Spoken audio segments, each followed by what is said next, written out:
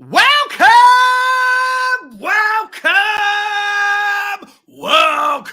It is Friday. It is the 2022 version of July the 1st. Pinch and a punch. It's the first of the month. How's everybody doing? How's everybody doing? I hope you're doing better than we were a couple of days ago. We got Richarlison done. He's holding the shirt. Two more likely, according to Fabrizio Romano. Two more transfers imminent. Who are they? And after that, who's next? We're going to talk about that on this lovely Friday afternoon. I hope everyone is having a good time. Spurs Talk Show. Oh, Spurs Talk Show with 2,000 subscribers, may I add. And thank you to those guys. We'll talk about that in a second. And everything else, we start right now.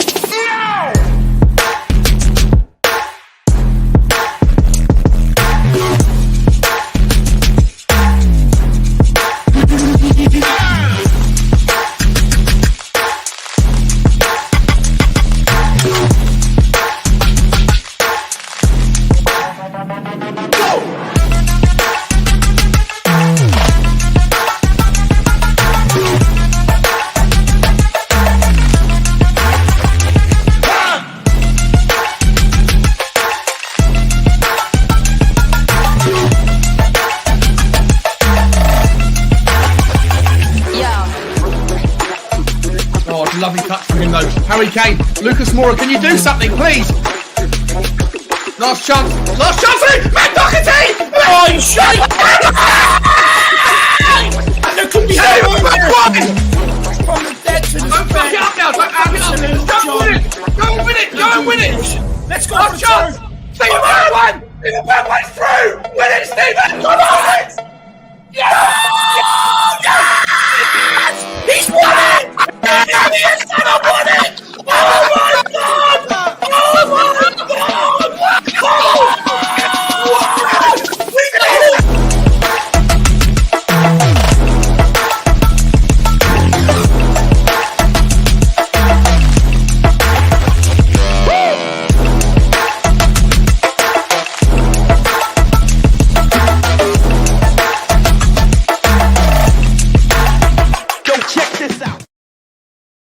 Yo, check this out. What is happening, ladies and gentlemen? It is Friday. I've just done that. And then he's doing it again. What's happening, people? It's the best time to be a Spurs fan. Are you still skeptical? Have you changed your mind? How do you feel? How do you feel about the window thus far? We're going to be talking about that today. We're going to be opening up the StreamYard link. We've already put it in there, but don't come on yet. We're just putting it there for the time being. But when we get to it, you can come on, whoever you are, wherever you're from, and whatever you feel, you can have your say. 5, 10 minutes are going to be yours to... I'm going to say this to the man in the background right now. Can you jump back out, buddy, right now? Just come back in like half an hour when we get to it. I'm not sure if you can see me or hear me. We're not ready for guests just yet. But ladies and gentlemen, we have having a different kind of transfer window. A different kind of vibe is happening. I should have put the link in when I'm ready for you guys. Just please bear with us. We're going to have everyone come on and rant and tell me whether I'm an idiot or my main man, the man next to me who always is here for the last 2,000 subscribers. I'm going to bring him in right now. Then we're going to get to the panel, see who's there. Then we're going to talk about some news, some views, and some transfer clues, as we always do. Every other day. What is happening? Let's find out. I don't think I need to give him the guest selector. By now, you know him. I know him as the audacious one. Let's find out who is at the door.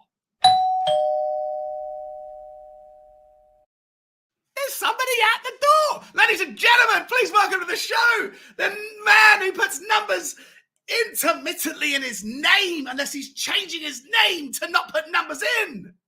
You know him and I know him as Mr. Cuban 99. Evening. What's happening, Cuban? It's evening somewhere. I don't care. It's evening somewhere. Yeah, enjoying the show thus far, Sean. We're gonna get going. I can't believe the uproar, the ruckus that particular debate caused. Everyone's channel was talking about it. It was insane. Thus far. We're gonna continue it today because the window's changed.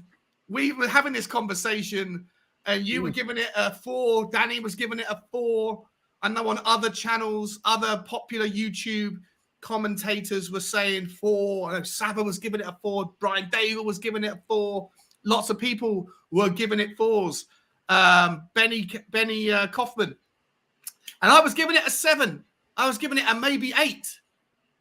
And there's lots of people that came in and said, well, I think this way, I think that way. But now, you know what's interesting is that a lot of people that had it at a 4 might have like upgraded their number, Coov. I don't know if you have. We're going to find out in a second. A lot of people may have upgraded their number, given that we signed Richarlison. I probably have taken down my number a notch because I'm not that impressed by Richarlison. I'm not that happy. And I do think it's an extortionate amount of money to pay for somebody who hasn't done that much. We're going to talk about all this. Coovy, how are you, my friend? I'm doing really well. I mean, been struggling with COVID this week, but other than the headache now, I'm seem to be getting over it. I'm boiling hot still, but it's just a really bad flu. But doing streams helps. It's funny that take your mind off something. It works, especially having pointless arguments. Yeah, pointless arguments that are fun, heated. Absolutely. I was talking to you backstream before we welcome the guys in the comments. I was talking to you backstream. There is a separate clip for anybody who didn't see that 4.5-hour marathon stream, that at 3 separate points, we were going to finish it off. We were going to close the stream at 2 hours, close it at 3, and then we finally closed it at 4.5. But there was a separate clip that I've got ready to upload. And if anyone that hasn't seen it, it was about whether or not Harry Kane was or wasn't subbed at any point last season because he's unsubable or because there was no one to sub him for, which was going back to the Richarlison thing. And I will upload it because it's hilarious, but I did want to double check with Coov that he was cool with me uploading it because, I felt like for the first time, Coov, me and you were having, we'd never had a heated debate before, have we? We'd never gone toe to toe on that one. And Shawnee, sweet of you, mate.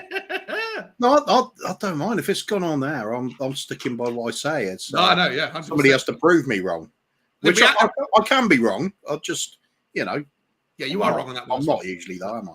No. But the real reason why I didn't put it up yet is because I actually think I'm going to get annihilated on that particular clip. I think you will. I think people in the comments are going to absolutely smash me. Talking about people in the comments, Coop, stay there, man. Let's find out who's here to say hello to us on this lovely Friday afternoon. There's 100 people already in the house, guys. If you don't mind hitting the like button, I'm actually surprised. I won't tell you why I'm surprised there's 100 people in the house, but I am surprised given other things that are happening. But it's amazing numbers to see considering those things. Ladies and gentlemen, let's find out who's in the house. Hezekiah Lawrence, we saw you for the first time last time. We're seeing you back this time. It's good to see you, my friend. He says, if we sign Lingard, then I don't believe in this club anymore. Oh, that's harsh. That is harsh. It's a nice pessimistic opening comment. Good to see you, buddy. But we're going to be discussing Jesse Lingard. We're going to be discussing Mr. Tielemans from Leicester, who there's news breaking that maybe we're going to go after him with Harry Kane going the other direction. We'll find out what happens there. Darius is in the house. What's happening, Darius? Vasilion Kaitis. Vasilion Kaitis? Is that it? Did I put pretty close? Pretty close, I guess. Hope you're well, my friend. I hope you are well. Good to see you, my friend. CD's in the house saying Lingard, I don't believe is a bad player, and for the amount of games the Cam would play in our squad, I don't mind picking him up on a free. Part of this show today, we are actually right to make a note about that. I actually want to come back to free transfers versus the budget, the big B, the transfer budget, because we've done a little bit of business in free transfers, and Jesse Lingard, as of today, is another free agent who has, sorry, I've got something in my eye, who has left Manchester United. And there's news that Tottenham and West Ham, and I think from memory, Southampton were the other club. I might be wrong about that. They were interested in him. And Everton, sorry. It was Everton, not Southampton. So it's interesting. It's interesting. John Fitzpatrick's here saying, big up Sean Brother, big up Johnny Boy. The Irish Hotspur saying, we are you. Where are you? Oh, where are you? Was I late? Were we late starting? To apologise, my friend. To apologise. Good to see you're you, probably Dave. supposed to be on his show. Oh. No, I think he started a bit later on. But Dave, if you want to come on for an hour or whatever, you're more than welcome, my friend. You have the link already. You're more than welcome. Just for the man, I forget the guy's name. I think it was Phil, who was in the background, who came on last time as a first-time caller. You're more than welcome, bro. I have put the link up for everyone, but just hold off. We're going to get everyone's comments. When we get to the how we doing thus far stage of the show, everyone can come on and have their rant for 10 minutes and then pick a side. Tell me I'm an idiot. Tell Kuva he's an idiot. That's what we do. Ben Kaufman's in the house, my buddy, my bro. How you doing, Ben? Good afternoon, everyone. Be sure to like and subscribe and share with all your friends. Big up, everyone. Big up, Ben. Big up, mate. I absolutely adore you, my friend. Thank you for the kind message about the 2K as well, buddy. Luke is in the house. Can you believe it, lads? 4 weeks, 4 signings. If we get Lenglet, Tillemans, and Spence, we're going to win the fucking league. Yeah, look, it's a very exciting window, I guess. Although I've got to be honest with you, you know, we'll talk about Lenglet because I spent a lot of time on people's channels in the last couple of days, Kuv, as you know, going through the stats. And I do worry a little bit that I'm going to be remembered. If Lenglet turns out to be an absolute shit show, if he comes in, I feel like I might get a lot of heat for, you know, bigging him up. But all I was really doing was I don't think you should do, though, because you are pulling up stats. You have adjusted which people you're comparing him to after some of us gave valid reasons for excluding some of them and bringing some others in. You brought in Will Stewart for some of it, myself talking about it, different people giving their opinions on it. So I think it's a reasonable little snapshot, although obviously it can't be perfect because we don't know the role that Conte wants exactly for him. Yeah. We can assume it's going to be what Bastoni does. So he would be the most obvious comparison.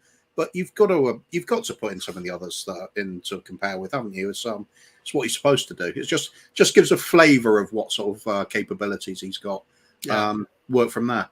So as for signings, especially when foreign signings, they could be brilliant abroad and come here and be rubbish. Look at Soldado. Yeah, it's interesting, isn't it, mate? Yeah, there's a whole bunch of players that we signed that were exciting to a degree at the time and then flopped out of sight. And other players that came in that weren't necessarily predicted to be exceptional. And I'd even go, I don't know if this is fair. Tell me if this is fair, mate, before we move on to say hello to other people. The January window. Like, I'll be honest, right? Because at the time, I was, going back and forth with Brian Daigle on the Irish Hotspur, and we were supposed to have a Levy in-out transfer window reflection debate, and it was supposed to happen on February the 1st, and it didn't happen. But I was so relieved when we got in Bentancur and Kulusevski. I didn't know much about Bentancur, but I loved Kulusevski, and I was happy that we got him over Luis Diaz. But I don't think, and I'm not taking credit for that, but I don't think many people necessarily would have thought that Kulu and Bentancur would have done anywhere near as well as they have, right? And so would you put those two in the bucket of players that surprised to the upside of Tottenham's, I don't know, over Tottenham's 10 years of European or foreign players coming in late in windows? I'm definitely going to get a little bit sort of big-headed about that, but those particular transfers, because I was saying before that transfer window, my gut feeling was that we would bring in some underwhelming players who were exactly what we needed. And they fitted that bill for me. There's a lot of players that have seen Kulusevski and obviously rated him, yourself being one of them. But I think a lot of fans might have heard the name for a lot of people. Some people might not have even heard the names. And they came in a bit underwhelming, but they did do exactly what we needed. And it did help get us into the top 4. If you look at that particular transfer window on the whole, though, for me, it was a failing window because we got 4 people out and we only put 2 people back in. So from that point of view, it left us bare bones going into the remainder of the season. And we saw the effect of that when we were struggling to get over the line because injuries were happening. And we're talking about playing players out of position if needed. And that should not have happened. We should have had adequate cover. And it just didn't materialise. So yeah, I understand the necessity of shifting those players on. I understand that we could only get 2 in at that point. But if you look at the bigger picture, that was actually letting us down a bit, the fact we had the lack of numbers. Yeah. Yeah, 100%. But at the end of the day, who cares? We got there. We did get there in the end, and hopefully this summer's going to continue to improve. Aditya, I can see you in the background, my friend. If you can hang around if you want, there's no problem hanging around. But we're not bringing guests on unless they were specifically invited earlier. We're going to bring them on a little bit later on in the show, so you can either hang around or you can drop off, and I will let everyone know when we're going to have people on to do their rants on the windows so far, my friend. Rooty Toot is in the house as well. How you doing, Rooty Toot? Good to see you, man. He's talking to Mr. Lawrence. Ben Kaufman in the house again. Always hello to you, Ben. Paul's in the house. Good afternoon, Paul. Good afternoon, Sean in the chat. John Fitzpatrick is here. SOF, my buddy, my man. How you doing, bro? Good to see you. As is OCD Whiskey. What a name. Love that. He's very obsessive compulsive about his whiskey. Is it a 7 out of 10 window yet? We're going to come to that very shortly, my friend. Good to see you, buddy. Romario Kaiden, of course, mate. How you doing? Your name is very difficult to read out, but I've seen you 100 times. How you doing, buddy? Let's go, Shawnee. Let's go to you too. Good to see you, my friend. My number 1 member. Big up, Scott. He's in the house. By the way, guys, if you do want to, at some point in the very near future, I will be making the stream on specific days, only available to members. If you would love to support the channel, I would love you to support the channel. There are 2 membership options at the moment. One of them is £2, one of them is £4 or £5 a month. And they come with various different options, various different access levels. And you can become a Spurs Talk Show puppy or a Spurs Talk Show pony. And I really appreciate anyone who wants to. No pressure on that. But I'd also love it if you could subscribe to the channel if you haven't already. There's 160 people in the house. If you haven't already, please subscribe. And, of course, hit that like button as we're trying to massage the algorithm, make Google and YouTube look at us a little bit more favorably as we're trying to grow this channel and get our points of view across to more people. Thank you very much, SOF. Congrats on 2K. I really appreciate you, buddy. And the same to you, Romario. Really, really nicely to say, mate. Ruchi Toot as well, saying big up, Shawnee. Congrats on over 2,000. Marlon Green's in the house. How you doing, Marlon? He's saying afternoon, Shawnee, afternoon. All good up. Good to see you, my friend. Louis 2705. What's going on, my boy? Good to see you. Carl Simpson is here. Carl, how you doing, buddy? He's saying congratulations as well. Really appreciate that from you and everybody else. Well done on reaching 2K, says Paul. That's my link. And I probably shouldn't have put it up just yet. Phil P's here saying big up, everyone. Big up, Phil. Good to see you, my friend. And Joe Lombardi's also in the house. Love that name. Lombardi. Was that Vince Lombardi, wasn't it? Who was the American football player? The Vince Lombardi trophy. Coach, really, wasn't he? Yeah. Or probably a player before that. I don't know. Yeah. Big up, Sean. Chris Agomba's in the house. What's happening? What's happening, Chris? Good to see you, my friend. Well done, Bugsy and Sean for 2K. Bugsy's getting... you know what? I had to cut her out a little bit. I've done less of the walkies because she's getting a little bit too big for her puppy boots. 8AX Gaming's in the house saying, thus far! Good to see you, man. Who else we got? Hollywood Hotspur's in the house. What's happening, Hollywood Hotspurs? Very early over there for you, my friend. Good to see you. Good to see you. Hope you're driving to work. Hotspurious. Hotspurious is in the house as well. I feel a bit like a man wandering the desert searching for water and finding a fire hose. It's been good so far, man. It's been good. Marlon's saying if Lenglet is the one they want, then so be it. Get a right wing back. Get rid of the Deadwood. Then yes, it's a great window. Fair play, mate. Fair play. How do you feel about that one, Coof? Yeah, that's what I'm saying. This was my whole argument. I don't see the point in rating the window until we know that it's concluded. We've got in the signings we needed, or the window shuts. Yeah, I know. And that argument makes entire sense. But that wasn't the fucking question.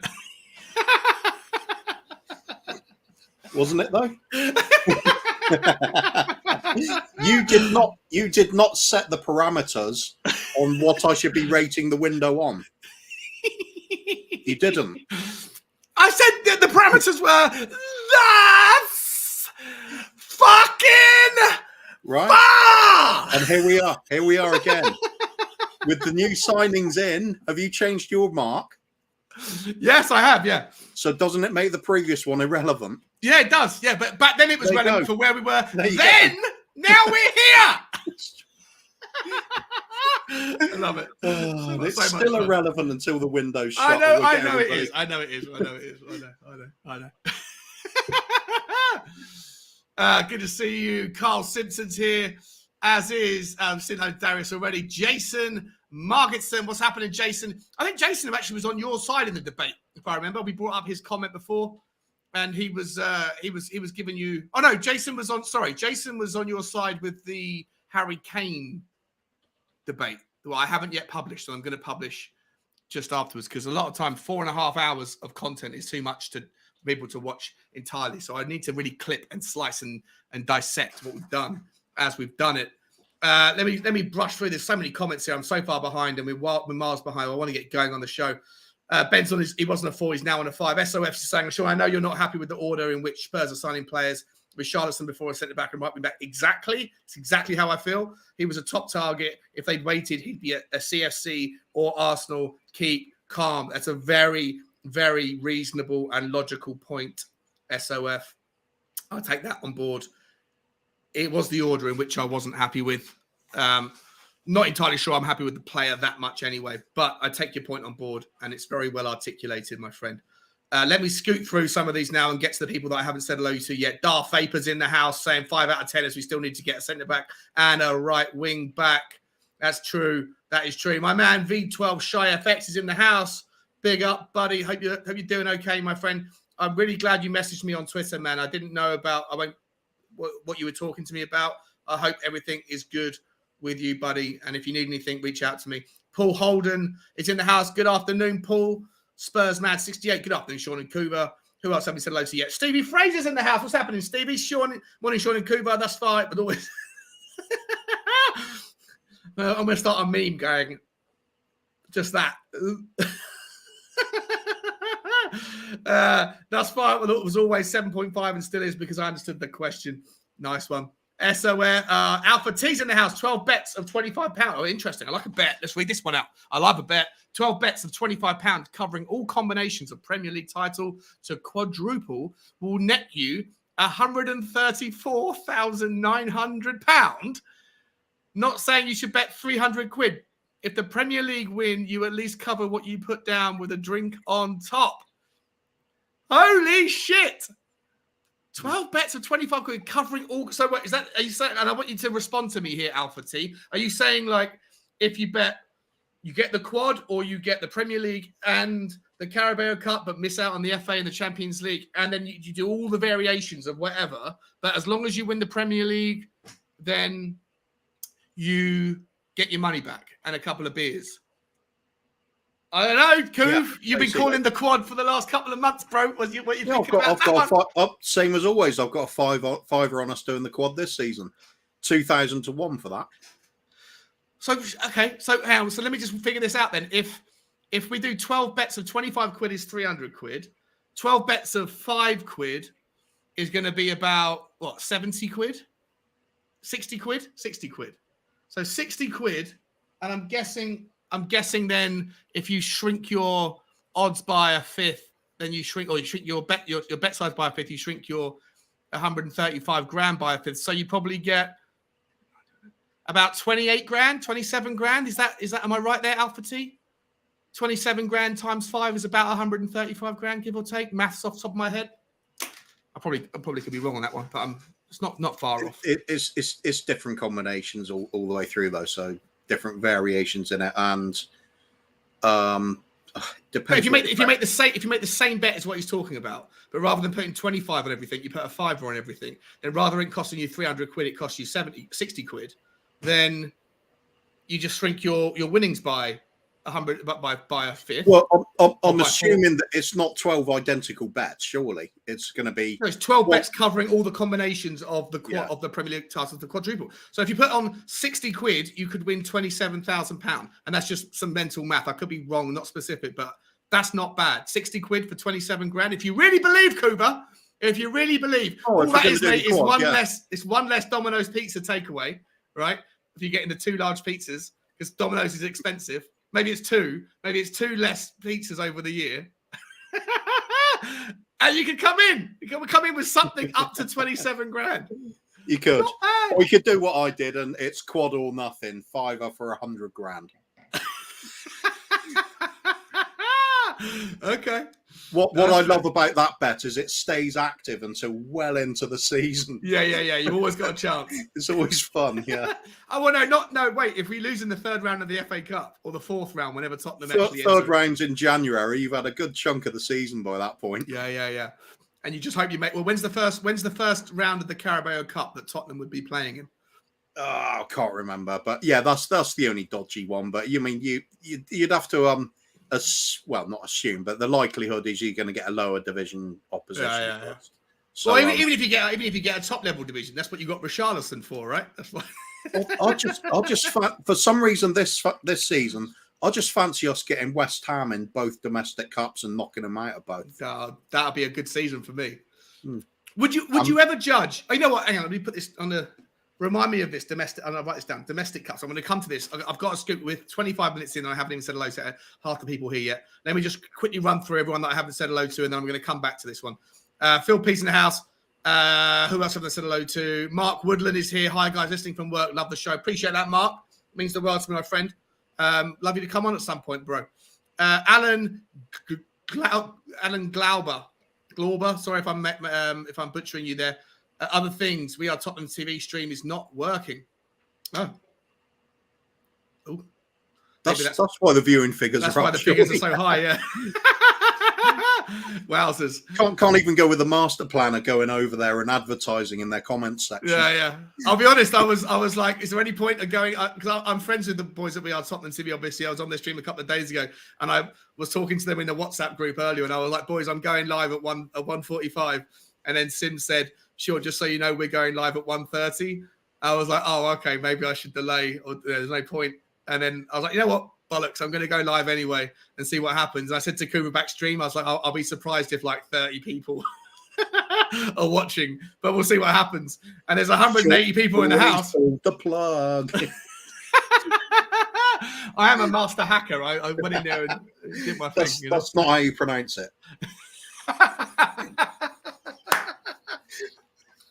Good stuff.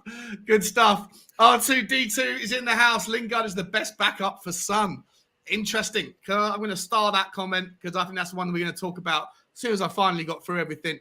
Darth Vapor's in the house. I've said hello to you already. My man, Nick Lazy8 is in the house as well. What is happening, Nick? I hope you're good, my friend. Love you, buddy. Hope New York is treating you well. Leah Cooper is in the house. Afternoon, big up, guys. Big up to you, Miss or Mrs. Cooper.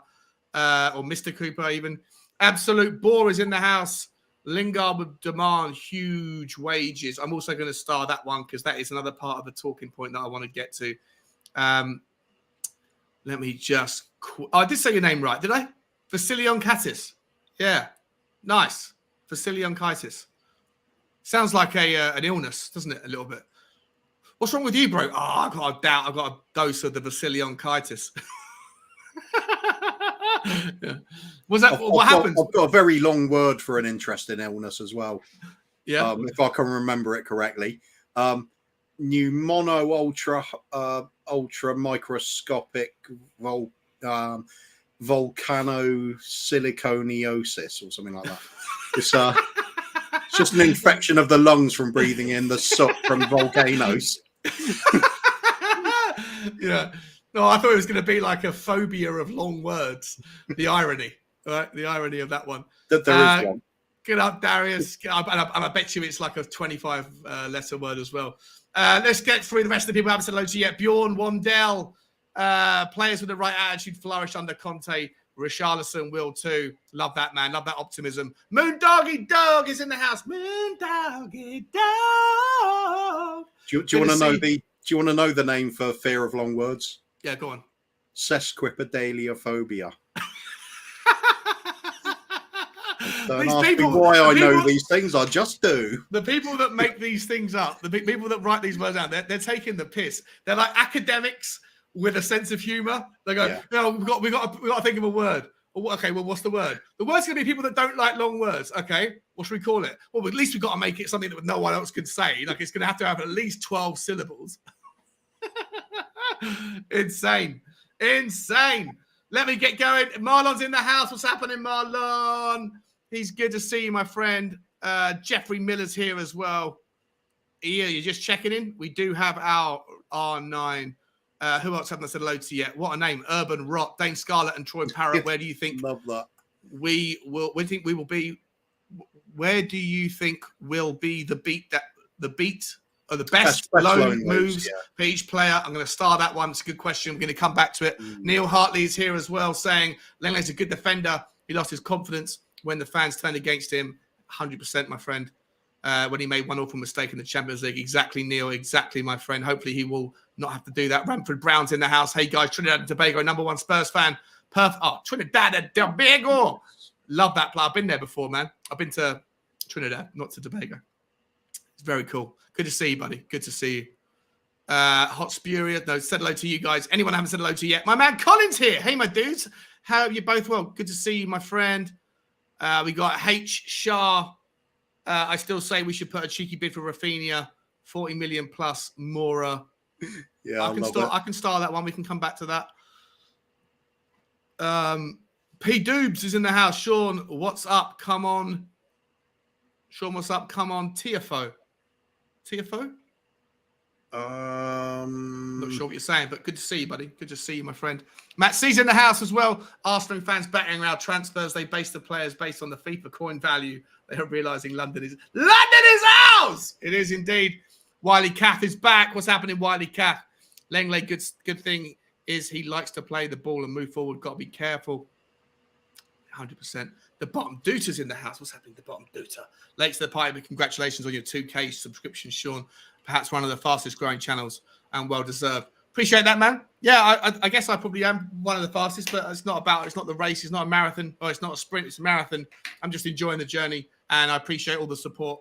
It means the world to me, and obviously to Kuva. I'm going to spend in a second thanking Kuva for everything he's done for the channel. He's always here with me. Joe Lombardi, said hello to you. Eddie Ryan's in the house. That's saying we will get another 3 or 4 players in. We should get another 3 or 4 players in. Anybody else I haven't said hello to yet? Golden Cockerel's here. Hello, Golden Cockerel. How you doing, my friend? I think that's Stephen Dermatron. He's in the house. What's happening, Dermo? Hope you're good. THFC 75. What's happening? Sebastian Wolf's in the house. Good to see you, buddy. Apon. Good to see you. Niall DePaul is here as well. Thank you for the congratulations. Ranford Brown is here as well. Good to see you. Alpha T's 375. That's back towards that bet, isn't it? I'm not sure what that means. Yes. Oh, he's saying yes. I was right on the bet. Okay. Good. My mental arithmetic is still working just as good as it always did. Cumbrian Truth in the house. Haven't seen you before. Good to see you, my friend. Who else are we getting in the transfer and who is on the way out? We're going to talk about that in just a second. This is one of the longest introductions I've ever done, but we're just about to the bottom, I think. Cumbrian Truth, Keith Edwards, Leah Cooper, anybody else? So we're going to get going. Troy Mitchell, an Arsenal fan. Tottenham Hotspur are rubbish. No matter how many players you buy, you'll never be a better club than Arsenal. Kane and Son are quality. Yes, they should push to move so they can get some silverware. Well, it gives you something to sing on Thursdays, doesn't it? Yeah. Good to see you, Troy. I don't mind you hanging around. Believe in the process. It's got you back into the top 4 so far, hasn't it? Oops. Yeah. Listen, man, it's all good. You can come here. We'll have it all in good faith. I wish you luck. Not so much luck, but I wish you luck with getting the best out of Gabriel Jesus, because for me, the jury is very much out on that man. I know he's like the 3rd highest goal scorer in Premier League, in Manchester City's Premier League history, but I just think his stats are flattered by the fact that he plays with the best players in the league. And I'll be very surprised to see. It'll be interesting. He might be. For me personally, I'm going to say this right now. For me personally, if you were given the option of Richarlison or Jesus, I would have taken Jesus. I would have done.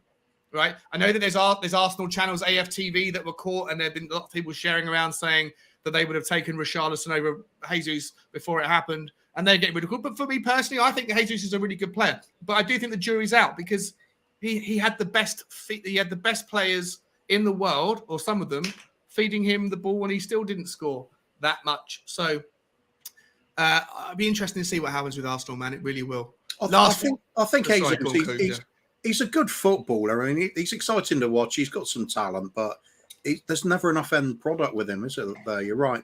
They fed him a lot of chances, and he missed a lot of chances. He's not the answer to their goal scoring problems because they sold their strikers, and they've still got a powder puff midfielder. Somebody like Basuma would have helped them, but they missed out. Yeah, they missed out. They should have gone for Basuma. That's why I went on to the football terrace, and the guy Terry asked me, how do I feel as a Tottenham fan about what business Arsenal are doing? And I said, as much as they might need a striker, I think that they're prioritising things in the wrong order. I think like Tottenham were or have done. Arsenal needed someone like Basuma. Arsenal's midfield is where they're weakest. I know they need a striker to support Nketiah, but listen, we're not here to talk about them. Although there is somebody else from the Arsenal community here saying Tottenham get battered wherever they go. That didn't happen, though, did it? Didn't happen, really. Battered into 4th place. All right, we're almost done. Let me just finish up saying hello to people. Scott Hynem's here. Big up, Scott. Hope you're okay, my friend. Troy, good to see you, buddy. Whatever, man. It's all cool, man. You can hang around as long as you're respectful. I'm happy to have all people here in the group. If you don't stay respectful, then you'll be out. Alpha T is here. Who else has hello to you yet? Lily White Yids, big up. Sean, big up. Good to see you, my friend. Bob Spur, my man, Bob Spur. Massive congratulations to this guy's channel. If you haven't already, hit that link. I haven't got the link up. I will put it up. Get over to his channel and subscribe. He's also just hit 2K, I think yesterday or the day before. Make massive celebrations to your channel, buddy. He's saying big up, you beautifully average-looking people. Big up on the 2K landmark, Sean Jit. And congrats to Kuba on his Tesco toilet ban being lifted. Nice. Just as to go and Sainsbury's and Aldi and Lidl. Nah, Sainsbury's is a lifetime ban. Nice. Oh, you did something real bad there, did you? Okay. I think we're pretty much done with everybody. Saying hello to everyone.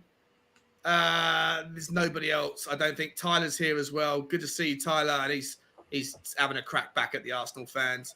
And I've got a super chat just quickly. Thank you so much. The bottom due to my man. Question for the panel. Now that Belotti is a free agent and we have got Richarlison, would you like to see us bring in Belotti as an option from the bench? He is a free agent anyway. What do you think about Belotti, my friend? Non-committal on that one, really. He's a decent player. He would certainly add a bit of depth to the squad. I wouldn't be against it entirely. Yeah, why not? I mean, he plays for Torino, right? Same team as Gleison Bremer. I'm not sure if it was Gleison Bremer's agent that has come over and that's in London right now, or whether it's an actual. I think it's the president. I can't remember if it was the president of Torino or Bremer's agent. But if it's the president of Torino, maybe there's reasons and a cause to consider.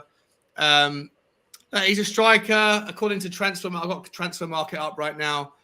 He's about 5'10".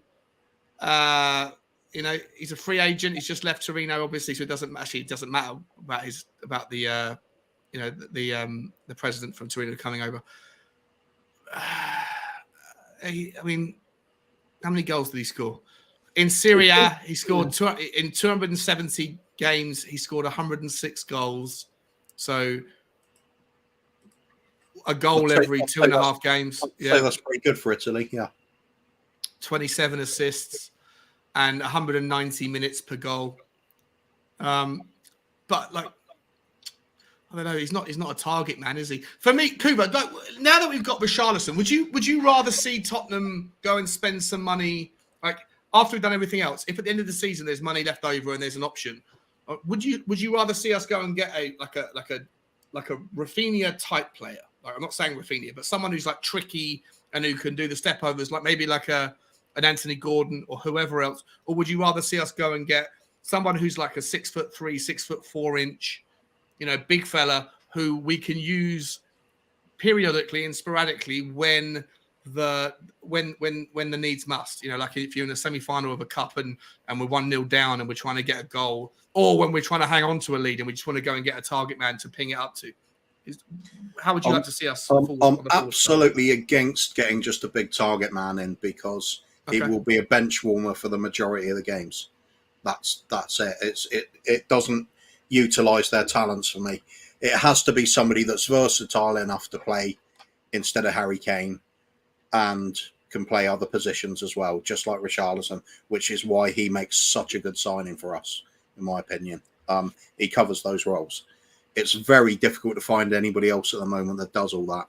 The one I've mentioned before several times is Cavani, because he can do the Harry Kane role, and he is very intelligent and he can pick a pass.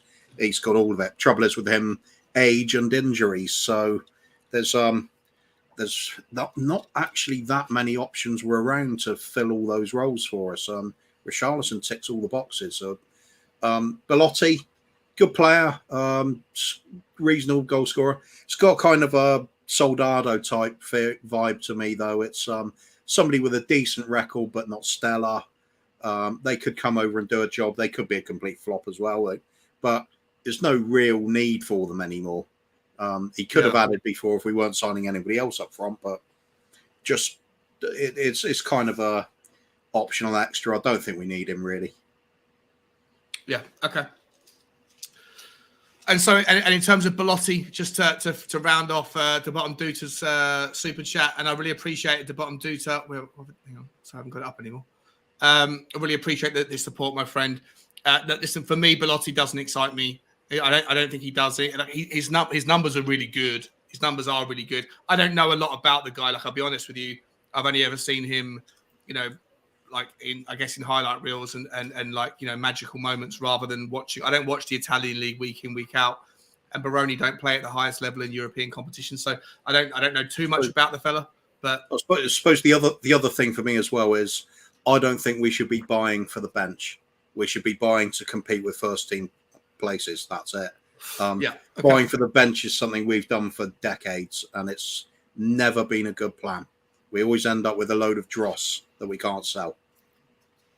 And that's why you're excited by Richarlison, right? Like, so you actually think that he, and this is I guess the debate that we had the other day, and we can do it now a little bit more, I guess, with res, like, a bit more, bit less energy behind it. Do you actually think that Richarlison, I know a lot of people do on this one, which is why I think I'm going to get annihilated when I upload that clip later on, because I was initially saying I just don't believe that Harry Kane is going to, pending he doesn't have any injuries, I don't know how Sonny and Kane are going to feel about spending time on the bench, and Harry Kane needs his contract. His contract needs to be re-signed, right? So is he more or less likely to sign a new contract if Richarlison's stealing his minutes? I think he's more likely to sign a new contract, but not because Richarlison's stealing his minutes.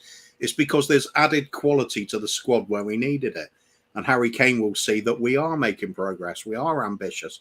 We do want to have a core of players in the first team squad that can be rotated.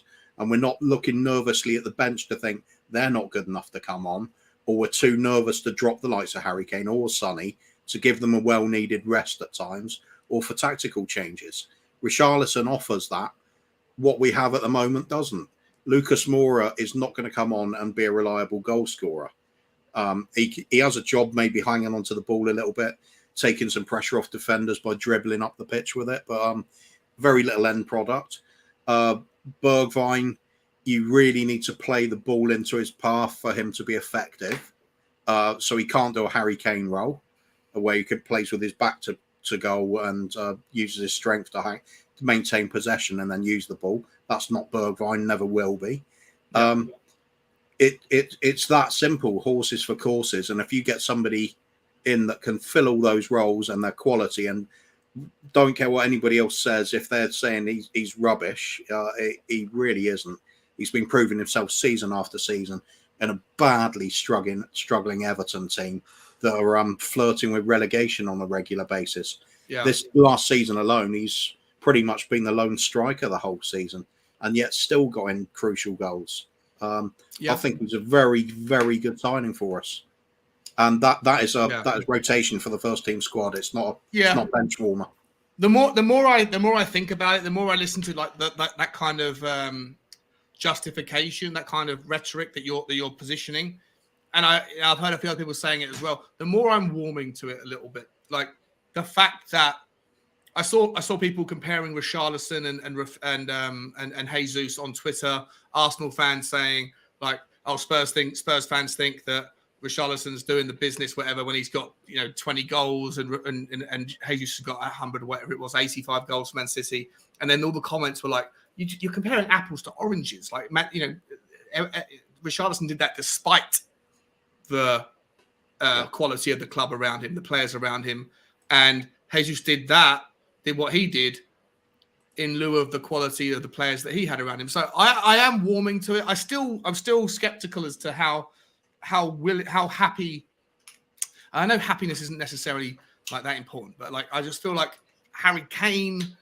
I just don't know, man. The guy seems to walk on water at Tottenham, and if he says jump, the club say how high. And I'll be curious to know. My prediction is that Richarlison will spend most of his time coming on for Kulusevski. It will no longer be Lucas Moura that will get subbed for Kulu in the 70th minute. The analogy I gave, or the historical kind of thought I gave last time, was that the consistent theme was Kulu gets dropped at the 70th minute for Lucas Moura, despite Lucas Moura not deserving a place ahead of Bergwijn, but Bergwijn having to fight with Sonny meant that Bergwijn didn't get as many minutes as Lucas Moura did, and then Harry Kane got the rest. Harry Kane got all of them, and I can imagine Richarlison just improving Lucas Moura, basically Richarlison doing it from the right, and if we get somebody else who can compete for Sonny, but I still can't see Harry Kane dropping that many points. I hope I'm wrong, but I am warming to the idea, hearing your opinions a bit more. Couple of super chats, Coop, quickly, mate. Big up, my friend. Massive one from Richard Blackdog. Absolutely adore you for that, my friend. Really, really nice of you. He's saying history means fuck all. It's about current form. Back in the day, I could run just over a 4-minute mile. Wow. Now I walk with a stick. Wow. Sorry to hear that, my friend. I don't call myself an athlete. This current era really excites me. Love that, mate. Yeah, listen, that's impressive times back in the day, and I'm I don't know how old you are, but either way, I'm sorry you're walking with a stick, buddy. Coove, do you agree? Like, generally, history means fuck all, and it's all about where we're at. Tottenham. I'm guessing what you're saying, Richard, is like, forget about the past with Tottenham, unless you're talking about a specific player, unless you're talking about Richarlison or Jesus or whatever. Are you talking about Tottenham's transfer window, and that generally, like, we can forget about the last 20 years? Are you a Levy? Are you more like over the Levy inside? Is that what you're saying? I'm not sure what the context is with your comment. Kuva, where do you want to run with this one, buddy? Depends how you want to view it, doesn't it? Very impressive time on 4 minutes, just over 4 minutes on a mile, by the way. Well impressed, mate. Yeah. I can sympathise with the walking with a stick bit. I've got really bad knee injuries myself, or really limited mobility. So big up, mate. As for history means nothing, well, it depends. If you're looking at trying to predict a trend with how we're doing signings, you've got to look at recent history. So, you've got to look at the 20 years under Levy and then say, are we going to match those sorts of that sort of window?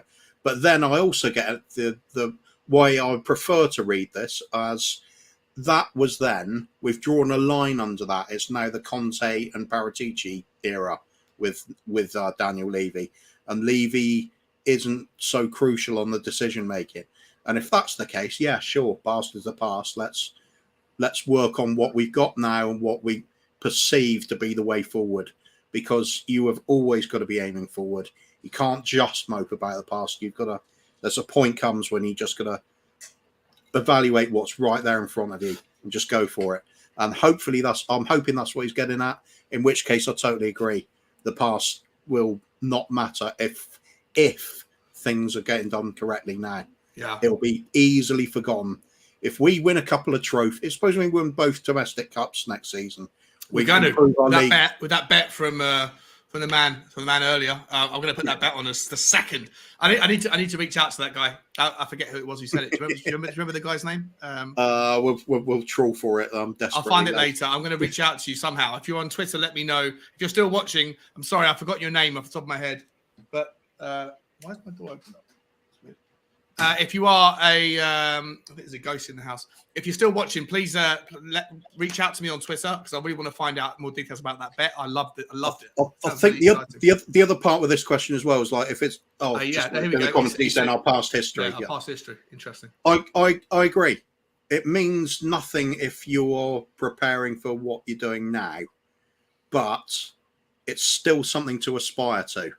It's periods of success, winning the league, winning the FA Cup's important. What I want to see the end of is us constantly looking back at the 60s, Super Spurs. That's what Arsenal fans have always accused us of doing, looking at something 60 years ago. Yeah. Now they're looking at it with their Invincibles. That's 20 years ago. They're becoming the ones that are looking back at their history now. We're looking forward. Now they're starting to look backwards. And that's a trend I want to see happening. Continuing. We've got to push forward. Got to push forward aggressively with confidence, and just back the hell out of this manager, because it's the best we're going to get. Yeah, love that, mate. Quickly, another super chat from my man Lukey saying, "Big up, guys. I really appreciate that, buddy. I hope you're doing well. Hope you're enjoying your Friday. Don't know if you're out and about. I can't even see the weather. My curtains are closed." So I can. It's daytime, sure. That'll do. I really appreciate the support, Luke, mate. It means the world to me, my friend. And thank you so much, buddy. All right, Kubi Groove. I want to move on to this news. Oh, actually, no. Let me start by saying that where is it? Here we go. We got Richarlison's first words after his £60 million transfer. According to Football London, I haven't seen this anywhere yet, but these are the first words that he has said. We're talking about Richarlison. Let's find out what you think of these. He says it's very difficult. I think it's more of a goodbye message to the Everton fans. He says it's very difficult to say goodbye to a place that has become my home, of fans who welcomed me not just as another player, but as if I were one of them in the stands, and a club that treated me kindly and helped me develop my sense of community and empathy. No words and not all the love I have. No words and not all the love I have for this club is enough to thank you. We'll see you along the way. I love you, Evertonians. So he hasn't really said anything to welcome himself into the Tottenham team yet, but he said a nice little farewell. Is there anything we can take from that, Kuv? Should we be looking at it thinking, he's going to try his best. He loves his previous efforts, but he seems like someone that's grateful for the opportunity and grateful for the journey that he's on. Yeah, I think despite his reputation on the pitch, I think off the pitch, he's quite a humble bloke. He appreciates the opportunities he does get. He had a very good relationship with the Everton fans, and I'm sure they will welcome him back really kindly when we go to play at Goodison. It's just a classy move. It's just thank the people who've supported you for their time and appreciate it's time to move on, say good things about them, and leave them in with fond memories of your time there. And I'm sure the Everton fans will take it that way. They're getting a decent amount of money at a time when they need it, and they've had years of really good service from the bloke. I think it's just nice classy sort of move. Yeah, nice, man. It does seem like, I think Bob Spurs said it a few times. He's the sort of player that you don't want to have. Like when you're playing against him or when he's part of the opposition team, you hate him because of his shithousery. But I am confident that he'll be someone that Tottenham fans, and I hope myself included, will fall in love with very quickly. I think he'll give everything for the shirt. I think he'll wind people up, and I think I'm hoping that he'll do a good job. I'm still not entirely sure of where he's going to play, what position. I know he can. The fact that he can play across all three doesn't mean that he will play across all three. I would imagine personally, unless we go and sign someone, he's either going to compete with Sonny or Kulusevski, because I think that Lucas Moura may or may not leave the club, but Bergwijn certainly will. So, do you see him playing more as a wing forward, Kuba, or as a number 9 occasionally? Bit of everything, just whatever's needed at the time. He's just that versatile. Literally anywhere across the front three, and in place of Harry Kane, or with Harry Kane at times when we need to go for it. Need a bit more aggression in the middle and pump the ball into the box. I prefer to have both of them up there than only one. So, he's got a bit of everything. It's just a fantastic signing. It's exactly what we need. Yeah. Okay. All right.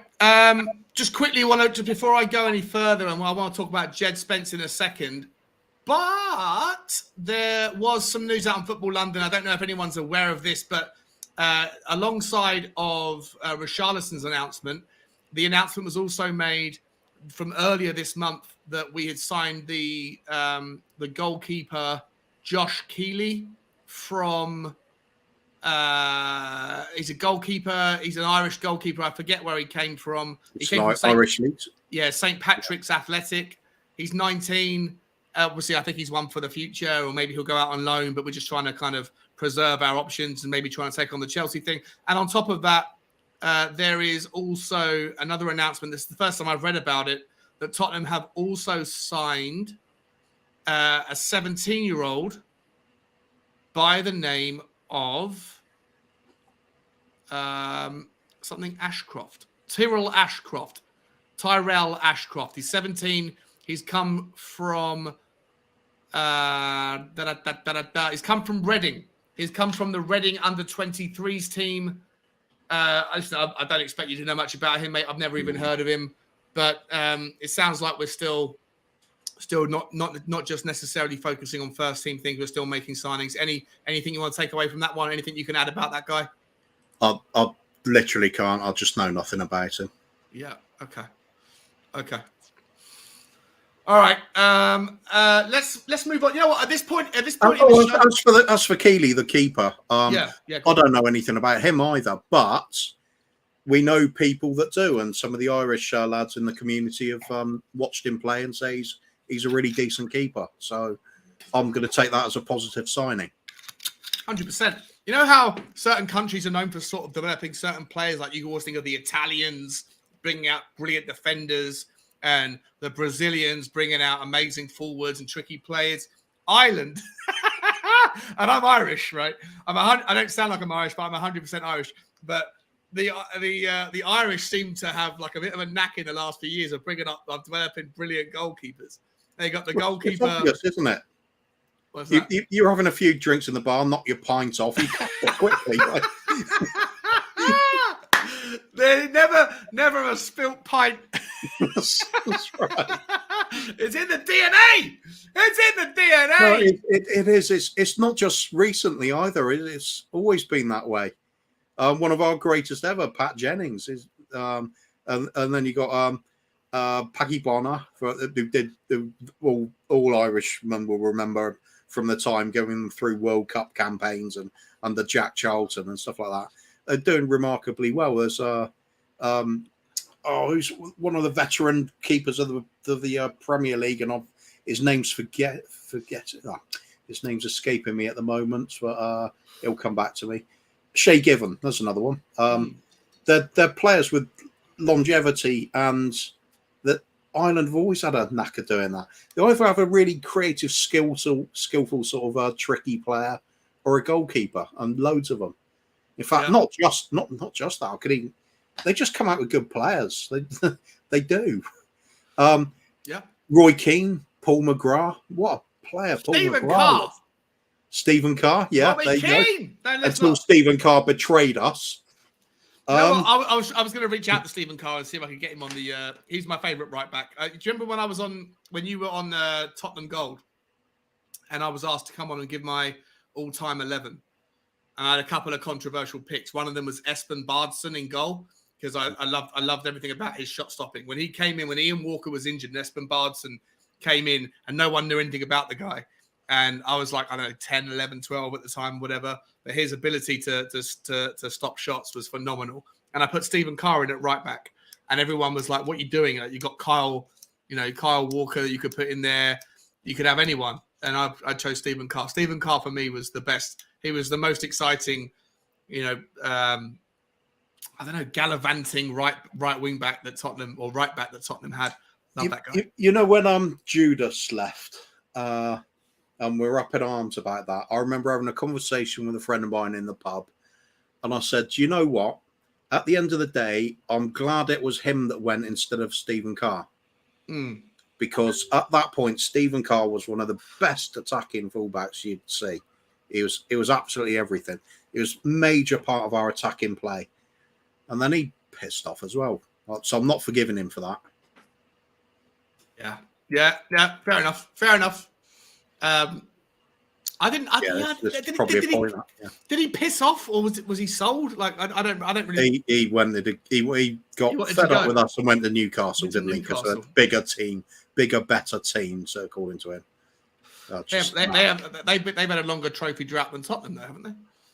Yeah, well, he just annoyed a lot. Have Newcastle ever won anything? Actually, have Newcastle ever won? Yeah, they're just one of the teams from way back in the day. Okay. Teams like Huddersfield have won league championships and things like that. So it's just going back a very long way now. That's all. Just want to call out. I didn't say Gary Doherty. He was not in my first. He did. You're winding me up. You're winding me up. Thus far. All right, let's move on. Before I put the link out there and get some people in, I just want to get some information across to you. Kobe Groove, I'm sure you know this, but it is out on Twitter that Tottenham have agreed personal terms with Jed Spence. You know what? Actually, I'm gonna do two at the same time. Ladies and gentlemen, I don't know if that link is still available. Let me put it out there right now. You can come on and join the conversation. The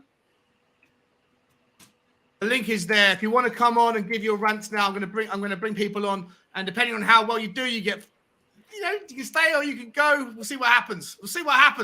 But Kobe Groove, I want to say to you, mate, Jed Spence has agreed personal terms. It looks like a £16 million deal has been agreed, and it looks like he might even be on his way to Tottenham today or tomorrow to have a medical, according to TalkSport transfer expert Alex Cook. It's all done, finally done. He says Jed Spence has already agreed personal terms with Tottenham. It's just a case of the two clubs coming together. However, 16 million quid looks like the number. He ticks the homegrown box, etc.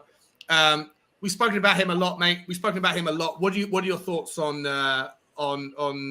Jed Spence? Are you It comes back to that football manager mode for me. If you look at all of his statistics and rate them out of, say, 20, like it does on Football Manager or something, and you'd say he's got that sort of pace factor to him, he's got the acceleration, he's got a bit of stamina, a bit of strength. He's a good fit for going up and down the wing-back position. Now, if Conte is seeing enough there to say he's possibly not enough right now, but I can mould him into a really good player within the next year, 2 years, it's a great move. I was a bit worried we're going to be spending like up to 30 million on him, and he's had no Premier League experience. But 16 million, no problem. Get him in, have a look for who else is about now. Because ideally, I'd like to see the likes of him come in along with an experienced other right wing back. We can just let Emerson Royal go. But looks like we're keeping Emerson Royal now after all. Yeah. We can bring up his... I haven't got it to hand. I can go and find it. But his agent has dropped some comments over the last few days saying he's been told by Conte that he's number one. He's the number one preferred choice. I don't know if that's just agent talk or what, but Emerson apparently is very happy. and Emerson looks like he's staying, despite rumours that Atletico Madrid and a few other Spanish clubs are interested. There is someone in the background. I think I remember. I'm not sure if I do. I think this man's name is Phil, but I could be wrong. He's coming in with the title "All Things Spurs." Is it Phil? Yeah, it is, mate. Yeah. How you doing, back, Phil? mate? How's it going? Good, man. How you doing? Yeah, not too bad, mate. Not too bad. Whereabouts are you? Are you in? You sound like you're from Liverpool or that kind of area. Nah, Telford, near Birmingham way. Oh, yeah. Sorry. Okay, yeah. Okay. Anything? Bad picking the accents, mate. Yeah, it was miles away. Absolute miles away. Good to see you, Phil. Let me ask you this, my friend. We're going to get you straight onto the hot topic of the day. What do you think of the window or the transfer window thus far? Thus far. Yeah. I'll get both points, by the way. What you're going on about? Yeah. But yeah, I think it's a 6 at the minute. 6. Okay. Now with Richarlison coming in, before that was a 5 for me. Okay. So yeah, I just want to touch on the Richarlison price tag. Everton paid, was it near to 50 million for him? 48. I think they paid. Yeah, 48 million. I think. So it's a similar sort of price tag for me. I don't think we paid over the odds for him at all. For what he's going to bring to us, the flair. He will bring goals as well, and he's versatile in them forward positions. So I think it's a great deal. I do. And are you happy with? So if you're saying so if I'm reading between the lines, you're saying that because Everton paid almost the same amount of money a couple of years prior, that the price is reasonable. And that's fine. I think it's a reasonable price. Yeah, definitely. Okay. Obviously, it's going to stretch to about 60 million, but I don't think we paid over the odds. I think we're going to get a lot out of him. How many games do you think he's going to play? I asked this question to Kuv, and I asked this question to Kuva when we were talking about the conversation pivoted quickly to Harry Kane and why Dane Scarlett wasn't getting any time.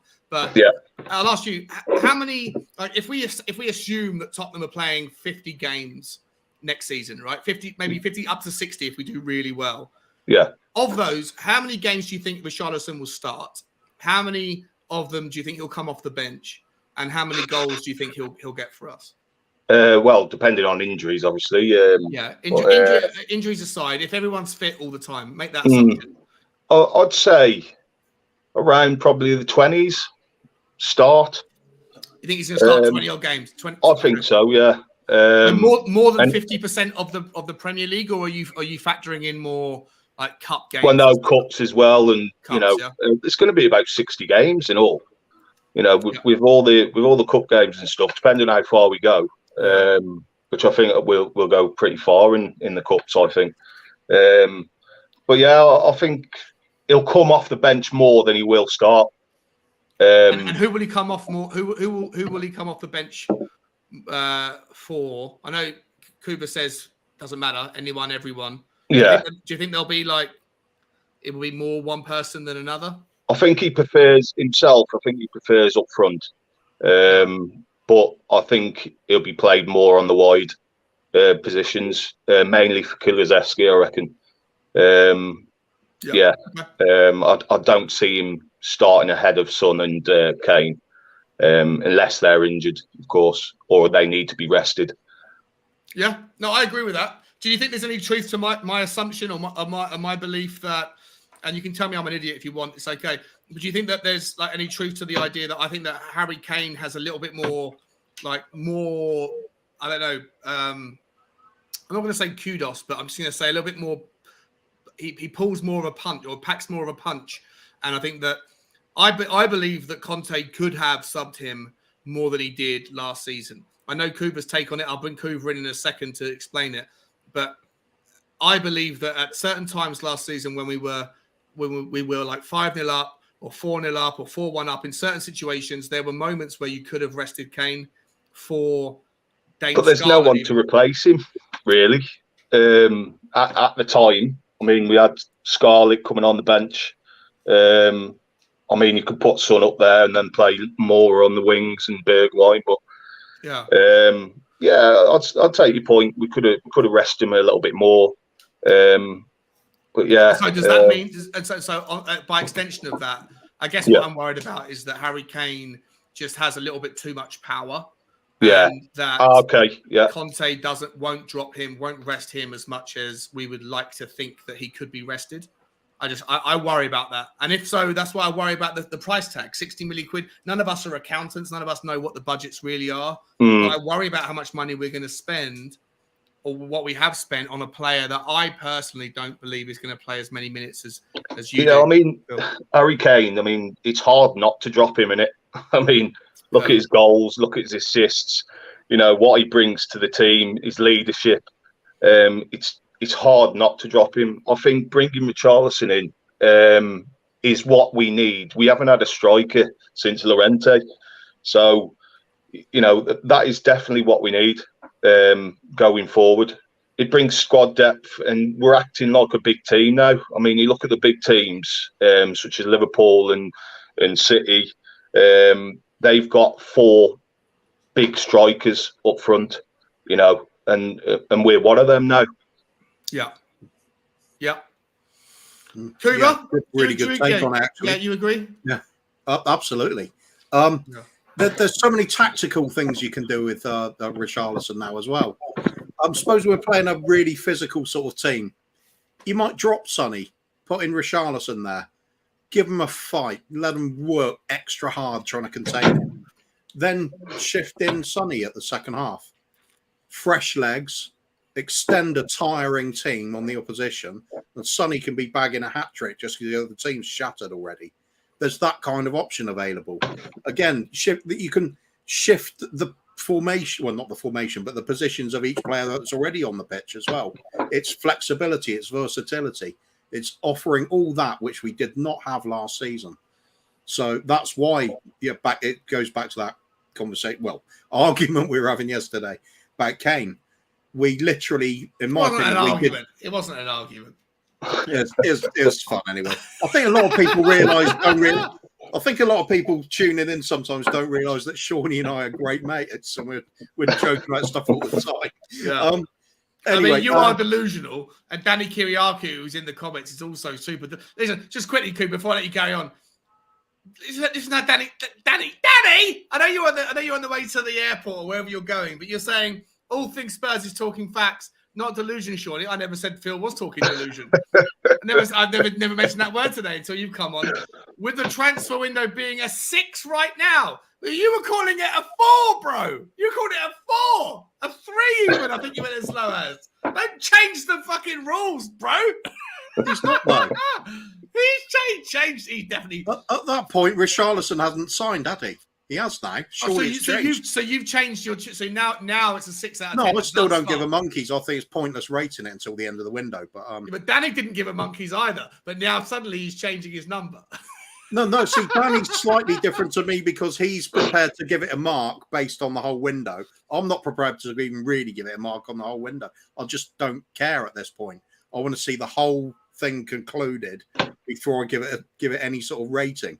Yeah, I will rate individual players coming in to say how much I either like them or how good they are, but I can't rate them on how well that suits our entire transfer window. It goes up with each signing, doesn't it? You know what I mean? Yeah. Each signing we make, it sort of go well. See, I've actually taken my number down. See, it's interesting you say that, Phil, because I've actually gone from a 7/8 to now it's a 7 tops. Because I don't think Richarlison's worth the money. No. And that's why I've seen someone in the comments here saying, where is he? Barry saying, why are you worried about the price tag when in the years gone by, people were moaning about how tight they are? Mind blown. Well, I was never someone that was moaning about how tight they were. I've never been a Levy out guy, Barry. So for what it's well, none of us are accountants. None of us have any idea on how much money there is to spend and burn or whatever. But all you can assume is that if you're spending 60 million on Richarlison, that is 60 million less that you have to spend on other players, right? And that's just a fact. If there's 60, whatever the budget was, whether it's 100 million, 200 million, a billion, doesn't matter. But whatever it was, we're now 60 million less. And Richarlison comes close to being a record signing. He's not far. Ndombele was 62 million. So Richarlison is, give or take, a record signing for Tottenham. And if he's the marquee signing of the summer, my number drops. I'll come to you first on this one, Coop, then I'm going to come to Phil. Is Richarlison, if he is the marquee signing, if he's the expensive, if he's the big name that Tottenham dropped this summer, are you happy? Yeah. Depends who we sign, doesn't it? This is the whole point. If we go out, if. Here we go again. Shawnee starts shouting over the top of me and then accuses me of being Alex Davis. Right. If he is the big signing, if he's the number one signing, are you happy? Yeah, it's fine. We can get in quality centre backs and quality right back for less money than he costs. There's loads out there to pick from. If we want to have, I mean, if we want to go out and splurge 90 million, say, on Hakimi, brilliant. I'll be ecstatic over that. But we don't need to. This is the thing about with the Levy out argument as well. Lots of people will accuse the likes of myself of moaning because we don't spend money. I've never moaned about that. I've always moaned about what we spend the money on. There's never any sort of coherent transfer plan or even a plan of what sort of manager we have in. And it just goes on and on and on. It's not the amount that we're spending, it's what we get with that money. The January transfer window is a perfect example of that. Underwhelming. They weren't marquee signings by any means, any stretch of the imagination. Nobody was going fireworks when they came in, but it was exactly what we needed. And that's what we have to look at for this transfer window as well, in my opinion. We get in the correct players, the correct shapes, pegs for the correct holes. It's a good transfer window. And I'm not going to rate any of it properly until we see all of that. Either we get all of the pegs in early, or the transfer window runs out of time and we haven't managed it. Either way, for me, it's more of a binary equation. It's either a successful transfer window or it's a failure. Ranking it when we don't achieve our objectives doesn't mean anything. I had no idea at the time when I had the initial question that it would take on such, would absorb so much attention as it has. And I understand where you're coming from, because I also think that you can't even really truly reflect on a window for at least almost a season. We can now look back on the January window and say it was awesome because of what we achieved and the impact that those players had, right? So I know it takes at least 6 months from a January window to be able to say, okay, that was good business. And I think in the summer, you're doing business, it's going to take you the whole season to really, truly reflect. But I still think you can have I don't think it's madness. I don't think it's madness to have an initial impression of something that's going on. I think you can sit back and take pause and go, well, thus far it's been okay. Okay, let's do a different way then. Okay. You chose a point in the window at which to evaluate. You chose a point in the window at which to do the evaluation, yeah? That was the first time I asked the question, but I'm asking the question today. Why that point? Tomorrow. Why is that point more pertinent than the first day of the transfer window or the last day? Right, but if someone asked me the question on the first day of the transfer window and no business had been done, how do you rate the transfer window so far? I would have said it's a 5 because nothing's happened, right? Exactly, it's pointless, isn't it? But no one asked the question. I asked you the question, so for the purposes of answering a question, it's not a bad question halfway through the transfer window. All right, I'll do it another way and then I'll just leave it. Shawnee, give me a number between 1 and 10. Anything you like. That'll be my evaluation, and I'll just go with that. Okay. Listen. Okay. Let me. Fair enough. I get your take on it, Coop. I do. Phil, if Richarlison is well, you know what? Someone put a comment in saying he actually thinks. I mean, where is it? He actually thinks Bissouma is probably a bigger name. You know, Phil P was saying it. Phil P was saying he's referred. I mean, it wasn't Phil P that asked. It was saying it. Here we go. Surely Bissouma or Perisic are the big signings. Do you think that Perisic and Bissouma are bigger impact? Are probably more impactful and bigger names, even though they didn't have the same price tag? Are they bigger names than Richarlison in terms of what they can do for Tottenham? I think Bissouma is the biggest signing we've made so far. I've watched him on numerous occasions. I think he's absolutely class. Like on the ball, he dictates the play, and he'll be brilliant for us. I think he's got that bite in midfield. I know Højbjerg has got that as well, but he's not as agile as a Bissouma, and he can take players on as well, and he can score a goal. So I really do think he's a massive signing for us.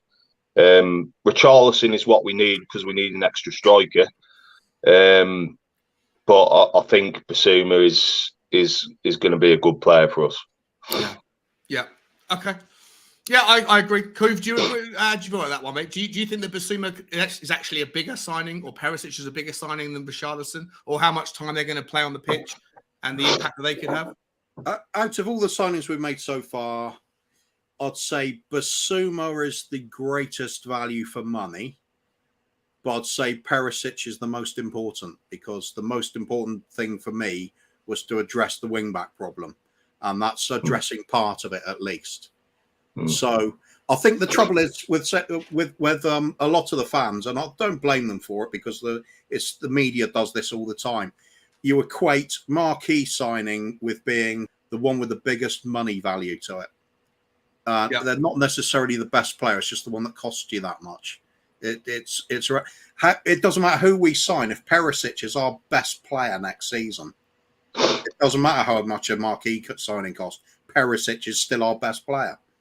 That could happen. So don't worry about the price tags. Just worry about what sort of player it is that we get in. Marquee signing, it's just ones that perform for me. Yeah. Okay. All right. Well, moving on then. How do you feel about? Let's move away from the ranking of the window thus far. Let's look at what it could become. Phil, how do you feel about Jed Spence, mate? I don't think we got your opinion last time about Jed Spence when you were on. Is he for you? It sounds like he's in London, or it sounds like it's all agreed. And I think even the £16 million fee is where they've met in the middle. Yeah. Two parts to this question. One is three. I'm going to give you three parts. A tri-part question for you, Phil. One is, are you happy that he's coming in? Two is, do you still want someone better in that position, given how important it is? And three is, do we need to give a little bit of credit to Daniel Levy if it's true that Daniel Levy is the guy that actually negotiated Jed Spence and also was the guy who was negotiating with Bill Kenwright for Richarlison, given that Paratici's over in Italy trying to do something else? Yeah, I think with Jed Spence, I think he's a good right back to come in. He's young. I think he's good going forward. Defensively, I'm not so sure yet. With his age and that, he can get better, especially with Conte's era. I do think Emerson will be good under Conte. I think he's not bad defensively, but going forward, he needs to sort his end product out. But I think them two is a better two rather than Doherty. You're not a fan of Doherty? You're not a fan of Doherty, no? I prefer Emerson, if I'm honest. I think he's a lot younger.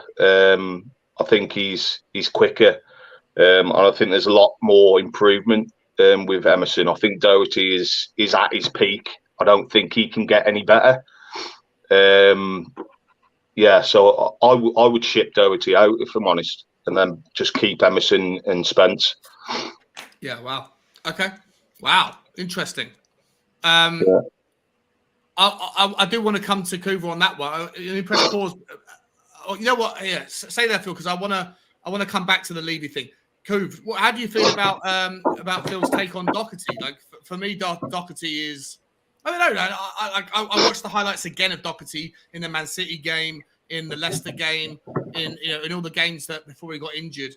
He was in the positions where you'd want a right wing back to be when the ball's coming in from the other side. And if you've got a Perisic who's bombing down the left and he's whipping those balls in with his left foot like we know he can, for me, I think you can see that Doherty is going to be the guy who's more likely to be on the end of it than Emerson.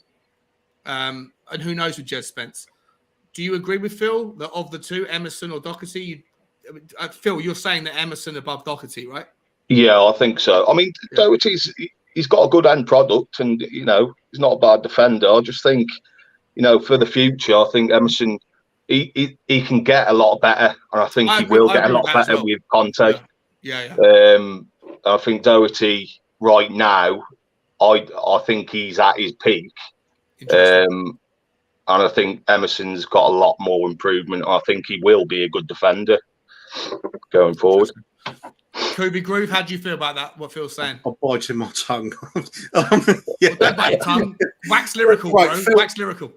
Right, Phil is perfectly entitled to his opinion, as we all are. Go hard on Phil. Phil's part of the Spurs Talk Show now. Phil's part of the Spurs Talk Show. Phil's going to have to get served. If Phil gets served, Phil needs to get served. For me, it comes down to understanding what Conte wants from his wing backs. For me, the number one priority is the attacking outlet. It's the creative source. And Emerson is shocking at that. Absolutely shocking. And I do not see him improving since he's 23 years old and still can't cross a ball. So he's a great physical specimen. He's a great athlete. But for me, he's a very poor footballer. And I would happily ship him out of the door. Now, perhaps his effort levels, his aggression, his physicality, and his attitude has been enough to win Conte over for a season or so. Maybe. But for me, out of he and Doherty, I will take Doherty because he can affect play in the final third and create things in the box. And he does lead to goals, and he's done it on a quite regular basis since he came back from the into the team before injury. And for me, that's combine that with his versatility of being able to do that on both wings, and the way we've seen him link up with the likes of Kulusevski brilliantly.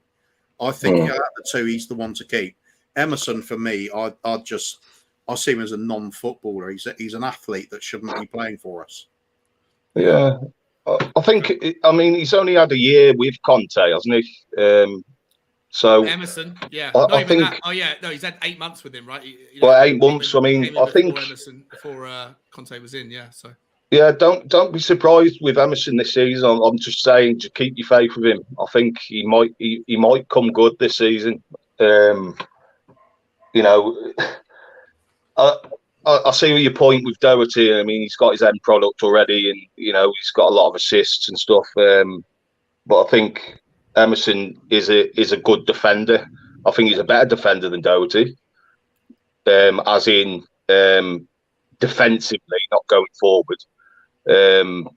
But I think there's a lot more improvement with Emerson. I think you'll see it this season. Yeah. Okay. Just quickly, I want to say, Eugene, welcome to the show, my friend. How you doing, buddy? Hi, Sean. Just finished work. Having a drive home now. Having some spare time in the car. So I'm doing okay. Had a hard day at work. Busy in the restaurant. So was just hopping in and on your show. So just wondering whether you get. I'll have a chance to hop on. So I have my chance. You got a chance. I'm actually going to come to you first on this. Just bear with me 1 second. First of all, Derek Smith, I'm gonna actually I've started this comment, bro. It's really interesting. We can talk a little bit about. It's a little bit off topic of Tottenham, but Amazon are getting access to the Champions League games this season, and it was talked about in depth on TalkSport earlier. So it's an interesting one, Derek. I'm gonna come back to you on that one, buddy, a little bit later on. Checkmate 734 is where I want to start for a second. Not on this particular comment. I'm trying to find the comment that you put. It's essentially about me being Here we go. When I was talking about I've never really been Levy out, and Checkmate saying you've never truly been Levy in either. I'm a fence sitter. Checkmate, I love you, bro. I don't think I've been. Maybe you can call me a fence sitter if you want. Oh, I don't give a shit about Daniel Levy. All I've ever done is really spend my time challenging the Levy out debate. Like, I've always found that there's weaknesses or holes within the Levy out narrative. So I've really been spending my time like just challenging that rather than having an opinion on Daniel Levy. If you're not Levy out, it doesn't make you Levy in. If you're Levy in, it doesn't make you not Levy out. You can be somewhere in between. You can have an indifferent opinion. And where I want to take this, and I know that Kuva's always been more on the Levy outside. I know Eugene certainly is. Phil, I don't know where you're at on this. I'm going to come to Eugene first, and I'm going to go around the house. But I just want to ask quickly, with regards to Daniel Levy has been, it's been recognized in the media that Daniel Levy is the guy who's been dealing with Jed Spence. And that looks like it's now done. Conte wants him, at least that's what we can assume. But Paratici's off doing other things, and we can talk about what those other things might look like in a minute. But Daniel Levy was seen in a restaurant with Bill Kenwright, and he got the Richarlison deal done. He's probably got the Jed Spence deal done. How do you guys feel, like, as people that are skeptical of Levy out, and Phil, I don't know of Levy in, Phil, I don't know where you stand on it, but like, are you loosening up your opinion of Daniel Levy a little bit? Can you give him a little bit of credit and yet still maintain your like 20 years of shit show in your opinion? Doesn't like one swallow doesn't make a summer kind of narrative? Are you willing to give him the benefit of the doubt? Are you willing to give him any credit at all? Or do you think it's all Paratici? Or do you think that actually, it doesn't prove anything yet because time will tell? Eugene, I'll come to you first, buddy. And then I'm going to come to Phil. And Kuva, I'm going to ask you if you can to maintain the stream for 5 seconds. I've just got to let my dog out. She's screaming here. So I want to go to you first, Eugene. Crack on, buddy. All right, guys. Honestly, to tell the truth, right, being a Levy out or not actually having the sense that, for me, it's very simple. I feel that football has grown so big now. Like, the money has become obscene, right? And all the big clubs are owned by big billionaires and all that. For me, is that my belief is that the football clubs should be actually going back to the fans. The fans are the ones who actually, supporting the club with their money, right? And all that money that goes in the club should be spent wisely, because if the money is not spent wisely, we do not know where actually the money goes, right?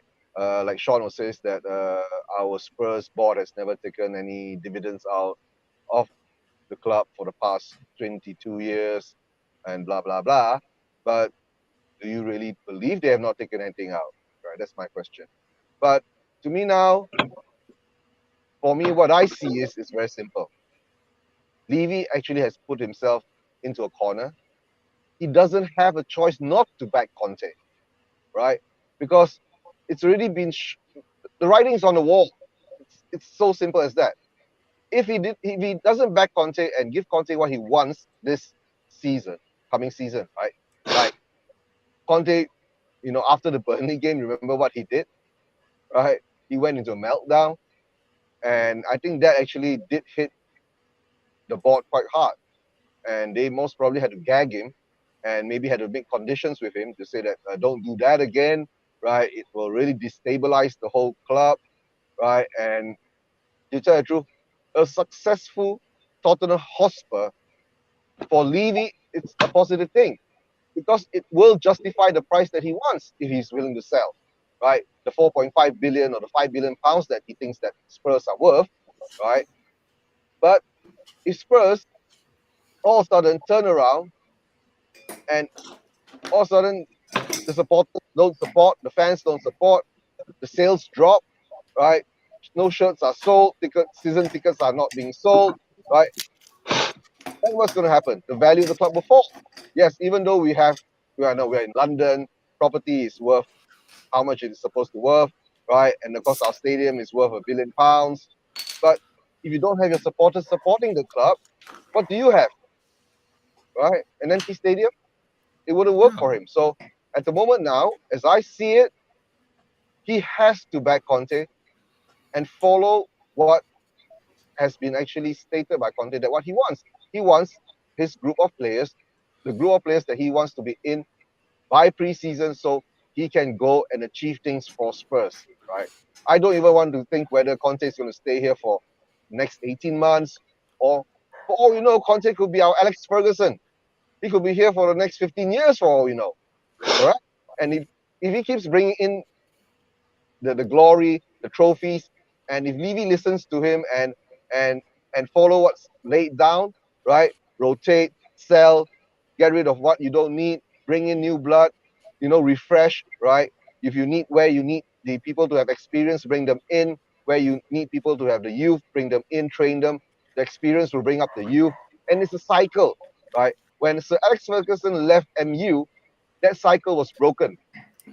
Look what has happened to Manchester United now, right? Yeah. They still can't find a manager to actually bring back those glory days, right? And then came along was Manchester City, money bags.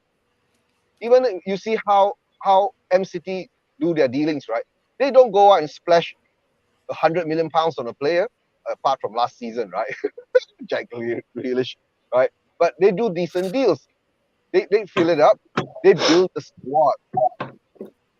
It's all about a squad, a team of players, a number of players of 25, 26 players, or even 30 players if you include the youth, right?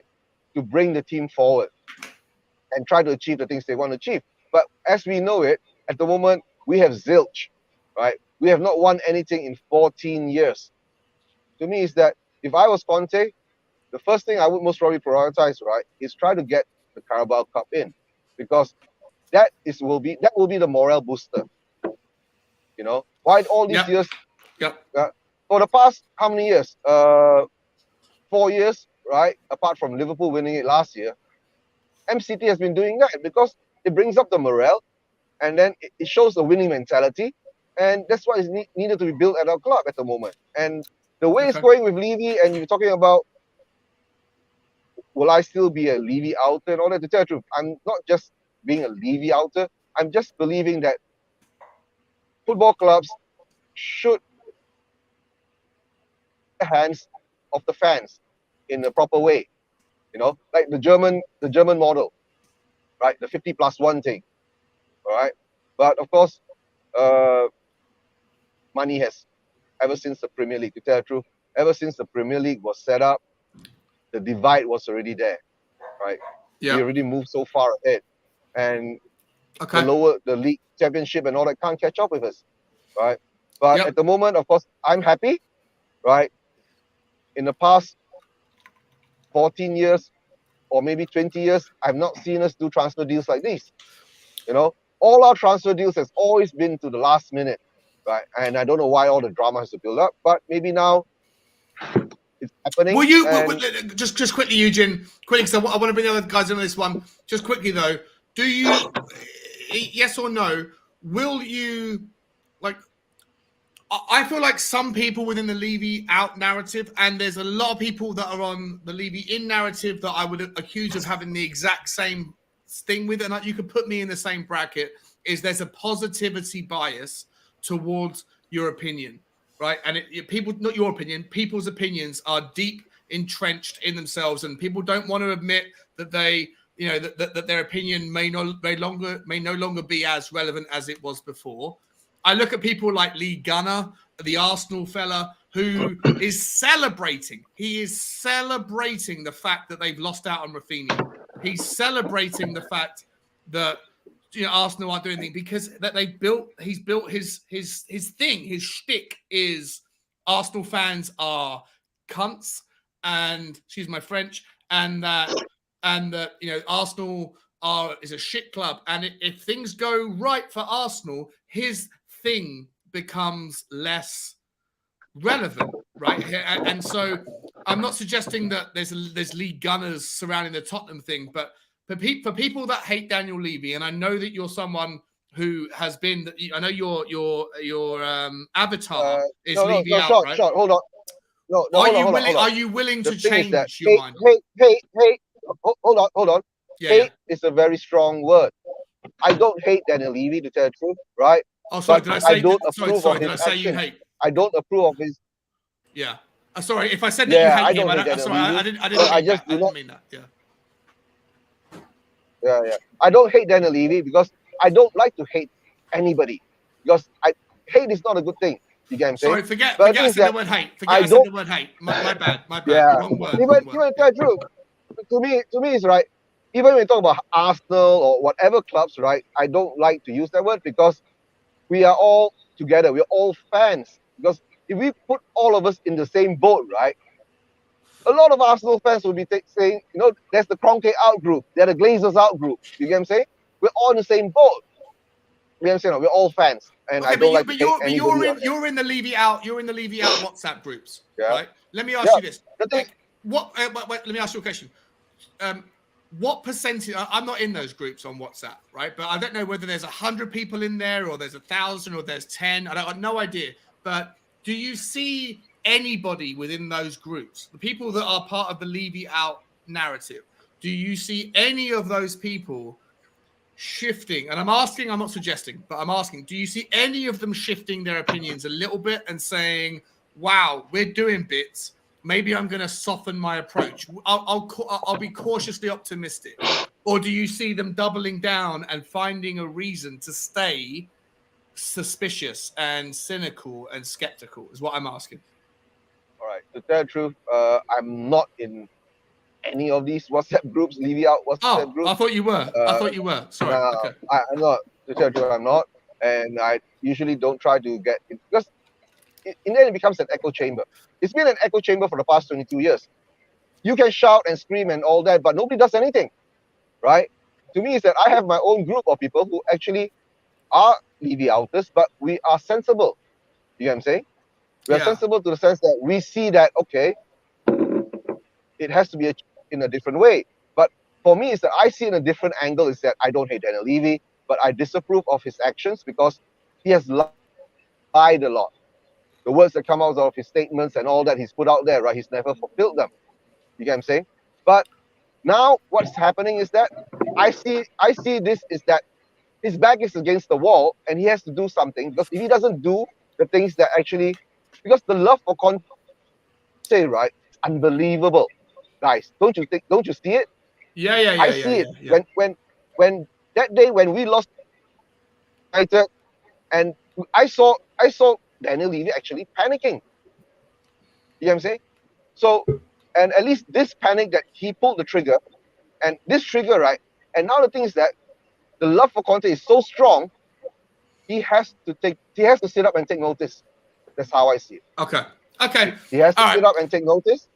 Yeah, I get it, Eugene. I get it, mate. I get it. Let me. Sorry, buddy. Let me bring the other guys in, because it's been a great rant. I love you. I love the rant, Eugene. It's been awesome. Phil, let me ask you this quickly. Not quickly. Take your time with it. I don't even know where you sit on the Levy stuff. Are you? I don't know you, bro. So I've met you before. You're a great guy. You're always welcome back, by the way, because you bring good value. And welcome to the show, Adam, by the way, my friend. Welcome, buddy. I hope you're doing okay. I know how you feel. I'm going to be interested in your take on this as well. Yeah. Phil, are you someone... Well, start with, how do you feel about Daniel Levy? I mean, Daniel Levy, he's made mistakes, hasn't he? We all know that. Every chairman or owner makes mistakes.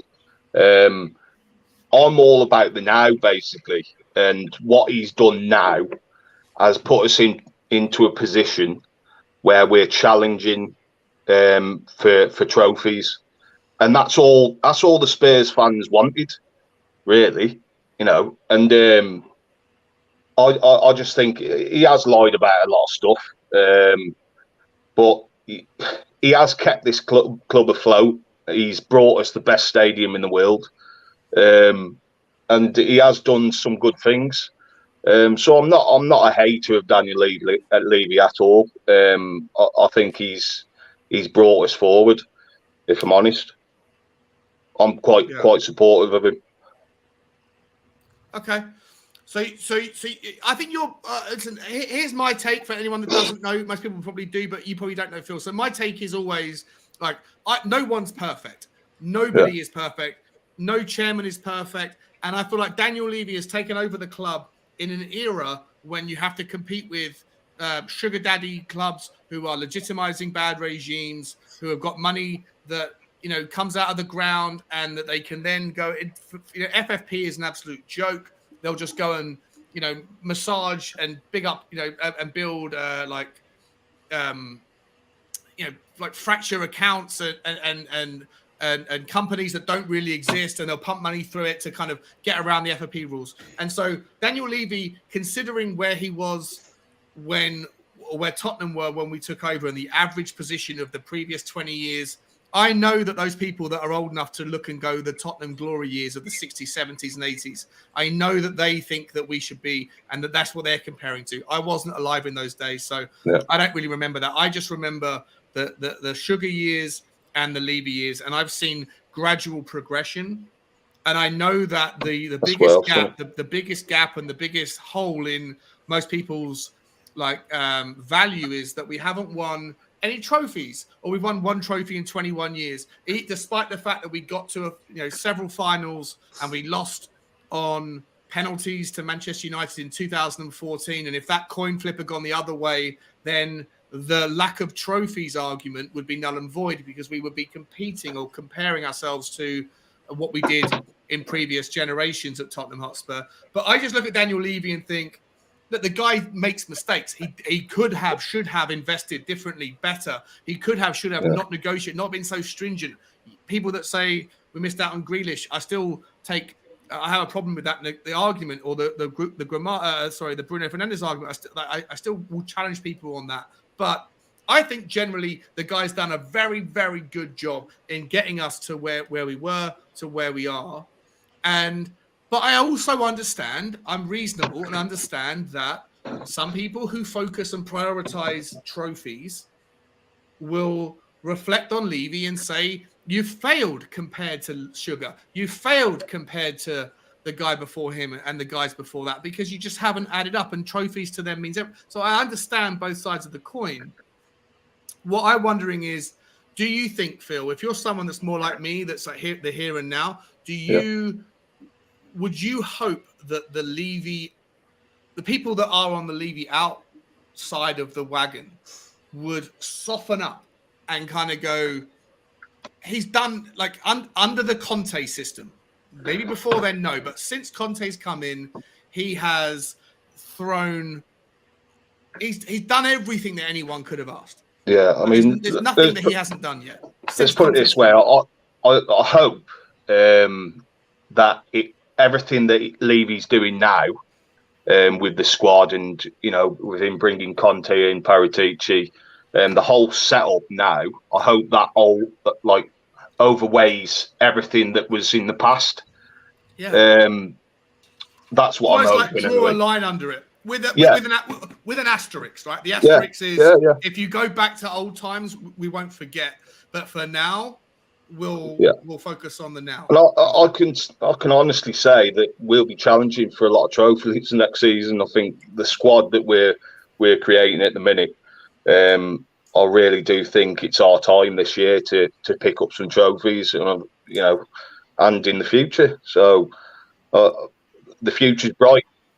Yeah, man. The future's lily white. Kuba, how do you feel about what I've just said? I know how you feel, but you're also someone that's putting a bet on the quad. So you must be optimistic, right? You must be, at least on some level, changing your thought processes around Tottenham Hotspur's opportunities. Me? No, sorry, Kuba. Sorry, Phil. Kuba. I have a bet on the quad every season. It's possible. Okay. Just for a bit of fun. It doesn't matter. It's just for the excitement of it. Look, I am Levy out, strongly Levy out, and it's that feeling has built for the last 18 of his 21 years. Ever since we sacked Hoddle, and replaced him with Santini. Yet the reason for getting Hoddle in the first place was because George Graham did not get Tottenham playing the Tottenham way. We were losing our identity. Oh, he would have used DNA back there if he'd thought of it. We're not playing the attacking sort of free-flowing football that's associated with the club. So he brought Glenn Hoddle in, and everything's good. Fans love the idea. He's our messiah after all. 3 years later, sacks him, brings in Jack Santini, one of the most negative, boring managers of all time. And I think I would rate him the worst manager I've seen in my lifetime. And I'm including Christian Gross, because Christian Gross was just clueless. Jacques Santini made it a deliberate thing to be anti-football and play no attack. It was all about defence, going for 0-0s. It actually looked like it was a tactic of going for 0-0. Anyway, that aside, that opened my eyes to what Daniel Levy was about. Bit of a smokescreen, get the fans on board. You've got another motive, which is not the one you said it was at the start. Yeah. Since then, I've watched the constant flip-flop in management styles, transfer policies, director of football, no director of football. There's no coherent strategy throughout the footballing side on the team all along. Meanwhile, we're watching Daniel Levy using the Tottenham Hotspur name to make himself very, very rich indeed. Oh, hold up, mate. He's one of the smart. Yeah, listen, just for what it's worth, if you're going to give the rich thing, he doesn't. The Levy out narrative, the people that hold up the placards, okay, they say profit before glory. Mm-hmm. He doesn't take. There's nobody at Tottenham Hotspur. None of the directors, none of the owners take any dividends. There's no profit. There's taken. Sean. Hang on, Eugene. Wait. Eugene. £6 million a year. He takes £3 million a year.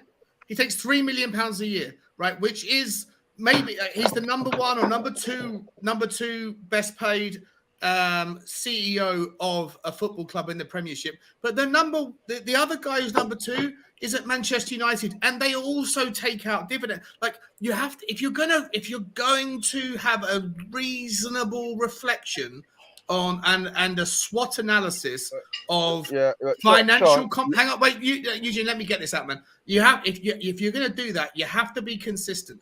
Manchester United, the Glaziers took on a £1.4 billion ownership of Manchester United 20 years ago, and they pay their chairman £3.5 million a year, the same, right? But they took on £900 million of debt to buy the club.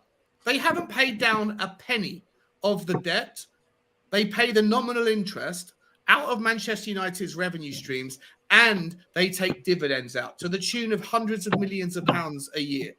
So the Glaze, like if you really want to compare and contrast, then you have to be sincere and genuine with the comparisons. There is the only chairman, in my opinion, who comes even close to being a better chairman than Daniel Levy in the era of money laundering and sports washing and legitimizing of bad regimes is Liverpool. The guys from Boston, right? They're a reasonable outfit to look at and say that they do things with a better model than Tottenham Hotspur do. But Daniel Levy takes a £3 million salary. The guy is a genius accountant, and if he worked, do you know what the average CEO, which is what Daniel Levy is? The average compensation of a FTSE one. Hang on, one last second. Eugene, wait. You're not listening. Then, if you're waiting for your next chance to speak, I am listening. Well, you're not, because you haven't let me finish. And if you're interrupting me, then it means that you're waiting for your chance to speak. So, the average compensation of a FTSE 100 CEO is 3.5 times more than what Daniel Levy gets paid. And Daniel Levy is of the caliber of CEO that could easily go and run a FTSE 100 company. So when you put it into context, and context is important, he doesn't take any profit. He doesn't take any dividends. He doesn't do anything that Liverpool does. He doesn't do anything that Chelsea did. Oh, sorry, not Liverpool. What the Man United owners do. He doesn't do anything that the Chelsea owner did, which was basically just fund money that come from dirty arms sales and all sorts of things. He doesn't do what the Newcastle guys do, or the Man City guys do, or the PSG guys do. In terms of legitimate, to a degree, legitimate businesses do. He gets paid far less money than he could have earned running a different business that wasn't a fan-based enterprise. And yet you're comparing him to people that have a different set of rules with how they earn their money and how they take their money. And I will argue that until I'm blue in the teeth. If you've heard that, now you can jump in. And after you do, I'm going to come to Adam. Can I say something, Sean? Yes, you can, Eugene. I finished my rant. All right. I give you a simple analogy, right? You were an ex-investment banker, right? Yeah, I was. Yeah. All right. You've dealt with rich people before, right? Yeah. When you said Levy is a genius accountant, right?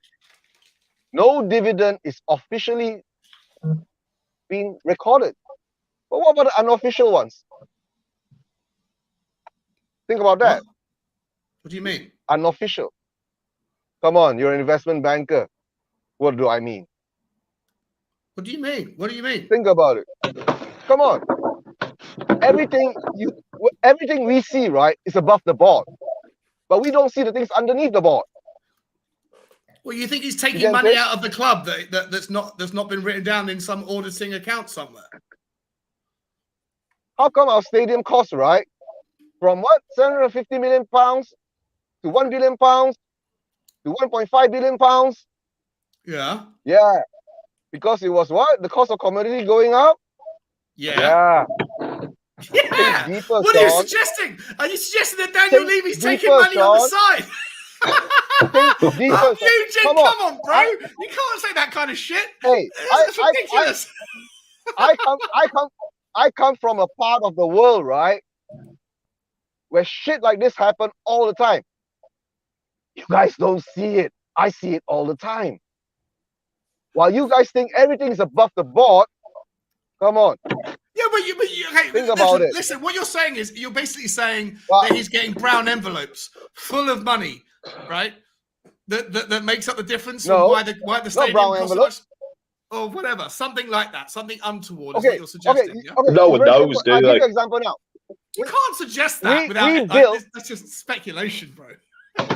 It also makes absolutely no difference whatsoever when you're comparing what's going on the pitch. Why? I'm coming to you next time. Think about it. All right. Well, Sean, sorry about that. Doorbell went. Had to take a delivery. All right. Okay. Sean, you're an investment banker before, right? Yes. You know about Singapore, right?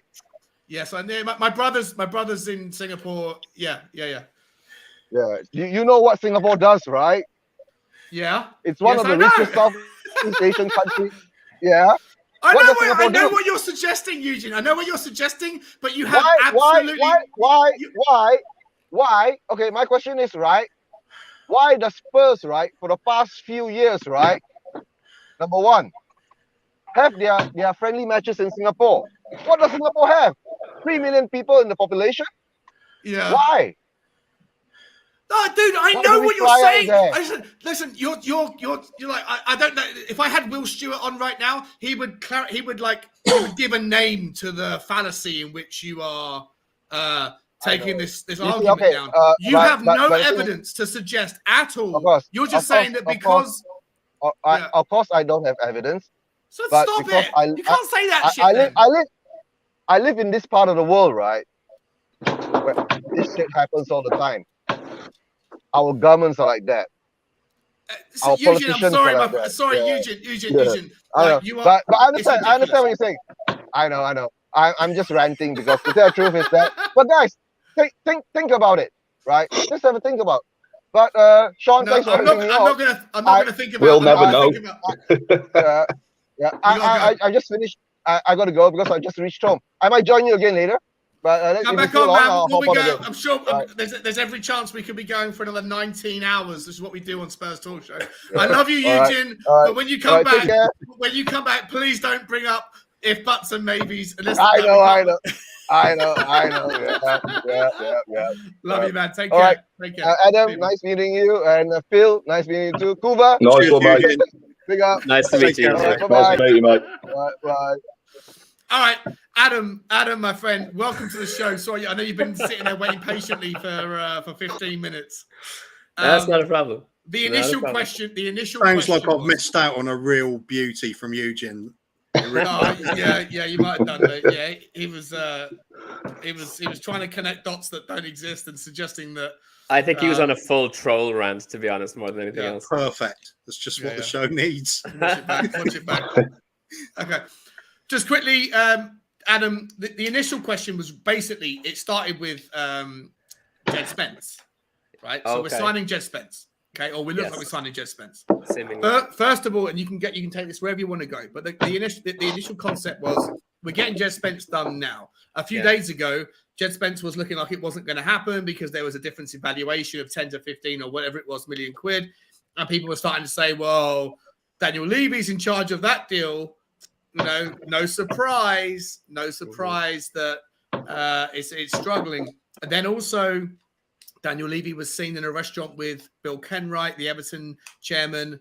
And no surprise, the Richarlison deal is slowing down. All of a sudden today, Richarlison's done and Jed Spence is in town for a medical.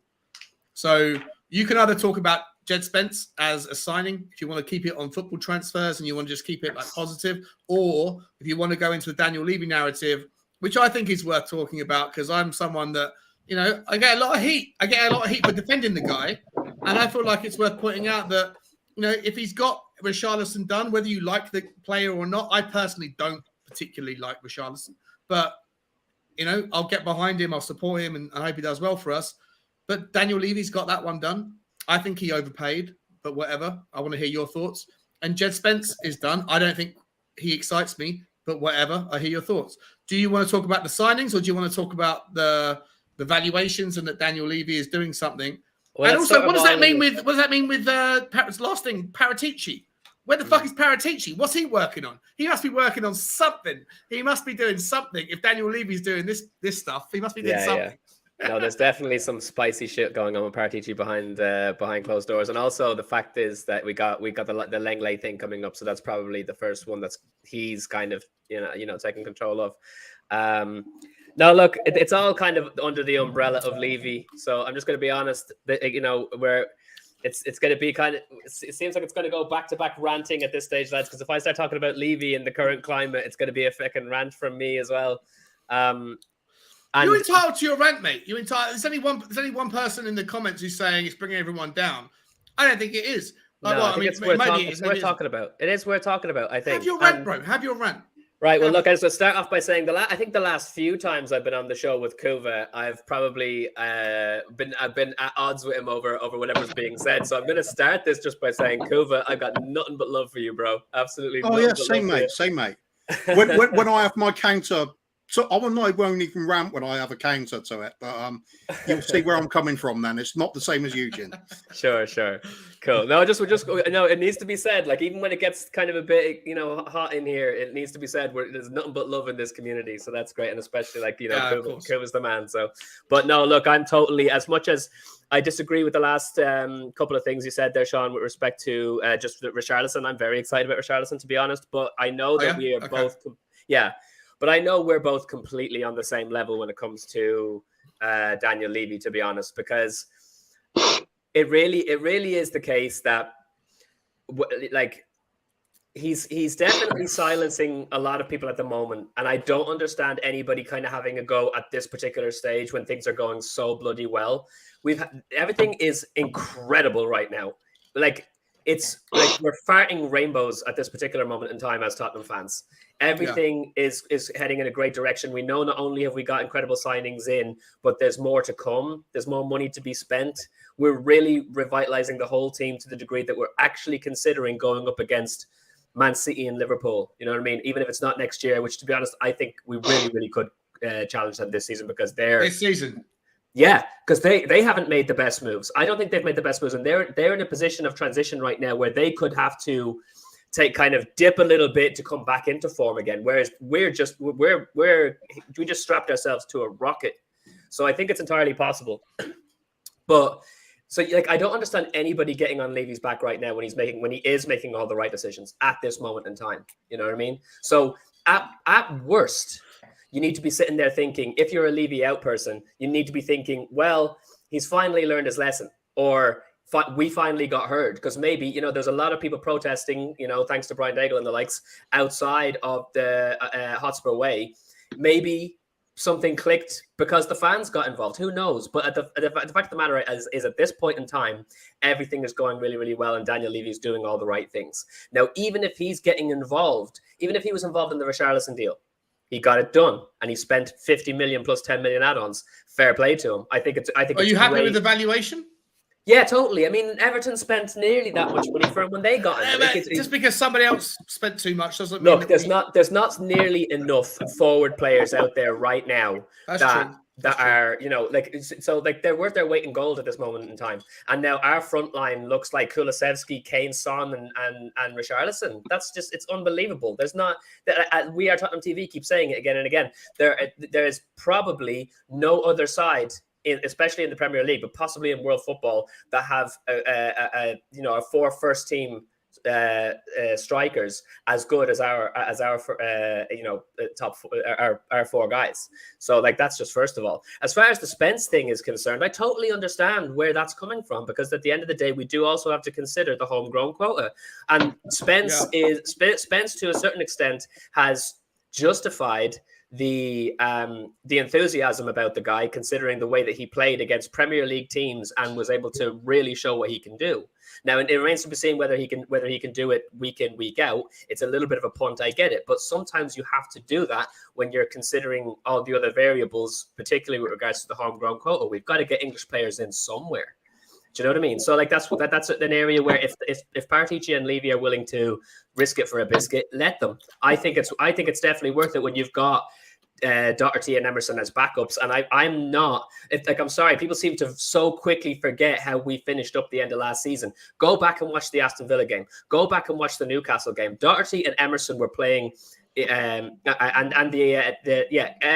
Aston Villa, Newcastle. Over the course of those games, Doherty and Emerson were absolutely incredible. And we have to remember that, like, there's no reason to believe they're just going to turn into a shit show after a preseason with Conte.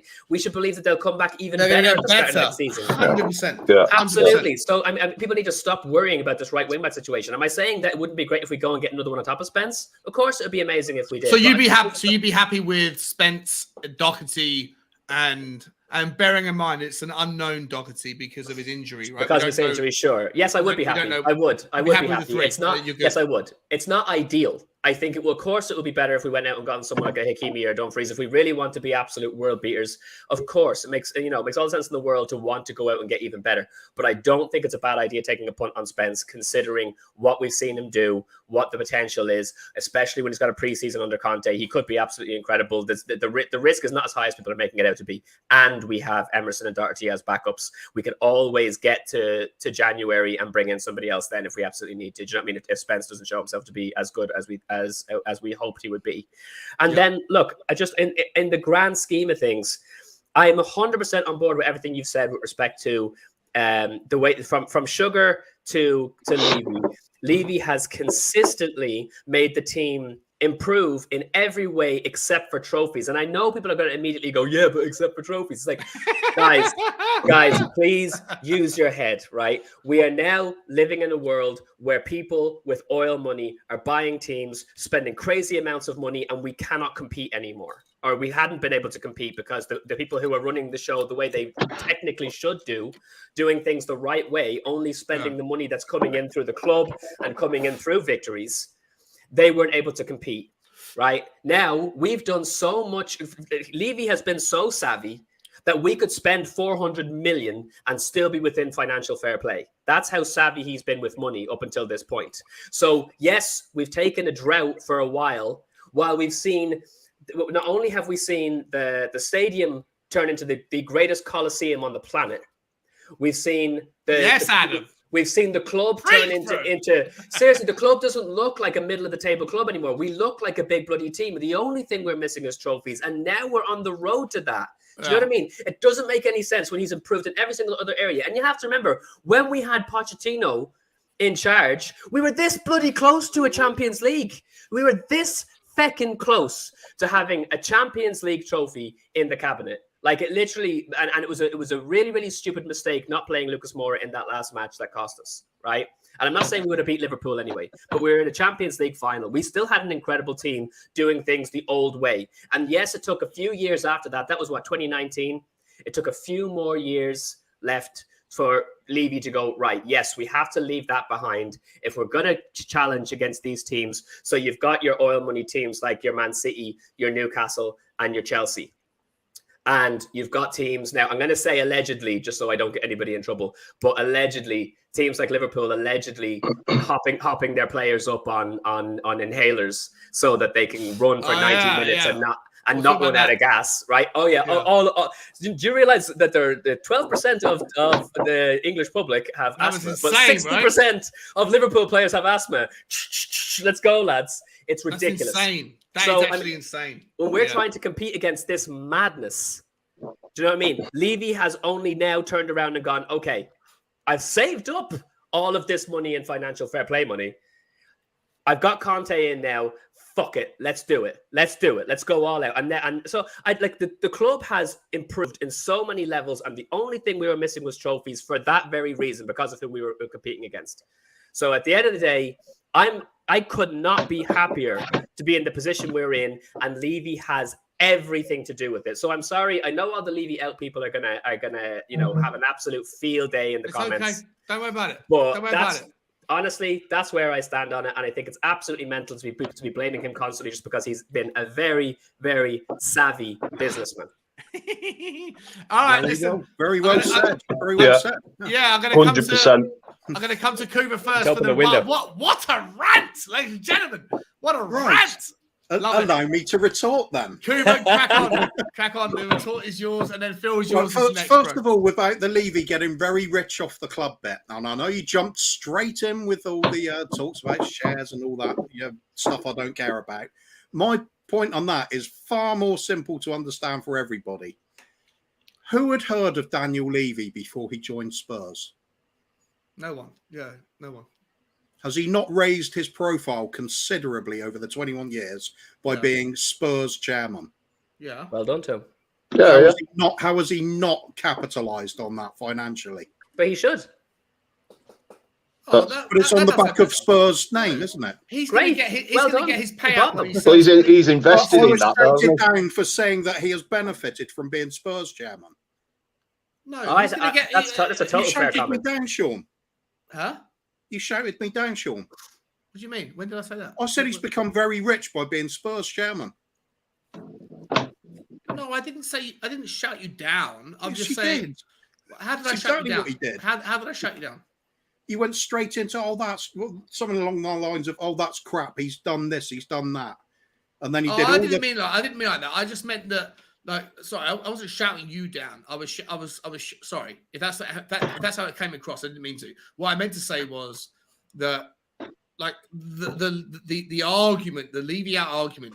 I think I'm pretty sure I said it. I stopped and said that the banners that are the Levy out banners come out say "Profit before glory," and that there is some insinuation that the people at the hierarchy at Tottenham take profit out of the club, and they don't. I wasn't shouting you down, Cooper, and I'm sorry I'm sorry, man. Like I get caught up in the moment. No. I love it when we do this, mate. I wasn't shouting you down, but I wouldn't go as far as to say that Daniel Levy doesn't need to worry about his reputation and how he can benefit after his life at Tottenham Hotspur, because when he gets rid of his life at Tottenham Hotspur, it's going to come with a £4 billion or a £5 billion or a £6 billion buyout, of which he's going to make 26%.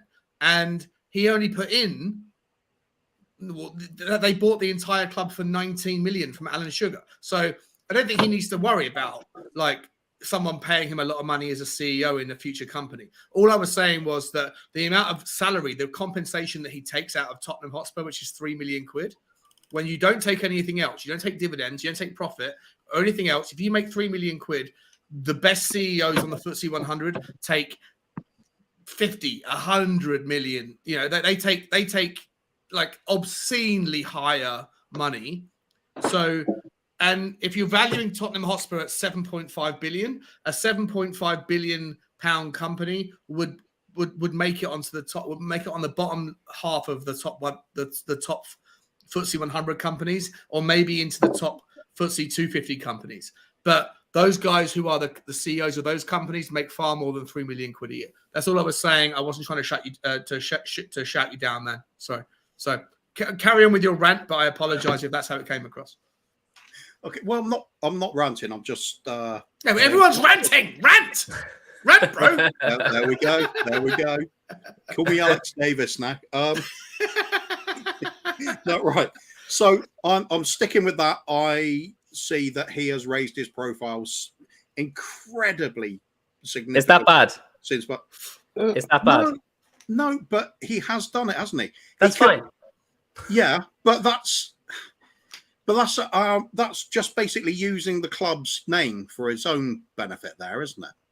But he's also the club has benefited from him too. It's a mutual arrangement. You can do that. My argument is our benefit is far less than his benefit has been, because incoherent strategies on the football pitch all the time, right the way through I've gone back to the flip-flopping. You go from tactical foreign manager to English motivational manager, getting a director of football, scrap the director of football, getting another director of football, go back to the tactical foreign manager. No, go back to an English. There's no sense of direction, and that has been consistent throughout his entire tenure at the club. But that is my big problem with Levy. Can I counter that? Yeah, sure. I just think that in terms of like what you're saying is correct, but like Levy was learning the ropes as he goes. So basically what you said was totally right. Nobody knew who he was until he came in and had the reins at the club. He's had to work out what way that if you're going to be managing a football club, what different tools do you have to use? What way do things need to be done? He's made right decisions, wrong decisions, and he's learned along the way, all the way to the point where we're at now. Where, as I say, we're allowed to spend 400 million if we want to, because he's been that savvy with the money. We've got the club is an absolutely massive club now that look like just from the inside out, everything about it, from the training center to the badge, everything is just it's all modern, it's slick. We've got absolutely everything at our disposal to go on now and be the biggest club if we wanted to, and this could conceivably happen because of everything he's done up to this point. We are in the position to go on and be the biggest club out there now. We could go out and we could destroy everybody if we really wanted to, and he may yet do that. He's testing things with Conte. He's giving him the money he needs. If we end up with an absolutely sensational team that ends up second next season and has a couple of cups or even just one, he'll push for the next step and the next step. And I very much believe that's what he wants. So the fact that he's made money off of testing things out, trying to see, okay, how does this footballing game work? And he's improved us consistently along the way. And the only thing we're missing is trophies. I think he's done a fantastic job in that sense. He's which case, I will counter that as well. Okay. If he knew nothing about the operational side of a football club, which you're suggesting he doesn't, would that be fair? But yeah, it's hit and miss. Right. Yeah. Then why is he taking over a football club and not another business that he does know something about? He's not just taking over the financial side of the club and the bricks and mortar. He's taking on a fan base. And if he didn't realise that, then he has no business being a chairman. I don't think that's true. This club is about the fans and the hopes and dreams of all of us. Yeah, turning it around though. The chairman can go. The bricks and mortar can go. If it came to that, we would have a grass playing pitch somewhere, Sunday league, and the fans would come, and it'd still be a Tottenham Hotspur. Because what's it going to take for you to change your mind?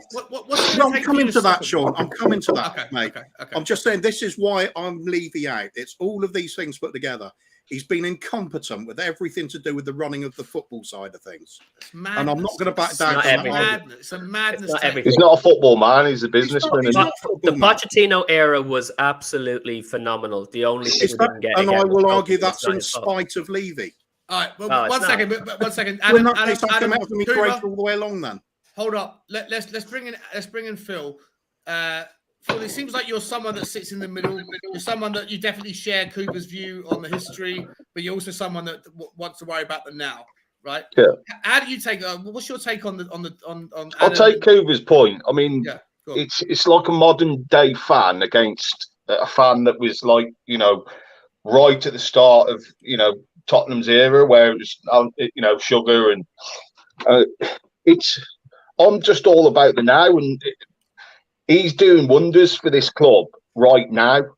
So the way I see it is, let's just back him from now. You know, he's doing wonders for the club. Let's just not. You cut out a bit there, I think. Lost you there. Yeah. Someone was calling me. Sorry. Let's not just look at the past. Let's just all think about the now. And right now, the club is doing great. Yeah. That's the way I'd see it anyway. No, but fair enough. Modern day fan against a fan that's back then. Do you know what I mean? Obviously, you're still supporting the club, but it's one of them. Yeah, I get it. You just want to focus on the here and now. And I'd love everybody to just focus on the here and now, but I know that not everyone wants. Everyone has got. Some people have got a long memory. Point, so. Yeah, I totally get the points as well. Scott M, I know how Scott M feels about this. Scott M, it would take Scott M to win the lottery to think he's had an okay day in life. He's one of those kind of, I love you, Scott, but you find the reason to find the negatives and everything. And you're saying if you're running a 3 billion company as poorly as Daniel Levy, I expect you would get fired and not have any salary at all. The fact that you think he's running a company, if you accept that Tottenham are a company and you think he's running it poorly, then I have no hope for you, buddy. I honestly don't understand what on earth you're talking about. I love you. I'd love you to come on and call me an arsehole and work out between us why you feel the way that you do. But I get it that you don't need to necessarily change your opinion on Levy because one swallow doesn't make a summer. And that's where Kuva's take on it is. Kuva's looking at the history. But what I want to know, we've got someone in the background. I'm going to bring this man on. His name is, he's a young fella. Josh, how you doing, Josh? You okay, mate? How you guys doing? Yeah, well, man. Well, I'm going to bring you in on this one in a moment, but not just yet, my friend. Right now, I want to come back to Kuva, because I didn't think Kuva got his full chance to finish his take. Kuv, is there any chance on you softening your approach on Levy right now? Any chance at all? What's it going to take? I currently am. Are you? Okay. Okay. I've got optimism about this window finishing well. If that happens, I will say, good, about time.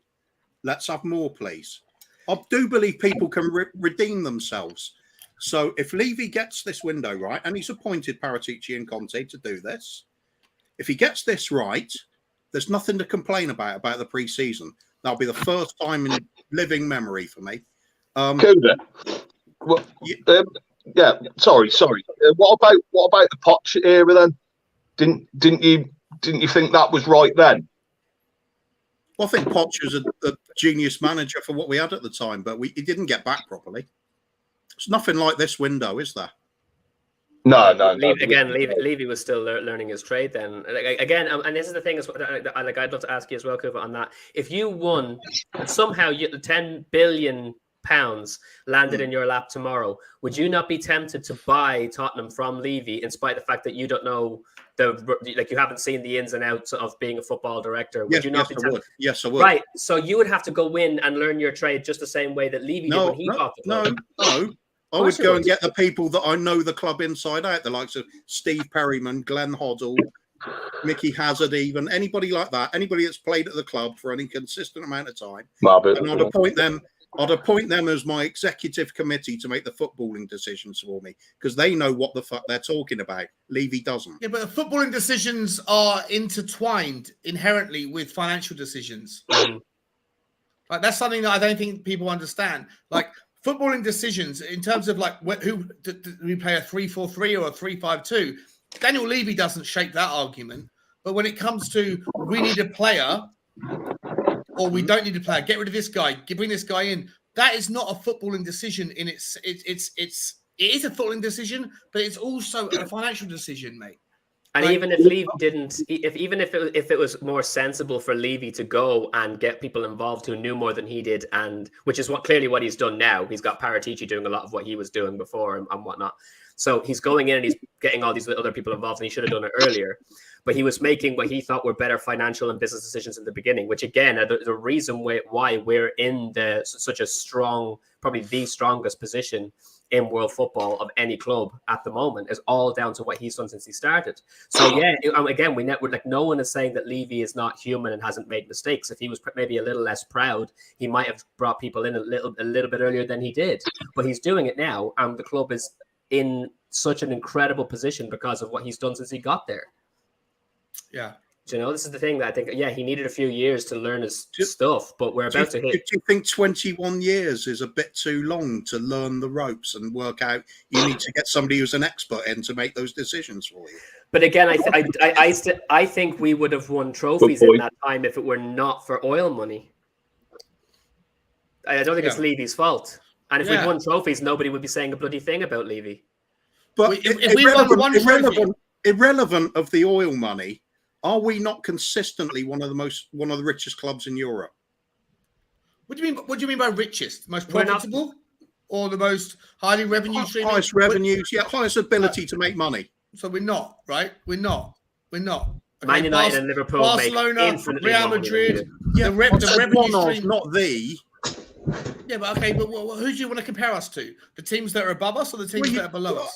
I'm no expert, mate. So I look at things like the Forbes list where it says who's the richest clubs in Europe. I mean, that's all I can work off. Roman Abramovich is owed €2 billion from Chelsea that he's. And how the fuck did he get away with that? By the way, how the fuck did Chelsea get away with that? You can't get away with that in life. In any other business, you can't just drop $1.5 billion, and because suddenly the rules have changed, you can just go, "Oh, don't worry about that, right? Don't worry about that money. I'm just going to walk away off into the sunset." Chelsea should be absolutely fined because of FFP. Yeah. If the FFP means a fucking bean, Chelsea, if Roman Abramovich did drop the £1.5 billion loan, then Chelsea have absolutely they've absolutely broken every FFP rule over the last 5-10 years. They should have all of their trophies snatched from them. All of that, all of the players that were signed should be made to like that. It's an absolute disgrace.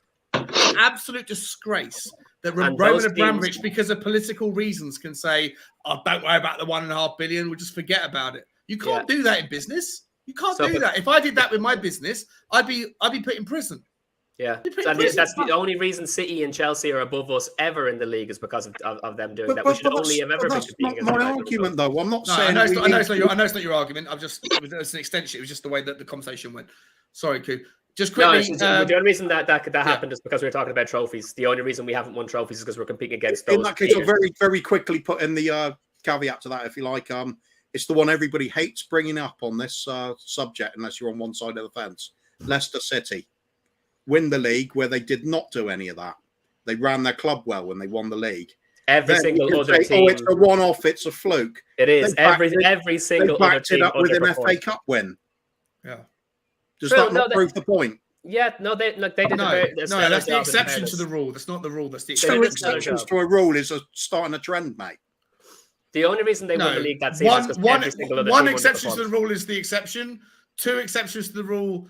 3 exceptions becomes a trend. Yeah. You're already in the air territory. It's only Leicester, though. It's only Leicester, and that season, every single other team underperformed. Every one of them. Just quickly, we are Tottenham to me. Big up, guys. I thought you were streaming. I think it's Ben. Hi Ben, how you doing, mate? Look, we are in the top 10 richest, but what richest means is because technically Tottenham Hotspur are in debt. Tottenham Hotspur owe 700 million quid. So it depends. Sorry, I'll come to. Sorry, go on. Technically, Tottenham Hotspur are in debt, but I'm gonna just for financial wherewithal, just to make the point, like how you decide how rich or wealthy a club is, it depends on a bunch of different factors. One of them is revenues, and Tottenham are nowhere near as top of the list when compared to Man United, Real Madrid, Barcelona. I think we're actually slightly higher than Arsenal, but not much.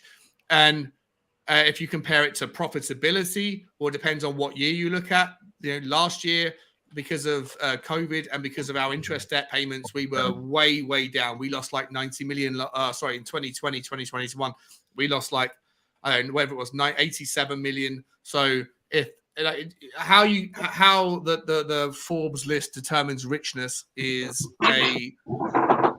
it's a tangible thing, and it depends what you look at. Either way, I'm not saying we don't have money. I'm glad we do, and we have money now. The whole point of this, we're getting massively off a tangent. Marlon, welcome to the stream, my friend. How are you? I'm good, thanks. I'm good. Just been listening to you for the last half an hour or so.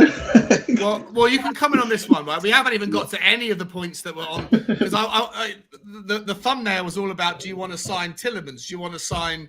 Do you want to sign the fella that's been released from Manchester United, Lingard? Right? Yeah. We haven't even spoken about that shit. We've gone down as we do on this channel. Yeah, but what I want to talk about is right now. How do you feel about Daniel Levy? I don't know whether you're Levy in, Levy out, Levy. I don't care. But either way, whichever way you sit on it, are you softening or hardening your view? So no, because every signing, the signings we're making, I kind of feel like the mistakes that Levy has made over the years. Like Richarlison, if he's coming in as a second striker, right? Let's you have to look at it and go, we've been crying out for a second striker for so long, and he's gone now had to spend 60 million on Richarlison because we haven't been able to fill that gap for so long. Now, with me, Daniel Levy is one of them guys. When it comes to everything that's off the pitch, you cannot complain. But everything that's been done on the pitch for the last 20 years, you can. And as you guys have pointed out, like I don't include Chelsea and Man City because they are just a different breed. But then you have to look at every other trophy that's been won by every other club within their tenure. And it's not just there's been Birmingham, there's been Wigan, and teams like that have won trophies in that tenure. Why have we only won one trophy is very embarrassing. So, but where I look at it is every time there's mistakes being made on the pitch, he blames the manager and doesn't look at himself. Like every director of football has come out after they've been sacked and gone. What do you mean he doesn't look at himself? What was that? He doesn't. He's always blaming the managers and not himself. You never see a point where it's like Daniel Levy for the first time spoke in an interview and it was very tailored to make him look good. What was it, last summer? For the first time in how long, right? Because we're always asking for a bit of communication on what's going on with the club, what direction we're going in. Because as fans, as Cooper said earlier, with our managers, it's always been it goes from Pochettino to Mourinho, and this, you go, what direction are we actually going in on the pitch, right? It should have been straight from when we brought in Martin Jol. It should have just followed on suit. Now, the Martin Jol situation, he will never be forgiven for, never ever. You don't allow someone, a manager like that, who the fans were behind, and what kind of person sacks a manager at halftime? That says a lot about Daniel Levy himself. Yeah, but that's that is a reasonable, as somebody that probably is considered Levy on the Levy inside. I'll hold my hand up and go, yeah, Martin Jol getting sacked is one of the mistakes. Other people point sacked a week before the final. Yeah, that's probably another one. That's a weird one. And let's look at that. Let's look at that because that's a big thing, right? Because if rumors are true and everything's goes into it, the argument came over top 4 or League Cup final. We all know what Mourinho is going to do. I'm not saying the football's great under Mourinho and everything like that, but if it's a choice between the two, that is where you have to take into that consideration that actually Levy's thinking was, I want top 4, right? There was still a chance, but actually there was a trophy on, for the fans to actually celebrate something. And he wanted to go for top 4. And you're going, okay, I get we're a business, but we're a football club as well. And you can't, football and business is that, it's very, very different. You can't so run a 3 mistakes. Club like 3 mistakes that you've highlighted. Yeah, but there's more. There's always more. There's always more. I know there's more, but these are very big mistakes. These are very big mistakes. And then after that, people filter down to not signing Jack Grealish, which I will defend to the 90th degree. Yeah. I will say that my argument, like people going, "Oh, everybody knew that Jack Grealish was going to be an absolute monster," right? Everybody knew. I'm like, well, everyone in the fans, right? Every fan in the world football knew that Jack Grealish was going to be a monster.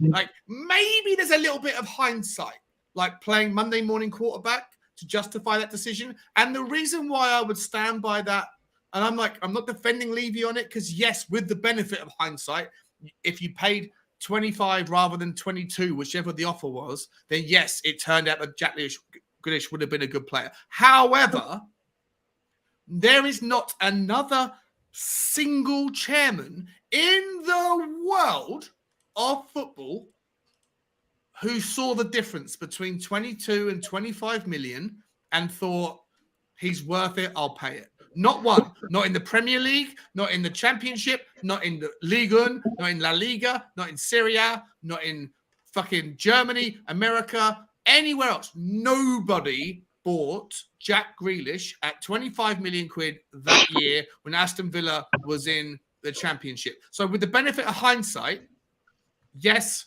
Jack Grealish would have been a good value. But when people say Daniel Levy is toxic, Daniel Levy is the worst chairman in the world, and I'm going to point to Jack Grealish as a perfect example, and I'll even extend that to Bruno Guimaraes in 1 second when I finish this sentence, I say you're playing Monday morning quarterback because not another fucking chairman whose job it is to run the finances of football clubs and the directors of football for every single club in world football, none of them, not one, thought he was worth 25 million quid. If they did, they would have signed him. They didn't. No one did. And then the next drop down after Grealish, Marlon, is Bruno Fernandes. But and I say, it's not about which Bruno Fernandes are you talking about? Are you talking about this Bruno, the Fernandes from last season? Yeah. Sorry, it's not just about Jack Grealish, because you think about it, right? But that's one example, though. Yeah, that's one example. But did we even sign anyone? That was that the summer we didn't even sign anybody, I believe. Yeah, well, we just bought a fucking stadium for £1 billion, and it was only supposed to cost 400 million. Yeah, but but the squad still. At the end of the day, that's exactly right. The stadium costs so much money, but he told us that wouldn't mess with any of the transfer finances. When it was 400, no, he wasn't lying. When it was 400 million quid, but you should cost that. It cost £1 billion. Yeah, you should prepare for this. But even that, how have you gone from £400 million stadium to £1 billion stadium? Because of a commodities boom. It's that's like people that blame Boris Johnson for the price of oil, for the price of their petrol tank, or people in America, whether you're Donald Trump in or Joe Biden in, whichever side. Hang on, there's noise on there. Hang on, I'm gonna put you on mute for a second there, Phil, until you get yourself. I think he's gone anyway.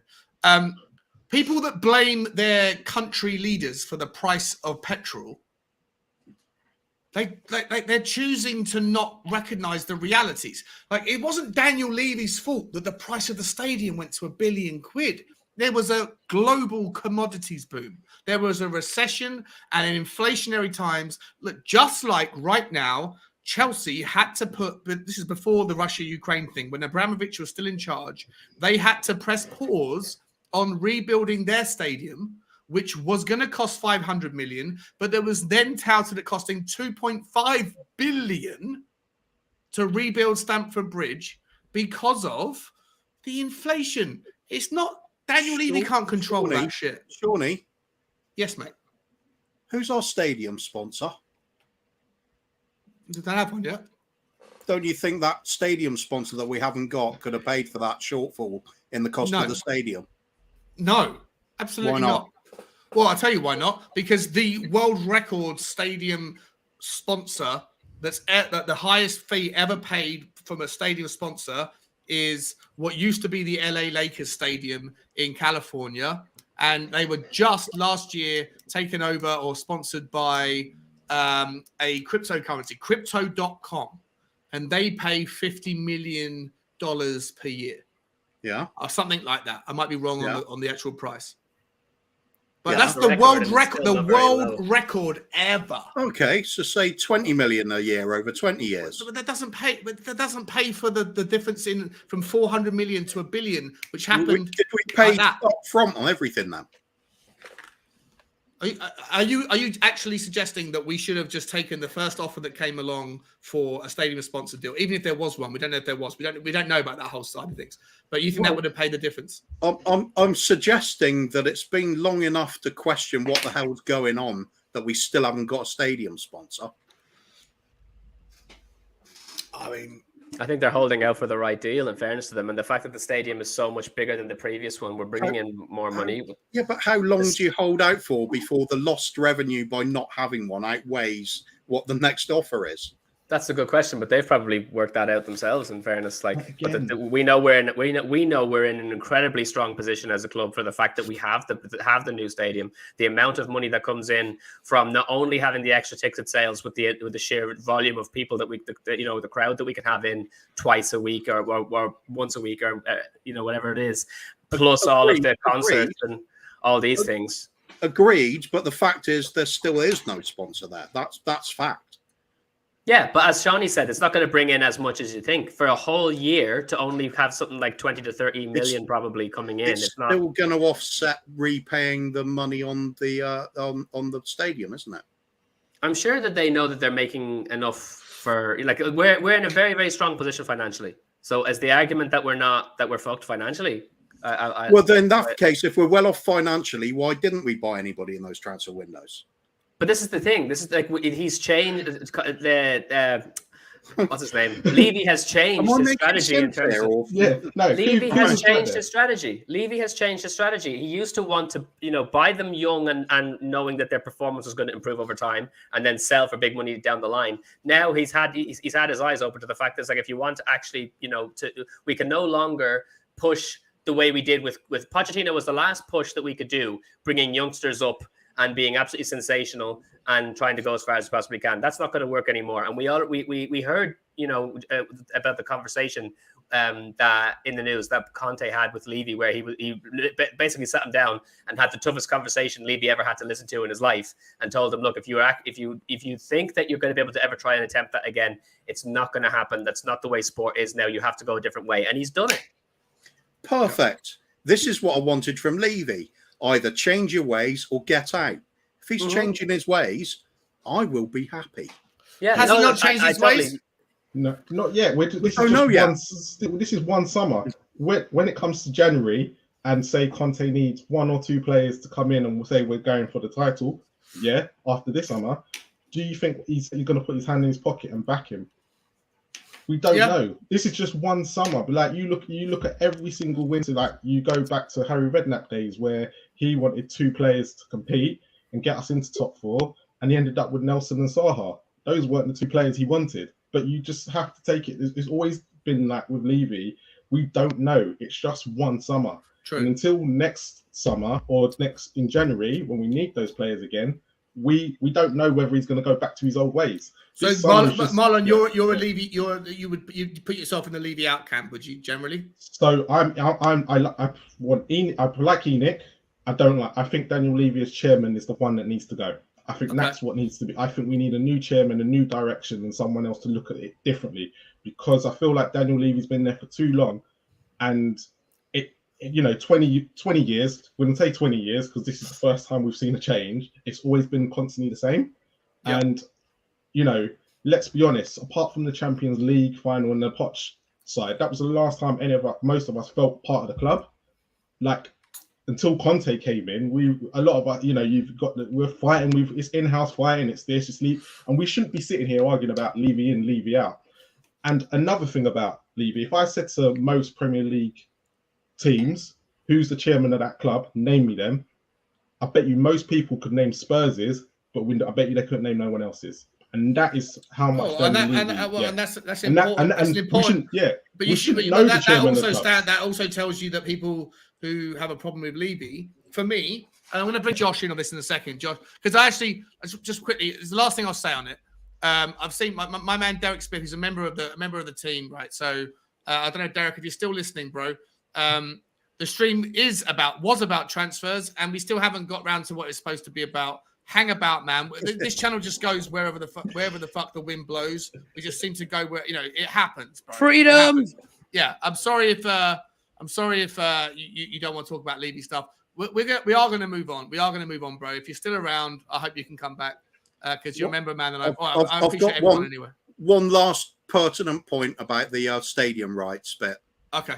Look at our scummy neighbours. Stadium rights were secured in 2000. The naming rights were secured in 2004. The stadium was built in 2006. They had it done before we even built the bloody thing. And We've they're a built the heaping thing pile and of we shite. still haven't got it. But it doesn't necessarily. It's not necessarily a shite. bad thing, mate. It's not necessarily a bad thing to sell yourself short. Like, did you pick the first when you were married, Cougar? Your argument. It was to do with your argument that we didn't spend in transfer windows because we were basically skint. And my counter argument is saying if we got the naming rights in, we wouldn't necessarily have been so skint, would we? We don't know. Yeah, we don't maybe. know, to be honest. Yeah, maybe. They're balancing the books. Maybe, right? But and it's a reasonable point. It's a reasonable point. Like, yes, that if we got the stadium rights done, it would have helped put money in the pocket. And you got. I'll take your point on that. But what we're going to do now, we will move it back because the initial question, how we got down into this deep trench. Wrong way, isn't it? How we got down into this deep trench of like Daniel Levy, is he an arsehole, is he not? Really what I wanted to ask, the initial question was basically around, how's the window gone thus far? But not 8 out of 10. My initial point of the question was more around like, should people that have got their reservations around Daniel Levy, should they take their foot off the gas a little bit? There was a whole segment earlier on TalkSport this morning when I was walking Bugsy. There was a whole segment on TalkSport that Jim White positioned to Simon Jordan, and it was, should everyone that's been part of the Levy out narrative, should they apologise to Daniel Levy because he's done everything they want and now things are happening? And Simon Jordan took the other side of the argument and said no, basically, right? So it's an open discussion. Josh, you're 16 years old, mate, right? So I love your stuff, man. I've been checking you out on Instagram since the last time we spoke. I love your channel. Welcome to the show. I know you've been sitting there waiting patiently for half an hour.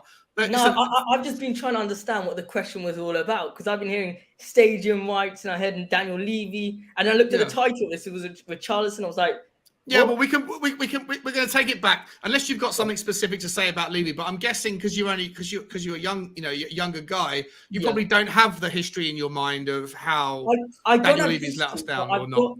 I've got more, the one thing I've got to say about Levy is that, Levy, I'm Levy in the meantime. In the meantime, I'm Levy in. I used to be Levy out because of one simple reason. It's because he controls the transfers. And I've said this a couple of times on a couple of streams, is that, Daniel Levy is controlling Jed Spence's transfer, which was supposed to be done already.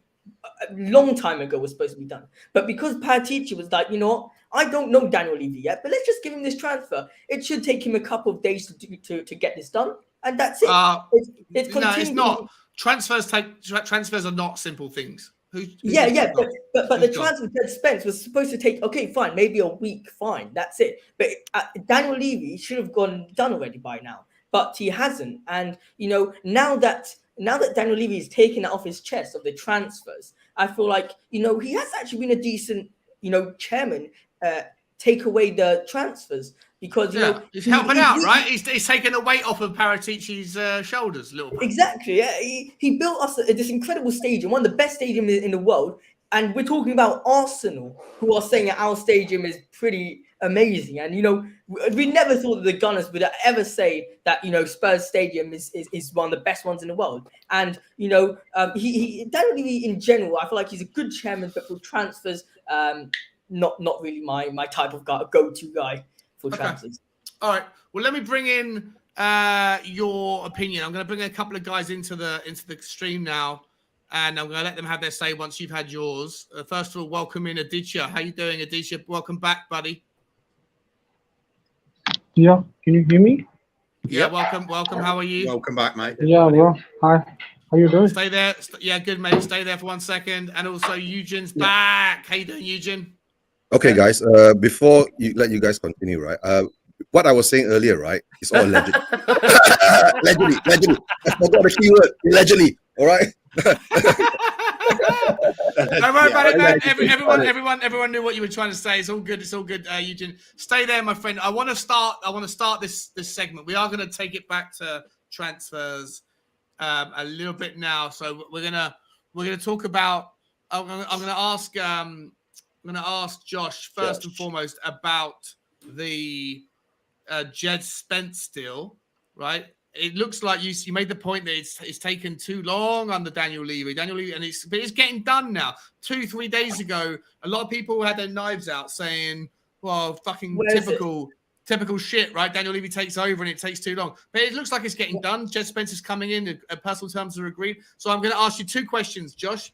Take a couple of minutes, a minute for the first one, and then I'll let you get the second one in. The first one is: are you happy with Jed Spence? Do you think he's going to do a job? How do you see him fitting into the 3 that will have Emerson, Doherty, and Jed Spence? And then I want you to then talk a little bit, start the conversation, because we've already discussed Jed Spence with everybody else. Start the conversation around the name that has been dropped yesterday. There is exciting news, if there's any truth to it, and that is that Tielemans might be coming to Tottenham, and whether or not Harry Winks is going in the other direction. So start with Jed Spence, finish up, and then move on to Tielemans.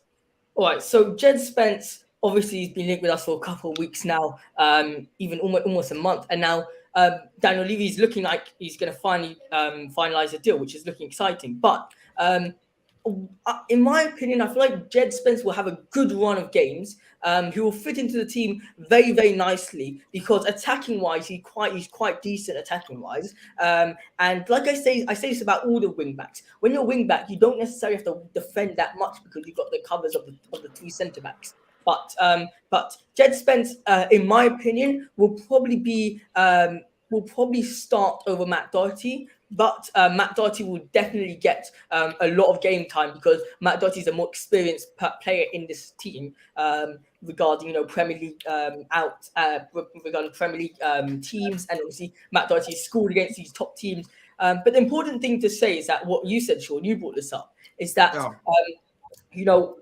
he hasn't proved it against the top 6, and that's a big factor in the Premier League. And if he hasn't proved it against the top 6 yet, how can he? How do we know what to see of him? So that'll be exciting to see how he will fit in. But I do think he will fit in very, very nicely to Tottenham, get a lot of assists to Harry Kane, and just be an incredible player. So that's regarding Jed. And Tielemans, how do you feel about Tielemans? Would you take it? So Tielemans to Spurs would be an absolute class signing. The Belgium is just an insane player. I mean, his pass accuracy, he's not necessarily the fastest player on the pitch. He's more technical. His ability on the ball is insane. So that's very, very good from that aspect. But, if Winks does stay, he's not going to get any game time. And Frank Lampard does not want Harry Winks at his team or in Everton. And that came out today, the news. So it'll be an interesting transfer regarding Harry Winks. I do think, although it's a one out there, I think he's probably going to go to a lower table team like Newcastle, in my opinion. I don't know. I just feel like there's going to be some news coming out of Harry Winks to Newcastle. I think he can fit in there very, very nicely. And, Harry Winks, he's not a bad player. It's not that he's a bad player. It's just the fact that he can't fit into the Tottenham style of play. He's not a great player, mate. He's not a football player. That's a weird one. That's a weird one, Josh. Okay, let me rephrase that. He's not a good player. I mean, for Tottenham, he's not a good player. Keep going. Start again. He's not a good player at all. No, he's not a good player. He's not a good player. But for Newcastle, I think he can really up his level at Newcastle. Remember, his career is not ended yet. So, Jamie Vardy, for example, his career started going up at age 26 or 20 what? And Harry Winks is around 25, 26. So I think going to Newcastle would be a great move for him, but going to Everton will not be a deal. Tielemans to Spurs would be absolutely insane. I'd love to see the partnership, and it'll be a great fight to see, Basuma, potentially Everton, potentially Tielemans, Højbjerg, Bentancur. We've got great squad depth, so that's incredible. Okay. I love it, man. Love it. Aditya, are you there, bro? Yeah, I'm here. What do you think about Tielemans, my friend? He's good. I like him. Great. Well said. Well said. How much is he available for? I haven't seen any numbers, actually, to be honest. I haven't seen. Has anybody else seen any figures around what the number's going to be? Arsenal were linked to him as well, isn't it? Yeah, Arsenal. We're looking to do a swap deal, though, right? We're looking like Winks is supposed to be involved in that, so you're going to get Winks plus how much? £2.50. Yeah, Winks plus probably 20 million or something, I'd imagine. But I don't know. My God. We haven't seen any. That's too much, maybe. I'm making it up. I don't know what the number is. His current market value is 55. I think Winks is around £20 million. So if you add 20 to that, makes it 40, right? I don't think with 1 year left on his contract, he's a 40 million player. Yeah, that's what I think. Would you like him at Tottenham though? Would you fancy him? Yeah, as definitely. If you can't get Christian Eriksen, do you want Yuri Tillemans? Was that a good like? Isn't Eriksen a more advanced playmaker? Yeah, he is. He's not number 8, right? He did not do well at Inter Milan. Yeah, he won the league there, but he did not do well there. He did well only under Pochettino, definitely. I'm not too sure Tottenham? whether he. Yeah. Are you a Tottenham fan, Aditya? Yeah. You are, yeah. Okay. Phew. Yeah. Okay. Well, let's stay there, bro. I'll come back to you in a minute. Eugene, my man, how do you feel about? Very quickly, just one comment that's come up. Polarized. Then the guy that we're exploring a deal with Leicester already came out and said it's not happening. Shows what it's like with the transfer rumor. Oh, that guy Bads or whatever his name was on something on Twitter. All right, then. Well, no, for me is that. Should we finish the conversation anyway, or? We're going for Tillemans just to piss Arsenal off. That's all. Yeah. Would you like him? Would you like him, Eugene? What do you think of him as a player? As a player, actually, to tell the truth, right, I think 2 years ago we were going for him too, right? And somehow or another he ended up in Leicester. His performance this past 2 seasons, it's been quite a roll. I mean, it's been up and down. You know, he's had some good times, and sometimes he does, he does have his bad times too. So, but at the moment, if he does come in, if he does strengthen the depth of our squad, right, I wouldn't mind having him there. But I don't think it'll work out, because what I've heard is that Harry Winks doesn't want to go anywhere apart to be around in London. So what other teams do you have in London? Brentford, West Ham, Millwall. Can I add something? He'd do all right in Millwall. Yeah. But Yuri Tillemans also is 25 years old. So if we do sign him now, his market value is 55 mil. So we'll have to only spend 55 mil. And a lot of people are saying he's just going to continue becoming a much better player. So the team that does want to sign him in the future will have to pay probably double for him. I mean, he's a really good player. It depends. Age-wise, I don't think that the market value is going to go up that much, because he's not. What is he? He's 28 or something like that. He's 24, isn't he? Oh, is he? Oh, okay. So it's not too bad. It's not too bad. It's not too bad. But I think at this point, like, they're not looking as though it's not looking as though the club are trying to sign people anymore to make sure that in the future their market value will go up and we'll get more for them. It's literally, we're looking at the now. Do you know what I mean? Which team is actually going to find, what squad can we put together that's finally going to go and do the magic? So I wouldn't really worry about like what the sell on value would be. But I think you're probably right in the valuation of probably will be around 50 million. But I think the thing is, Tielemans is another one of those where he plays very. Is it a credible source? Is he what? Which is linking Tielemans to Tottenham. Is it a credible source? Is he what? Sorry. Credible source. Is it a credible source which is linking credible source him to? But to be honest with you, I think there was only one person reporting on it, wasn't there? There's not much big news regarding Tielemans' disposal. It's just the Arsenal. Yeah.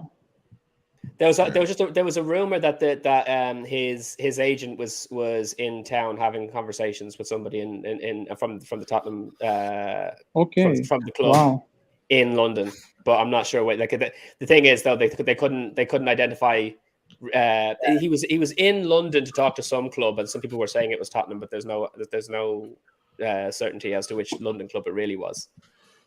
Yeah. But Tielemans would be. I think he'd be a good shout. He's such he's a central midfielder that has such a great. He's got the fact that he's able to. His passing is what we really need. His passing is good. His passing and he strikes from range as well. Exactly. Isn't it? The long distance shots. Those are the two things. That epic of goal that he scored against Chelsea.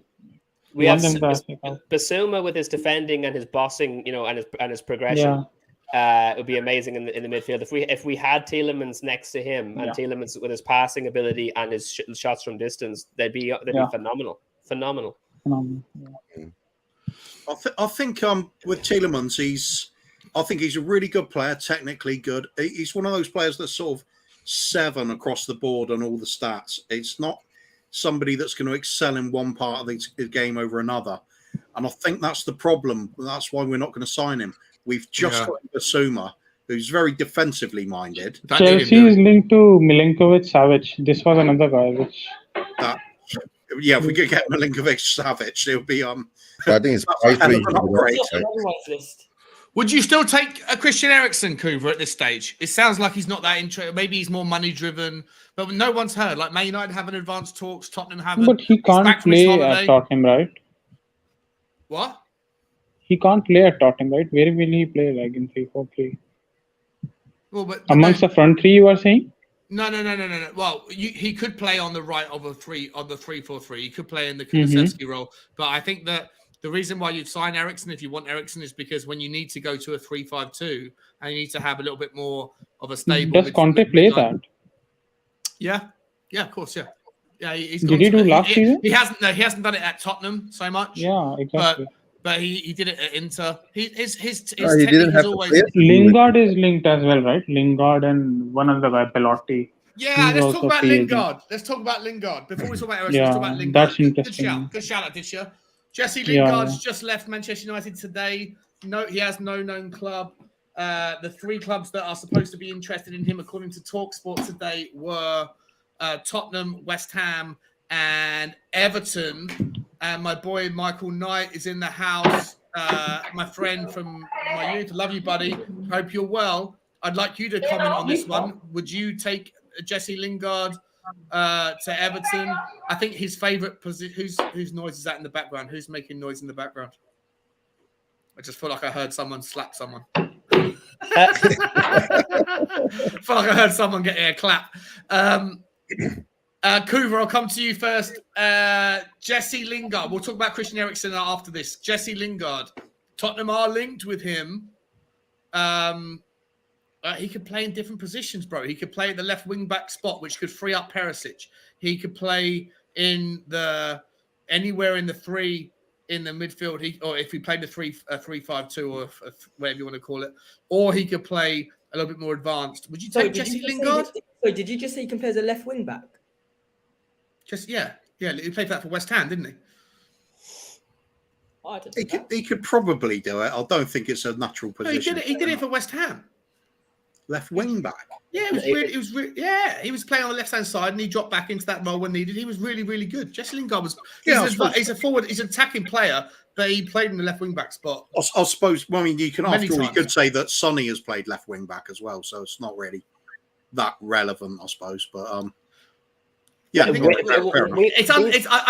we're like 3rd on the list of potential suitors according to the odds that I was looking at earlier. West Ham's probably his most likely destination. Everton needs someone now, but I think he could do a job. I think he could be one of those type like utility players that could play about. You know, what are your thoughts, Coov?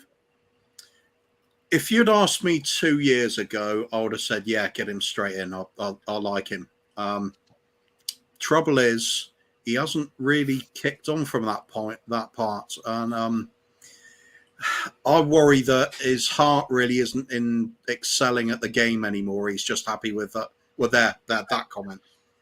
He's an old playboy now. It's just oh really? Like a Dele Alli. Yeah, I get that gut feeling about him. Dele Alli hasn't done it for years though. Lingard did it last season. True. Yeah, on a loan deal, is he trying to salvage something? I don't know. It's a bit of a risk for me.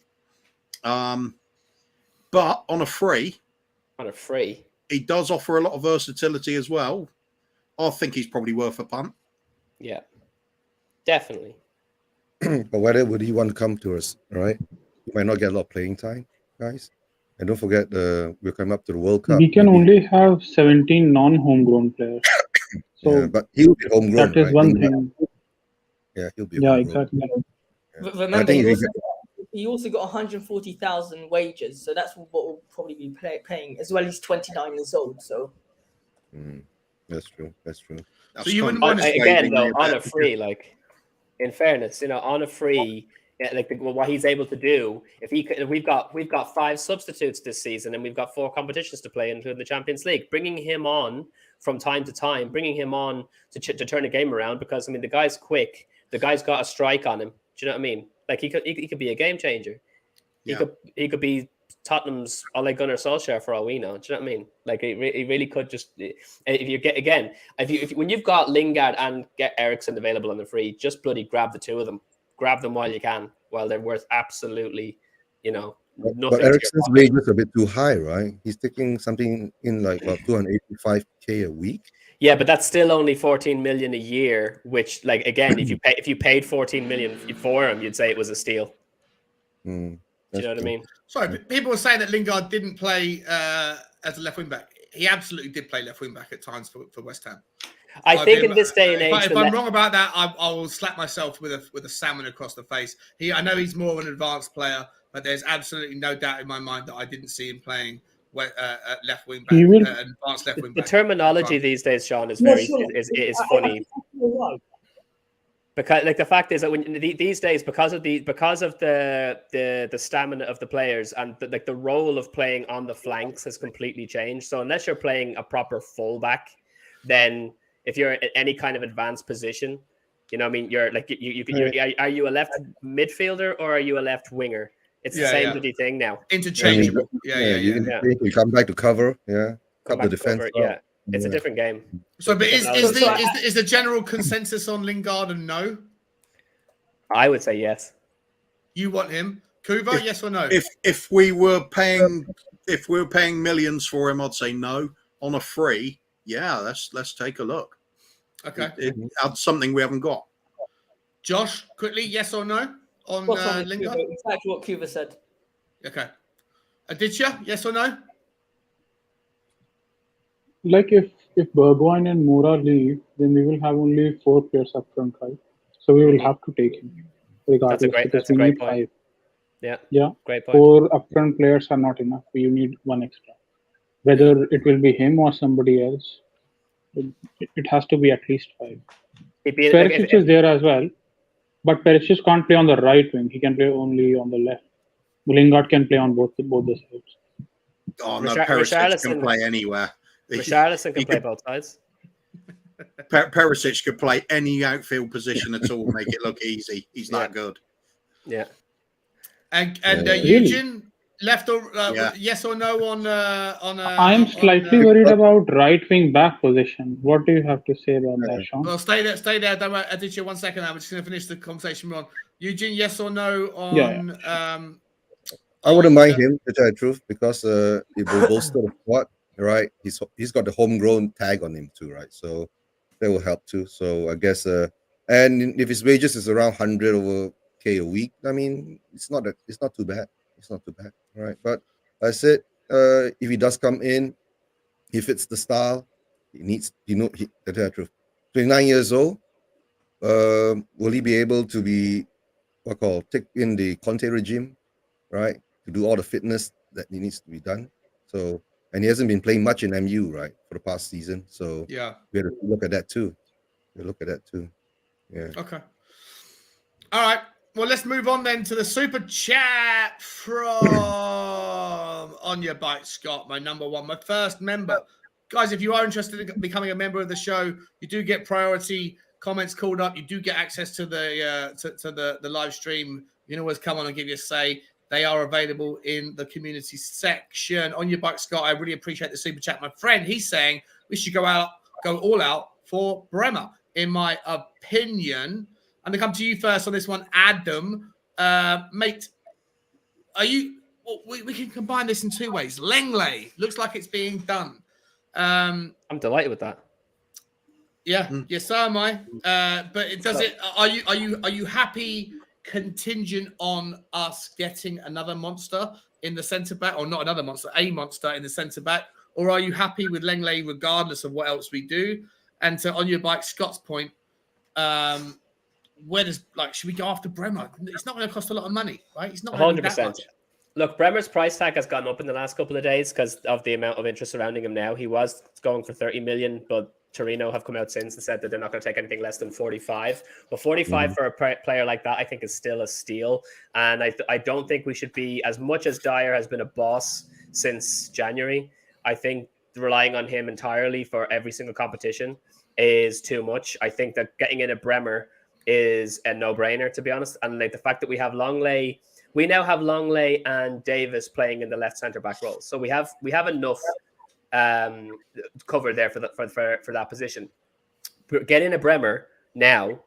It makes all the sense in the world, because then next season, if we're not entirely happy with Langley, then it means that we can go for one of our number one targets again. And please, can you imagine Romero, Bremer, Gvardiol? That would be absolutely untouchable. I can't remember whether it was this show or the Irish Hotspur, but I said before, it would be like forget the Belgian wall. It'd be like the wall from Game of Thrones.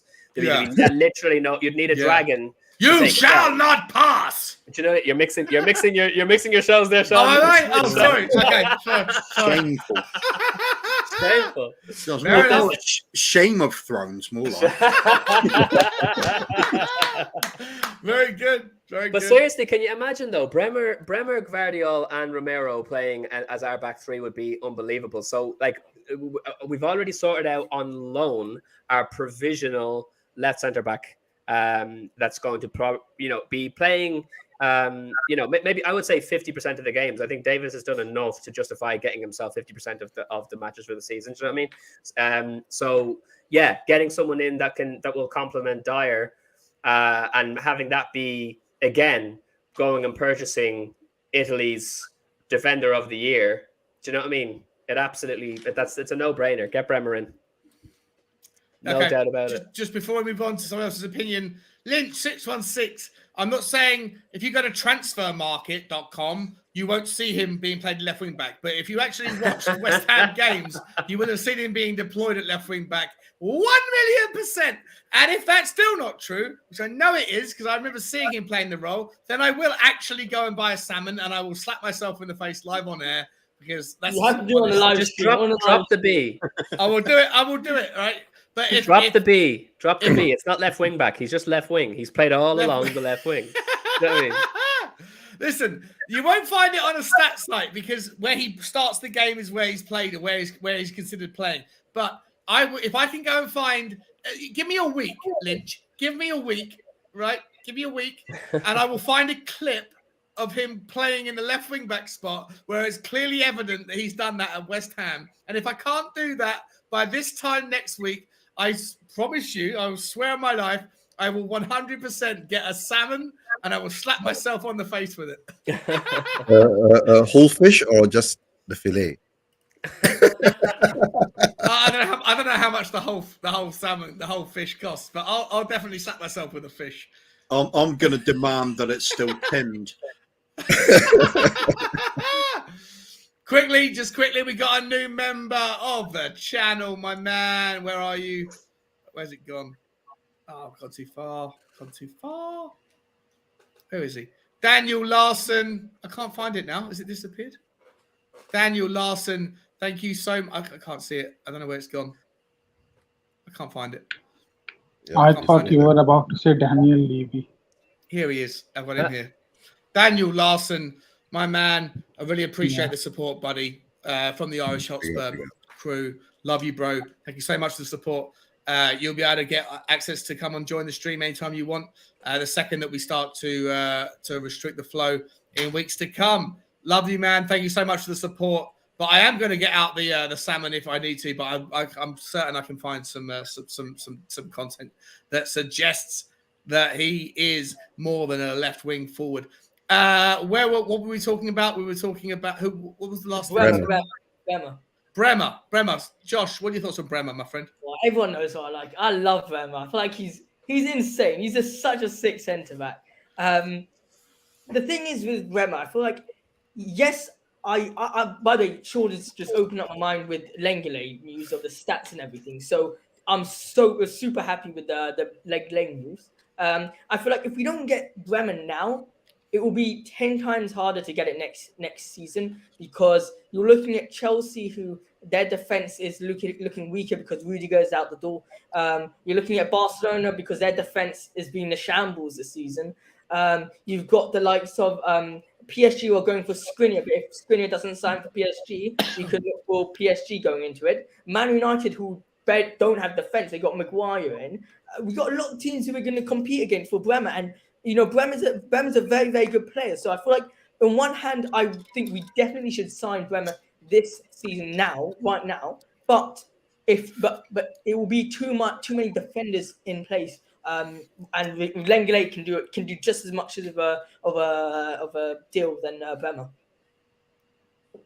Yeah, okay. I've got a beauty of a question for everybody. Take it away, bro. Take it away. If we have the chance to sign Bremer. Wait. Is this something that could deserve one of my videos? Is it like I think it is actually. Yeah. Was it a would you rather or make the case? Would you rather? Okay, ladies and gentlemen, we started bringing the content back that we used to do. We just slice and dice this bad boy like a salmon that's apparently going to get slapped around my grid in the next couple of weeks. Here we go.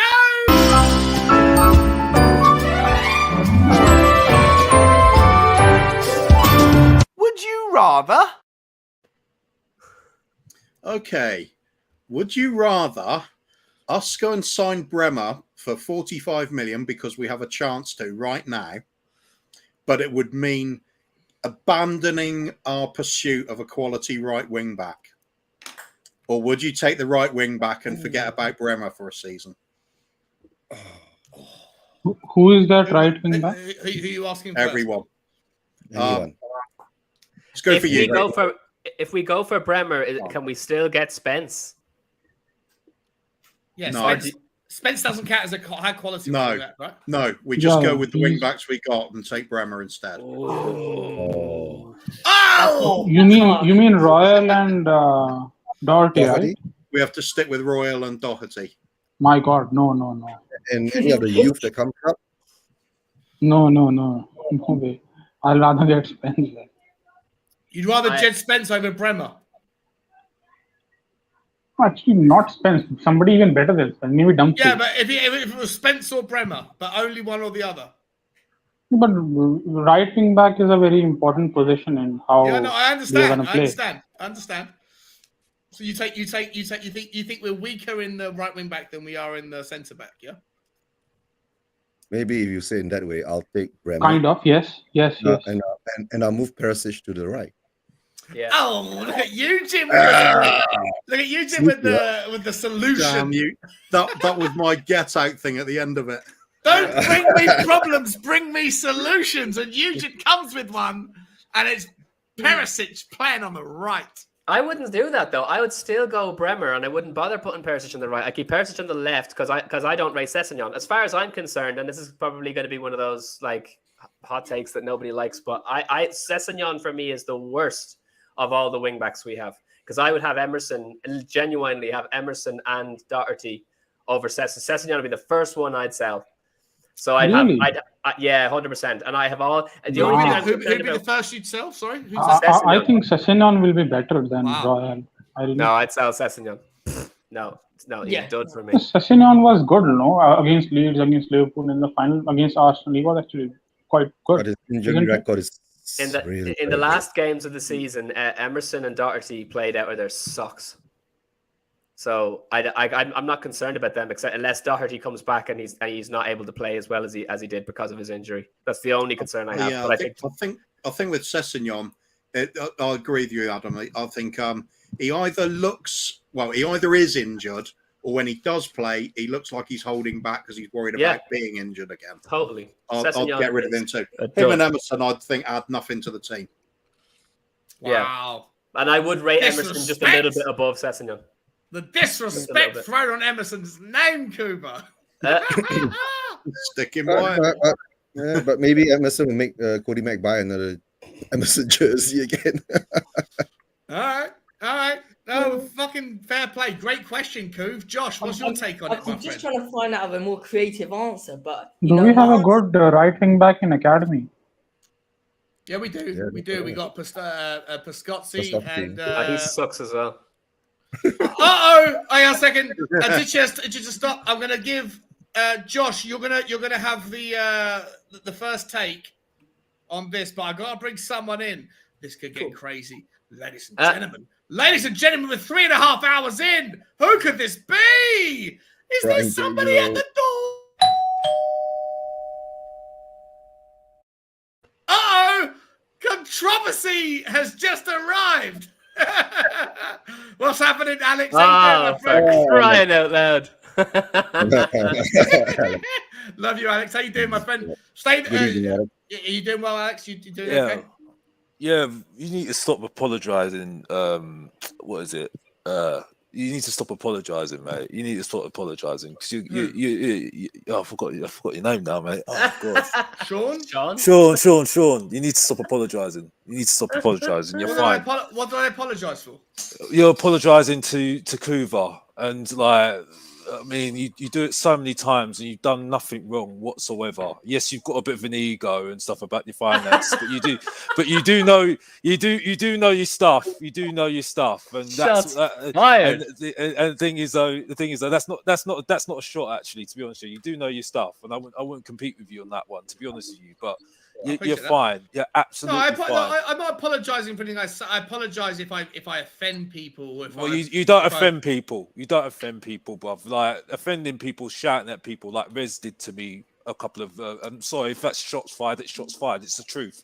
It's like that. That's shouting at people. You know what I mean? You know what I mean? And being patronising. You know what I mean? That's how you do it. But you're not like that, and that's not having to go at you, Kuva, as well. You know what I mean? It's good to have these sort of debates anyway. You know what I mean? It's like that's what the Tottenham fan base needs to be like, as far as I'm concerned. You know what I mean? That's how it is. All right, I appreciate you saying that, Alex. I do appreciate you saying that, man. I'm being careful because I've got a young person here, by the way, so I'm not going to swear or anything like that. You know what I mean? No, all good, you, all mate. good. You know what I mean? Bring him or her on if she's got decent opinions. They're very welcome. But before we come to you, Alex, we're gonna go around. But I just want to get Josh's take on. What was the actual question? What was the question? Bremer versus a Bremer right over. Yeah. Would you rather go big on a centre back if it meant having a substandard right or no change in the right wing back spot? Is that right, Kuba? That's the question, right? Yeah. Or would you rather go big on the right wing back spot if it meant settling for what we have centre back wise? That's you, Josh. What do you think? Oh, me. Okay. I thought you were asking Kuba. All right. No, sorry, I was asking you. I would take Bremer in because I feel like Matt Doherty is a right wing back. It's not like he's not a right wing back, and he can play as a right wing back. Therefore, I feel like the three in the middle will be strong enough to defend and help Matt Doherty out with his mistakes if he does do any mistakes. Obviously, you got the answers of moving Perisic to the right, but if we have to stick with the formation now and choose or to play Jed Spence or Bremer, I'd take Bremer in and move Matt Doherty to the right wing back, because towards the end he was doing very, very well. He had a good spell and until his injury. But just like Sean, you like Emerson, and he can also play maybe as a right wing back. But if it was up to me, I'd choose Bremer and Matt Doherty on the right. Okay, nice. It's a great question, Kobe Groove. It's a great question. And I agree, Josh, completely. And I agree with you as well, Josh. Actually, we're going to bring in more games now. We're going to start doing more make the case and all that stuff. I've been forgetting to do it. I've been very neglectful of the content that I built over the last couple of months. Alex, welcome to the show. I appreciate your support of my takes. However, I want you now to go as wild as you would like to go. Don't say that to Alex. What are you doing? No, I want him to feel free. I don't know, Alex. We've spoken about a dozen different topics here right now. What would you like? You came on for a reason. Clearly, something has triggered you to the point you want to come on and say something. Is there any specific thing you want to talk about, or should I give you a question that's out of the blue? Well, I'm just saying that. I mean, I don't know what the big deal is at the moment about the transfer window. Like I said, I think I'm not going to go on what I've said already. It's just repeat, and I've not changed my mind. In terms of the season, I think people forget that we've got a World Cup at the middle of the season. I think people have completely forgotten that. People forget that we haven't done 2 games a week. People completely forget about that. People forget that there's going to be a lot of pressure on Tottenham with all these signings that are going and coming through the door, and expectations are going to be coming that as well. So for me, at the moment, Nothing can be proven at the moment. I'm not looking at anything at the moment until after the World Cup. Maybe even later. Later than that. And that's it. Are you not happy? Are you not happy with the window so far? I'm indifferent. I'm looking How at can you it be like, indifferent? because I'm looking at it like this. I'll tell you why. Pulisic is okay. Yeah, he's a good signing. Okay. Foster's Basuma's a good player. Basuma's a very good player. I can't lie. Basuma's a very good player. What is it? Lenley's another reject. Then you've got Richarlison. Meh. Yeah, cool. Okay. Yeah, I'll take him more than Jesus, another reject. You know, Arsenal. By the way, just so I could just make it clear, and if Arsenal fans want to clip this, is absolutely fine. You're not our rivals anymore. There's no Arsenal fans going to clip this, mate. This channel is tiny. You're not our rivals anymore. You're not our rivals. West Ham are more our rivals, mate. You know what I mean? Like, you got Arteta as your manager. You're having a laugh. Like, we play rubbish against you. We still beat you so easily, bro. That's how easy it is. You know what I mean? Let's not go there. You know what I mean? Leicester City had the second team out and they played better than us. And I was there watching it. You know what I mean?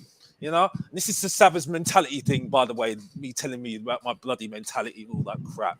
Anyway, moving on. You know what I mean? If I hadn't met Alex in real life, I'd have thought this is a character he's doing. Alex, one second. Adam, 1 second, mate. Josh, you got to go, bro, yeah? Yeah. Thanks so much for having me, guys. No, before you go, bro, I haven't got your links up, man. I love you coming on, man. I know you're a young fella, but you're always making good points and good sense. You're always welcome here. What's your you haven't got a YouTube channel, have you? But you do have an Instagram. So channel. We're growing slowly. 500 subs today. So congratulations, man. Thank you. Nice almost 10K on Instagram. Dan is another guy, right? Wait, hang on. Guys, thank you so much. Keep keep going with the great content. Fantastic. Josh, have you got your channel, mate? Can you What's it called? Get me the link for it. Yeah, but if you can get me the link for it and put it into the private chat just before you go, I'll plug it for you now. Oh, you got it. You've done it. Okay, perfect. Okay. I hope I didn't swear in front of you, by the way. Mate, because I don't say it. Yeah, good. Yeah, that's all right. Ladies and gentlemen, this guy's Josh. I really appreciate you, my friend. Have a good one, man. Take care. Ladies and gentlemen, Josh's channel is in the comments. If we are what we are supposed to be about in this community, which is helping everyone get along, Josh he's 16 years old, and he's got some wonderful opinions that I agree with a lot of them on. And great courage, and it's amazing to have him on. So, guys, if you're still watching this, there's 200 of you watching this channel right now. It's amazing numbers, by the way, considering who we were up against today. Then do me a favor and hit that link for Josh and just click the link. It will open up a tab and then just hit the subscribe button. And then over time, no doubt his channel will grow. 500 subscribers already. It's only been going a few weeks, so it's wicked for him. Thank you, Josh, for coming on, my man. Where were we? Kuva, is it time? It's time for the next game.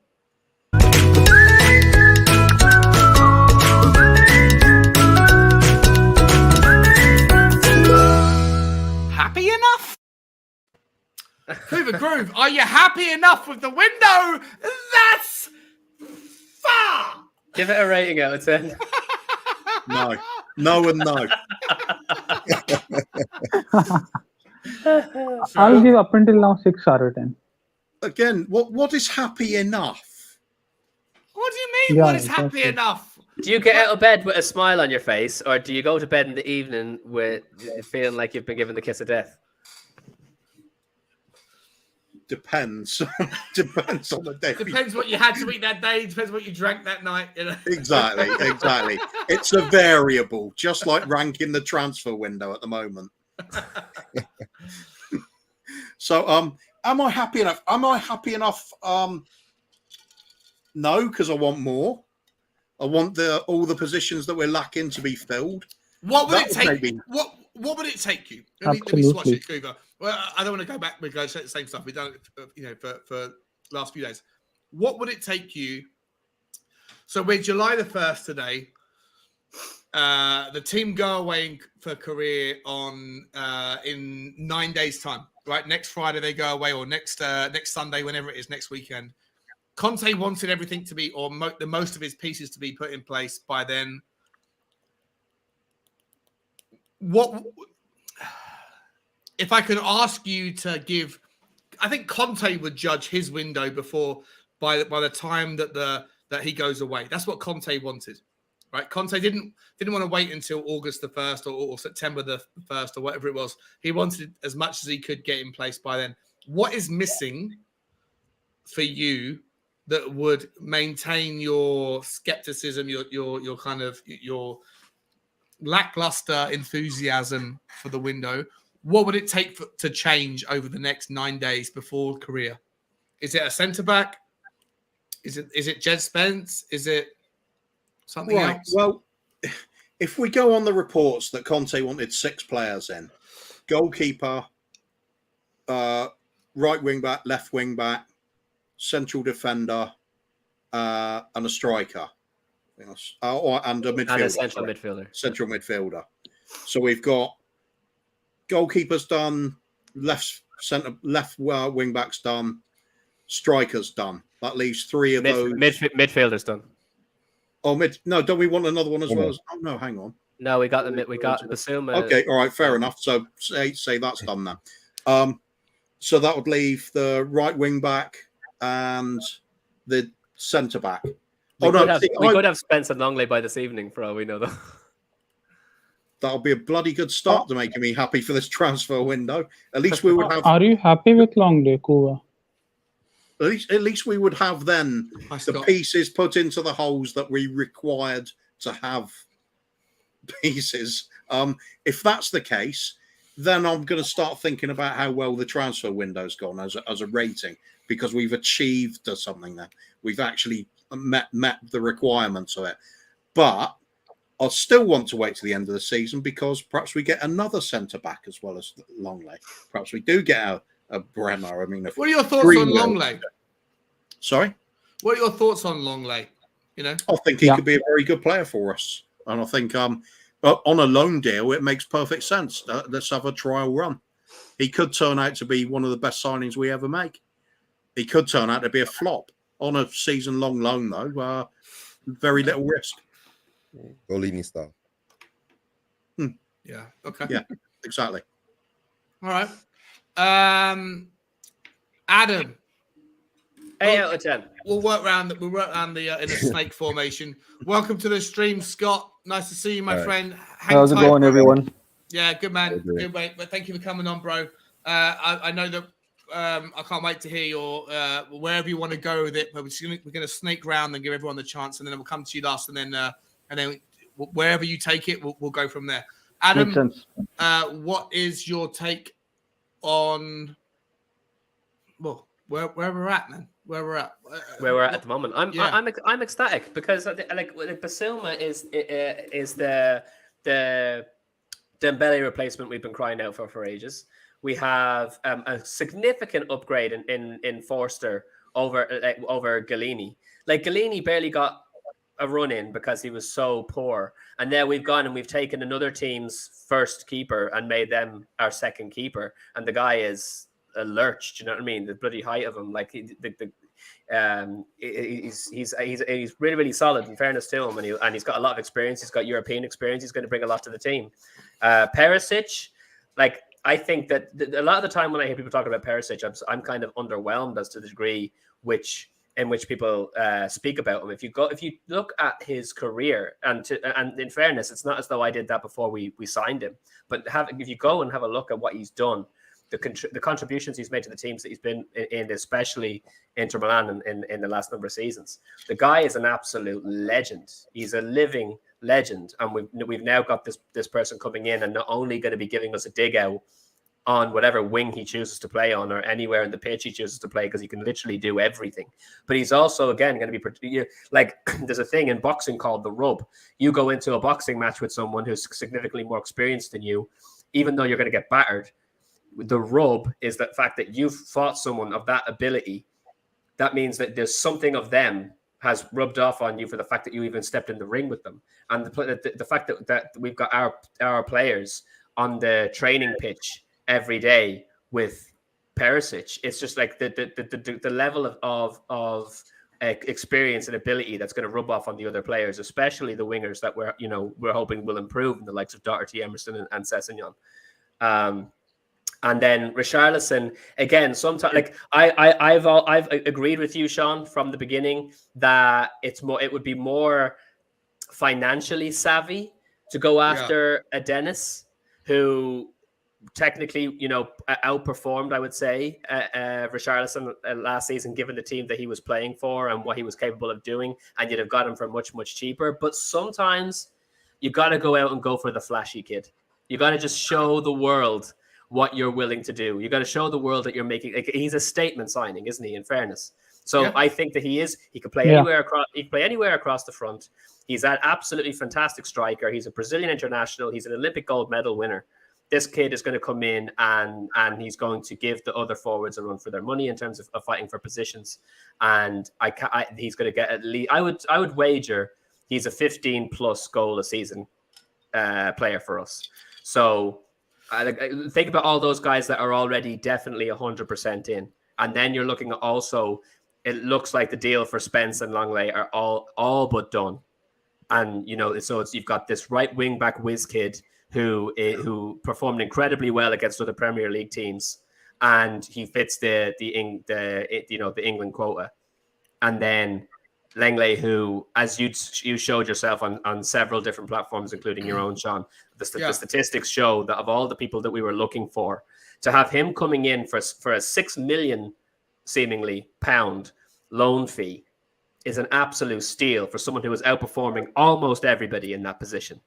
Well, I just want to caveat my proclamation of him as being a top tier signing, or someone that's gonna, I've got no fucking idea about whether this guy's going to be a good signing or not a good signing. I was just basing the reason why I did what I did was I've learned how to look at the stats thanks to Kuva and thanks to Will. I've spent a lot of time doing it, but stats, as Kuva knows, and Kuva and me, I've been on the same stream as you, Kuva, when I've done this 2 or 3 times now, and we both go through the motions of saying, "Hey, listen, stats are stats." Right, you have to factor in the context. You have to remember that we're not looking into the details. We're not going into the rabbit hole of where those stats were created from. What was he outperforming against a really poor team and underperforming against a good team? How did he play in a back 4 versus a back 3, or the league, or the formation of the teams? There's so many variables that you can't see that are baked into the stats.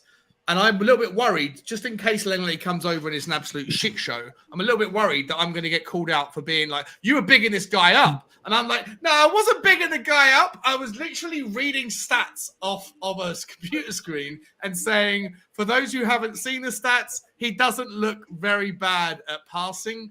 But we have to remember he's coming in as a loan option, though. Do you know what I mean? He's not. Yeah. We're not signing this guy. Yeah. He's coming in because, unfortunately, at this moment in time, the 2 people that we know that we really want for that position are Bastoni or Gvardiol, and neither of them are available at the moment. So bringing Langley in for a season-long loan that's only going to cost us 6 million is a stroke of genius. Do you know what I mean? Considering that next season we'll get someone better. Adam, especially the reason why I think it makes sense. Not only do I think the stats show that he's capable at doing the things that you need from a left-sided centre back. I think he's very good with passing. I think he's bad in the air, but I think he's good at tackling defenders that are dribbling at you. All the things I've mentioned before. But where I think that it makes sense is that let's presume the fact that we're going to get him in. Let's presume that Conte really wanted Bastoni, but he couldn't get him. Right, this season he couldn't get him. Let's say we really wanted Gvardiol and we couldn't get him, and we can't because Gvardiol's just signed another deal, a 5-year reorganization of his contract, where He'd cost 85 million or something like that. Well, it's 45 million release clause, Bremer, but it please. looks a lot like the Haaland structure, where you have a low release clause, but you're baking in agents' fees and family fees or whatever, right? So let's presume if Lenglet's coming in, that it's a stopgap to give a little, not necessarily a first choice, but a competition for Ben Davies. Let's presume that we're going to do that and then spend the next 12 months working on the Gvardiol deal for next summer or the Bastoni deal for next summer. And that's okay with me. That's okay if that is what the plan is. If the plan was we need someone now, oh shit, we can't get anybody, let's settle for Lenglet, then I don't know, and who knows what the truth is, Adam. But for me, if it depends on the narrative, right? If the narrative is we can't get them now, but we can next year, well, let's not go and spend 40 million quid on an Ndicka or a Hincapié or someone like that who we don't really want. But because we can't get what we really want, we have to settle. Well, let's not do that. Let's go and get a Lenglet that can do a job, and then next summer we can figure it out. Then I'm okay with that. But if the narrative is more, he's the best we can get, he's the best we can get, so just get him anyway, then I'm not okay with that.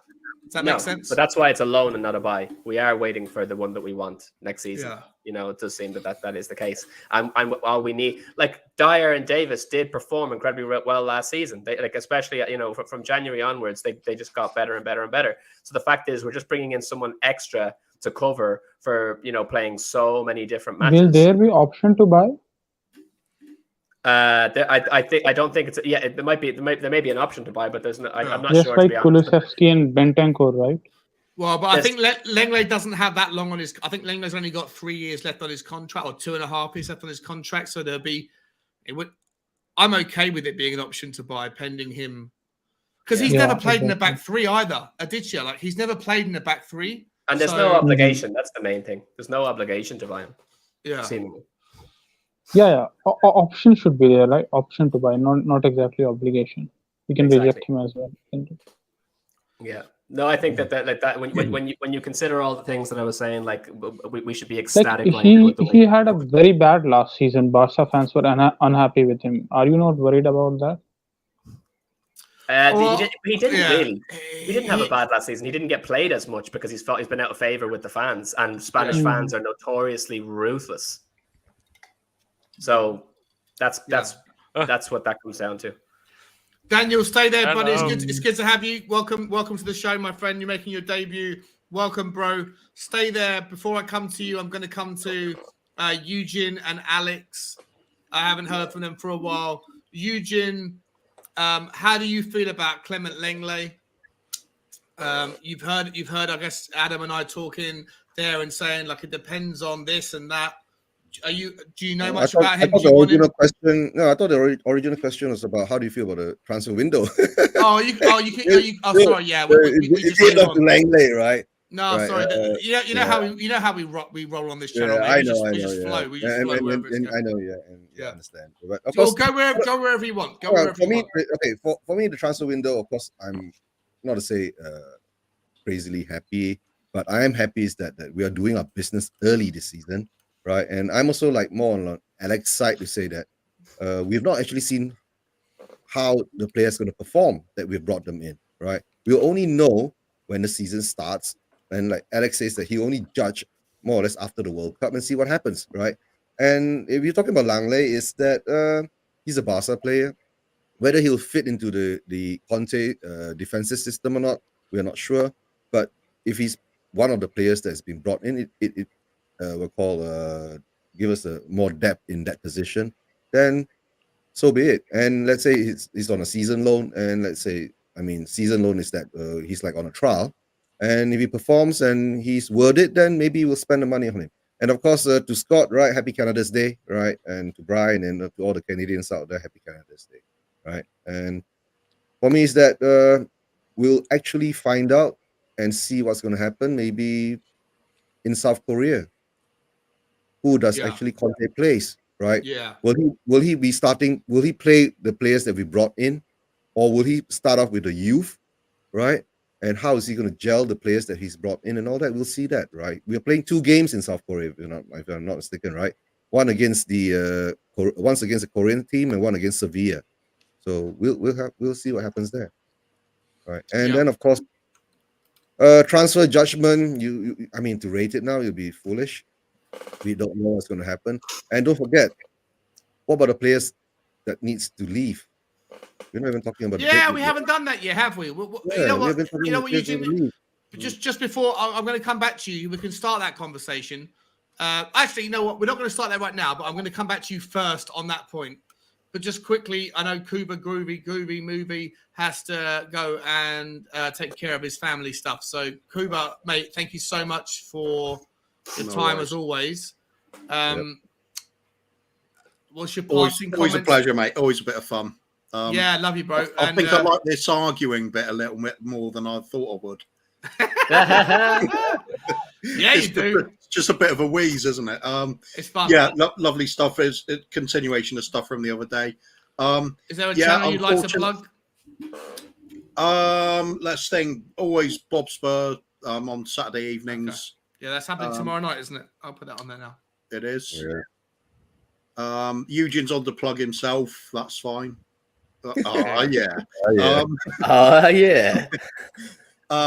Otherwise, just big up any of the little channels people see out there. If you've enjoyed a bit of content, just give them a little tickle on the subscribe button. Give them a like. It goes a long way, and it keeps content creators. It gives them the encouragement to keep going with stuff. So, big up everyone. Cheers, Kobe Group. Love you, man. Big love, Kobe. Love you, buddy. Yeah. Take care. Okay, so Eugene, before I'm going to press pause on your argument, on your idea about the players going out, because that's actually something I'm going to write this one down. Players leaving. We're going to come back to that in a second, but I just want to come quickly across to Alex. You've been waiting patiently, my friend. We were talking about. There's a few things we've been talking about since you last spoke. We were talking about the kind of window so far, but I think you already said that your piece on that. Adam, I didn't finish my piece on it. Okay. Yeah, I'll take notes. Oh, sorry. Okay, mate. Don't worry. Just firstly, I just need to say this: people that saying that Dyer is a very good player, honestly, let's stop digging a hole for ourselves. Honestly, I've never heard such absolute rubbish in my whole life. Honestly, I started falling off my chair when I started hearing about Dyer being in the England squad. I was like, oh, because Maguire's not playing well. Really? The back three makes him look good, bruv. Like Højbjerg, like Skip making him look good all day long, bruv. You know what I mean? England player back three. No, it's rubbish, bruv. It's rubbish. You saw that game against Norwich. He was the worst player on the pitch, bruv. All day long, bruv. You having a laugh? Please, bruv. I don't need to hear that rubbish, bruv, telling me that he's a great defender, bruv. Davis was always a good defender. I was telling David all day long, bruv. And I'm still waiting for that receipt all day long from him, all day long. You know what I mean? Because I've told you he was very good anyway. You know what I mean? It's made me laugh. I fell off my chair when I heard Longley's actually replacing Dyer. I was like, really? Okay, that's Don Prachigy at the works. Anyway, let's not go there because I've already I said my piece on him. No Don. Let's not go there. And also, I need to remind people as well. Have everybody forgotten about these regulations that we need to follow in Europe? By the way, how many foreign players are allowed in the squad? 17. Because at the moment we're getting loads of foreign players left, right, and centre. We're not thinking about how many foreign players are you allowed in the squad. And what happened last time when we were in the Champions League and we had loads of foreign players in the squad? Look what happened. Players were left out, weren't they? You know what I mean? Oh, that makes a very happy squad, isn't it? You know, a really happy squad, isn't it? It's a good point. You know what I mean? So I'm sorry, this rubbish. I mean, we're trying to sell Winsoff, and that's another homegrown player. Oh, Tanganga's going as well. He's another homegrown player as well. Yeah. Oh, great. And then we're saying, "Oh, Dyer's playing well, isn't he?" A lot of people though defend completely forgetting it. And this is the thing. Everybody says, "Oh, we don't like Spence, though. We don't like Spence." Why do you think we're going to get Spence for? We need a homegrown player, don't we? Because we're not going to get any foreign players in, aren't we? If we're going to get rid of, will you take Lingard, Alex? If you're going to get foreign players in, you've got to get foreign players out. Because the fact is, and this is the thing. I'm trying to be careful what I'm saying here, but this is not my fault. This is the regulations of UEFA, by the way. It's like when you've got players like Doherty, Davis, Dyer, Rodon, who are not foreign players in the Premier League and foreign players in Europe, you've got a problem there, haven't you? You know what I mean? Simple as that. You know what I mean? So no, but they are not homegrown, right? If I'm really honest with you, I only came Joe on. Rodon is not homegrown. If I'm really honest with you, right? Because I've bantered everybody about this anyway. I've only come on because you know, I wanted to tell Sean that he needs to stop apologizing for himself. But if I'm really honest with you, I don't really give a monkey's about it. I don't really care. No, because you're. I appreciate you. You're very good, Sean, and I'm just trying to make sure that you know you don't. Thank you, man. I appreciate that. You're very good. But what I'm saying is, I'm bored of the transfer window, bro. I'm bored. I'm literally bored of it. I'm waiting for the games to start because the thing is, though, all I'm hearing from Tottenham fans say, we're in a FIFA generation, by the way, bro. We're in a FIFA generation. I know. I know. Honestly, I mean, the thing is, though, we just put stats up. We're getting all excited about it, jumping up and down. The only reason why we're allowed to put stats up is because we can't put the match up, the highlights up. You know what I mean? Because we're going to get copyrighted. You know, and that's what people want to see. They want to see what's actually on the pitch, bruv. You know what I mean? There's a reason why people listen to Alistair Gold when we're at in lockdown, bro, because he was there at the pitch and he saw things that we didn't see when we were watching on the TV, bro. You know what I mean? You know, this is the thing. I don't think there's anything wrong with stats. As long as you take but stats goes over the top, bruv, man. I get it. If we're going to go on about stats, bruv, we're going to say that Højbjerg's a brilliant midfielder when he's a bang average midfielder, bruv. Stats are misleading many times as well. And I don't care because I've argued the biggest support of him all day long. Ellie, the Queen, by the way, yeah. But still, I don't agree with her about Højbjerg all day long, but Højbjerg is average, bruv. Skip would have made him look better than him all day long, bruv. He was making him look good all season, bruv. Makes it sure that he's good as well because Conte was getting wound up that he was getting injured every single time, bruv. He was having the staff, the medical staff about him, bruv. So that's how good he is. And then people telling me that he's average. Oh, he didn't do anything. When he went to the Championship, bruv, he ripped it apart, bruv. He ripped it apart. Yeah, he ripped it apart. So that, I know how you feel about stats. I get it. But stats are misleading, bro. Many a times. Yeah, of course they are. You know that, Sean. Yeah, of course, 100%. I don't say things. I make statements because it's Mr. Box Office talking, bruv. And when he makes statements, bruv. You know what I mean? Yeah, but your statements are based on. When you make statements like when you say statements your like statements are based on your opinion. Not your rivals, bruv. They're not your rivals. They're not your rivals, bruv. Because you've got Arteta as your manager, bruv. Alex, wait, bro. Your statements, whilst they're entertaining, are based on your opinion and stats. Stop digging a hole for yourself. This is the guy that does an appreciation night for Daniel Levy, brother. Honestly, I've never heard such absolute rubbish in my life. I'll argue like listen, bro. I agree with that. I'll take your opinion on. I'll take your opinion on everything. But if you want to have a debate on Daniel Levy, come with a solid, cogent argument, and I will bury you. Appreciation I will night. bury you. Mr. Appreciation night for Daniel Levy, bruv, man. I'll bury you, bro. I'll bury you on everything. You are the most appreciation night for Daniel Levy, bruv. All I need to say I'm not. All I need to say is Pochettino. Yeah, the reason Sean is very political. That's what I think about Tottenham. The day Pochettino got sacked. Sorry, we're going off topic, but you know, transfer window and everything else. Right, wrap it up though. Make it a quick point. I'm not going to bat it. I won't. I promise you, I won't bury you on Levy right now. You will not bury me, bruv, because I bury you. I bury everybody. I will bury anybody on Daniel Levy. You cannot bury me, bruv, in 1,000 miles. I will bury anybody. You cannot bury me, bruv, because I'm the talking lyrical guy that talks everywhere on the table, bruv, all day long, bruv. So don't come with me, bruv.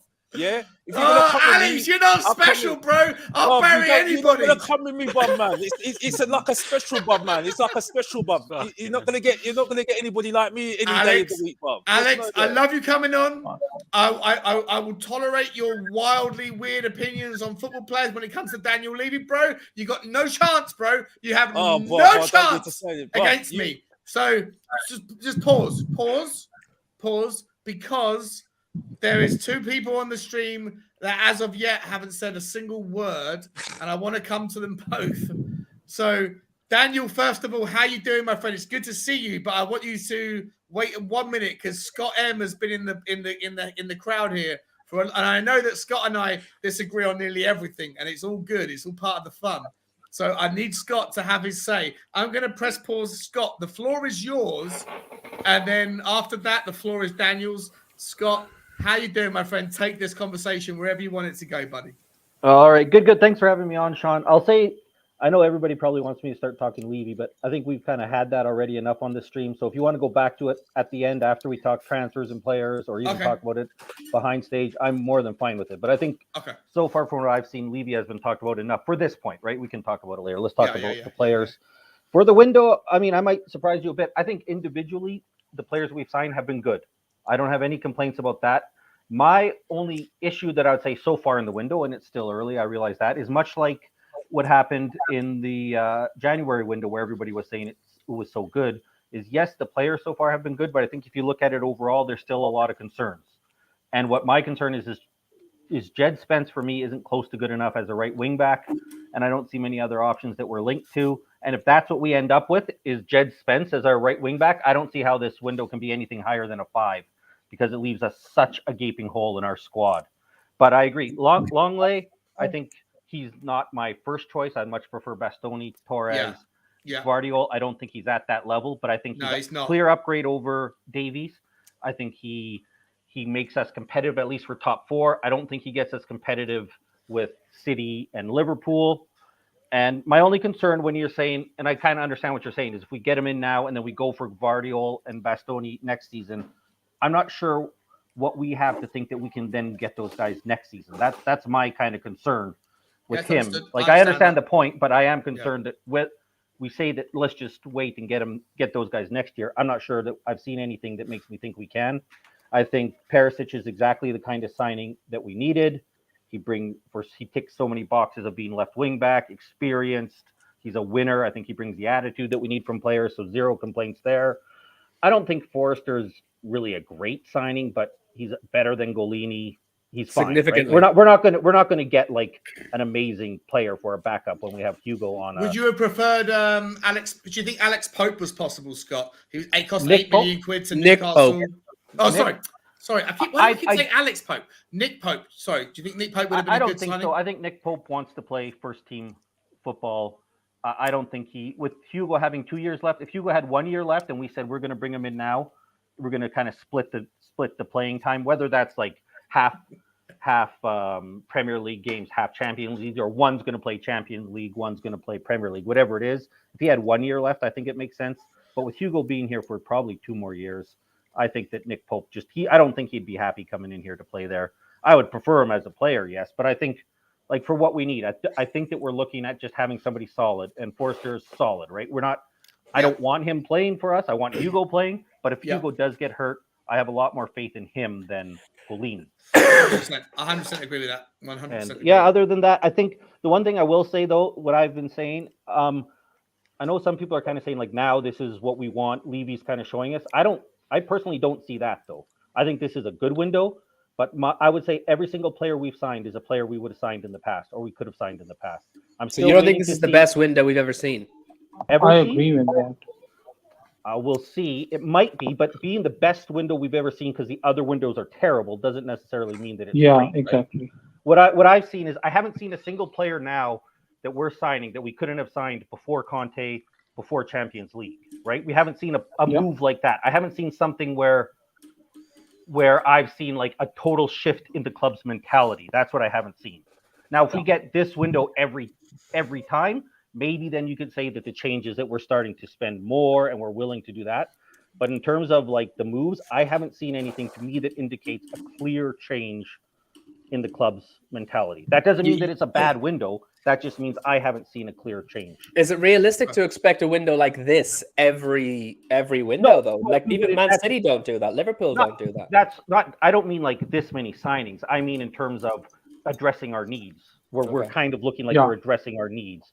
That's why I'll say people will say, "Oh, our window is better than City's because we've signed 6 players and they've signed 2." But I think theoretically, with their needs, City's window has been better than ours because their team is already so good. Their team, but no, what I mean by if we see a window like this, Adam, is what I mean is when we see that we have clear needs, we address them. I don't think we've done that in the past, and that's one thing that I think we're doing better now than we would have in the past. Is that we aren't kind of saying, "Oh, well, we can only get 3 guys in." We're getting much more of our needs filled than we normally have, and that's because it's good. not an in for out anymore. It's not a get a player out to get one in. Yeah, now it's not. Just We buy can what only we get need. 3 guys, and we're going to have, we're going to have Harry Kane play 100 games, or we're going to hope that Davey. Well, I guess one of my complaints about the window would still be that if Longlay's the only center back we have, that's not clear. That's not good enough at all, right? I like him. I think he's a decent player, but it can't be Longley as the only center back we get in, because we can't think that Dyer and Davies are going to play. I'm going to say as well as they did, because I don't think they really played that well last year. But we can't think that if you did think they played well, we can't expect that they're going to play that well when we've seen how they've played over their whole careers, and they both have had long careers and not performed at a level. So. So I think, if that makes sense to you, Sean, I think overall, individually, looking at all the players, I agree. I don't have a issue. Richarlison isn't my favorite. I would have preferred Jesus or Rafinha, but he's not a bad player. He's just not my preferred player. But I do think there is some concern about the overall squad building, especially in terms of center back. I think we need better than just Longley, and right wing back especially. That's gonna really determine the whole thing for me. Really is. Yeah, and it doesn't mean it has to be Hakimi or nothing, but no, 100%, bro. I actually agree with everything you just said. I literally do. I feel like we've done good. We've done bits. Bissouma, I think is going to be. For me, it's about the marquee signing, and at the moment, it looks like it's Richarlison. I'm not that blown away by Richarlison. I think Bissouma's a better signing than Richarlison is. I think Perisic, we'll see. Right, we'll see. He's 33. Who knows what he's going to be like? And I agree with you about Forster as well. There's literally nothing I disagree with what you just said. So I think we're on the same page, which I think is probably the first time. Over the last 6 months I've known you, I think we're on the same page. You know what? And it's easier for me being in the chat and you only seeing the certain things. I think we're actually on the same page more often than you think, Sean. It's just that some of the bigger things that stand out that we disagree with. Levy's where we have contention, I guess. Levy right? and Emerson. Oh, and Emerson. and I'll tell you what, we can talk backstage maybe, Sean, but even Levy, I'm not sure we're as far apart as it might seem. We're just very vocal about our opinions, I think. But I think if you broke it down and had a long discussion about it, we'd see we're not necessarily as far off as it seems. We just come off both as very extreme. Because I think you say yourself, 100%. Right? You're not so much 100% Levy in. You're just not as much out. But I think because of this discussion, you almost get you get pushed into that. About Daniel Levy. If there's any truth to the rumors that Daniel Levy and Enoch want to sell, and if there's any truth to that, and that there's somebody that's going to come in and pay $7.5 billion or whatever the new valuation is. And look, they're probably right to think that they can sell it now because it will be peak valuation. Peak valuation would make sense to these guys. If there's someone else that wants to come in and that particular person has obscene amounts of money and they can do it in a way where we can, do everything that you don't want in Levy that you can find in somebody else that doesn't also conflict with my personal opinions about money laundering or sports washing or legitimizing bad regimes, etc. I'm all for it. Like I don't care about Daniel Levy. He's not going to be in like charge Leicester City owners, right? Yeah, but Leicester City owners are not. Oh, guys, Leicester City owners are not clean too. Not clean either. Exactly, 100%. Listen, before I get stuck into the back, they are not politically involved in all those things, right? But they're not. Like they're not personally, they must have done some wrong things, but I'm talking about regimes like backed by countries. Yeah, like that. In that way, even Enoch are not clean. No, Enoch must have like Joe Lewis must have done so many wrong things, isn't it? Before we get dragged into another Levy debate, I do want to get in my man Daniel. Welcome to the show. Sorry you've had to wait half an hour to get your word in, bro. This is the way it works on this channel. It's just madness. Everything crazy happens. I hope you're doing okay, Daniel. Listen, man, you can take the conversation any way you want. You can start with. I'd rather you didn't start with Levy. If you want to start with positions, transfers, money, positions, Richarlison, wherever you want to go, I'm happy for you to go. But please don't make it Levy to start with. How about that, Daniel? Is that okay? That's very fine. I don't have anything to say on him anyway. So okay, perfect. But we can. We can talk about the transfers maybe. I don't know why everyone is so pessimistic. It feels pessimistic almost for me. But we should be optimistic. These are fantastic signings. What would you give the windows? What would you give the window thus far? Don't rate it 7. Yeah, that'll do. That'll do, bro. That'll do. Listen, Bissouma is going to perform. Perisic is going to perform, and Richarlison is going to perform for us. At the end of the story. Yeah. And Forster is going to be a decent backup. He's a giant, so he just do his job. But it's not the end. It's going to continue. We're going to sign more players. And also Spence, I got to say, I'm not too convinced about Spence either. I think he's highly overrated. I think I'm with you. His numbers in the championship was pretty average, in my opinion. But he needs to be a backup more than a starter. So, yeah, I don't want him as a first starter. And Langley, again, Langley feels like, for me, it's like what we are with Wings, Barcelona fans are with Langley like we are with Wings. They hate him. We hate the Wings. So I just don't know too much. I just don't. But the thing about Harry Winks has got a good way of protecting his stats as well, I guess. Right? Maybe you're right about that. Maybe Langley's stats are padded as well. Just like Højbjerg. Oh wait, whoa! What? The one thing you'll see me agree with Alex on. I love Alex to bits, by the way. But and when you meet him in person, he's such a lovely, genuine, big-hearted guy. But my goodness, there's a lot of mad stuff that comes out of that man's mouth. But his idea of Højbjerg being what's the word? What's the word when you overly esteem someone? No, when you overly esteem someone, the word has gone out of my head. Overhyped. He is overhyped. He is definitely a bang average player. Højbjerg is a bang average player. I'm not having that. Wow. No, I'm not having that. Ellie's gonna hate you, bro. But he is. It's not a controversial opinion. It's true. He's bang average. What? He's not in our top 5 players. He's not in, even before. He wasn't in. I'm not sure he was in our top 5 players before the transfer window opened. He really so much, man. Hey, boys and girls, just 1 second, Adam. I think I've just seen in the private chat, Eugene. It's time for you to hit the hay. Is it? Yep. It's 1 a.m. here in Malaysia. Adam, thanks. Great to be with you finally on the show too. Pleasure, man. Darren, right, great to meet you too. And Scotty, long time no see. How you doing? Hope the kids are well. Right. Yeah, always great to see you, Eugene. We'll be back on the Persuasion doing the watch-alongs if you do it next season. The 5-hour, 6-hour streams. John just does it 6 hours straight talking. Yeah, I just keep going. I keep getting more and more drunk and more slurred as we go along. It's part of it. Guys, and don't forget that if you go back further up, earlier in the streams, right? It's all allegedly, right? It's all allegedly. Right. Guys, take care. Cheers, have a good show. Go on to about 6-7 hours. Maybe I'll see you next morning. Right. Bye-bye. We're definitely going to wrap it up soon. Cheers, Eugene. Right, appreciate it. See you soon, buddy. God bless, brother. Okay, ladies and gentlemen. Daniel, I'm going to come back to you in just a second, but this man, he tried to come on last time, but he was working and couldn't make him in. Let's get the guest selection on. All right, next contestant, spin the wheel again, please.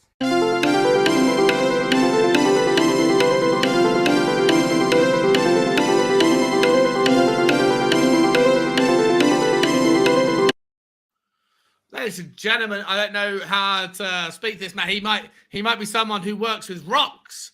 He might be somebody who wears, I don't know, I've got no idea. He's a caveman, though. We're going to call him the Caveman. Welcome to the show, buddy. How you doing? I'm doing all right. How are you? Yeah, welcome, bro. Welcome. Well, you're in Detroit. Did you say you were in Detroit last time? Boston. Sorry, my friend. What's your name? No worries. So my name is Kevin, and Caveman is just a nickname my family gave me. Nice, man. It's good to see you. Yep. It's good to see you in a home environment, but rather than the the workplace, your workplace environment where I think you were making shit and stuff. I guess, yeah. That actually killed my introduction. I was gonna say sorry if you hear any tools going off besides myself, but but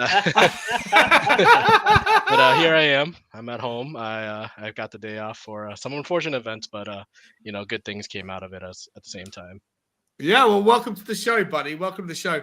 I was going to go back to Daniel before I came to you, but Daniel's disappeared for a week or something. So I'll come across to you straight away. What particular part of the conversation that we've had so far, and it's been quite varied, quite wide and varied. What particular part would you like to come on and have your say on?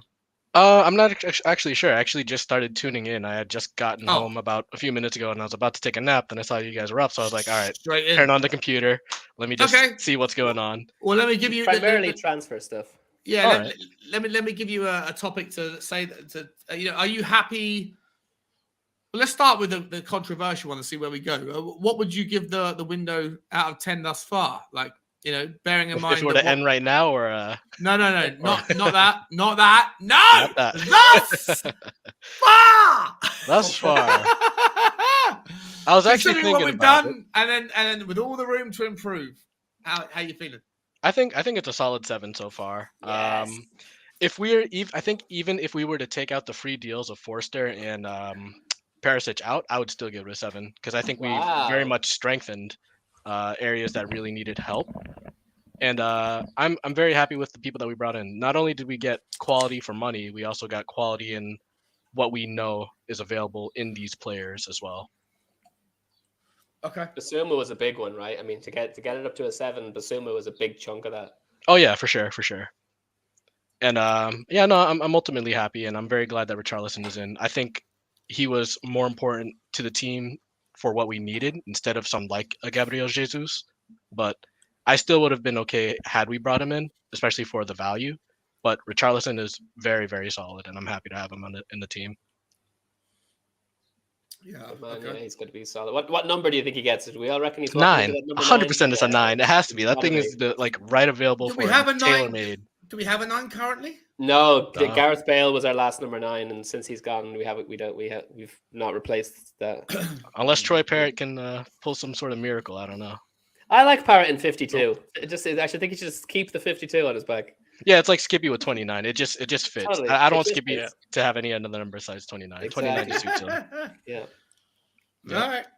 No, Parrott cannot be on this squad, right? We agree. Like we all like him going forward, but he cannot be part. Like he needs to go. He didn't even reach double-digit goals in League One last year. That's a concern. And it's great that he's showing stuff for Ireland, but to me, like you look at him going to the championship and see if he can take that step up. No, yeah, definitely. We hate saying it, but it's one for the future, right?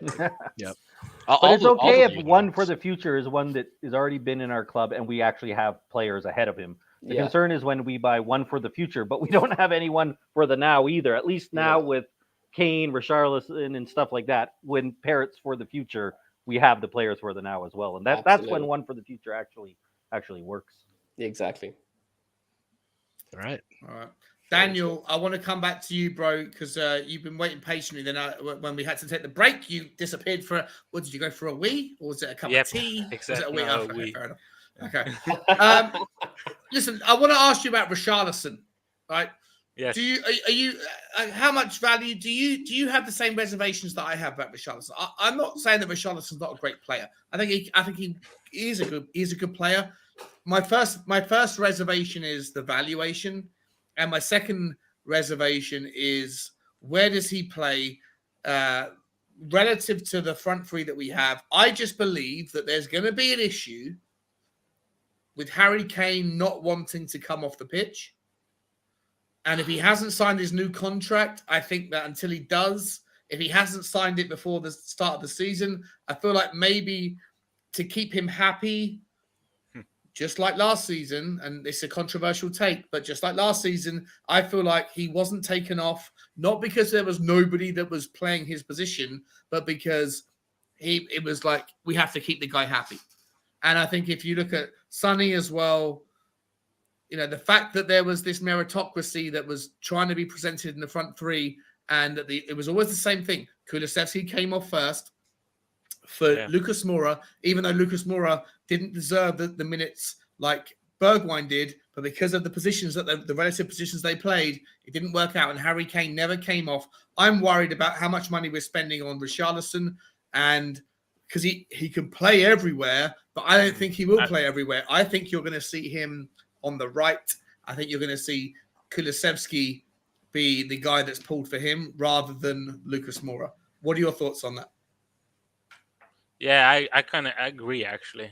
But the only thing I disagree with, I think he's more of a left winger or a striker than a right winger.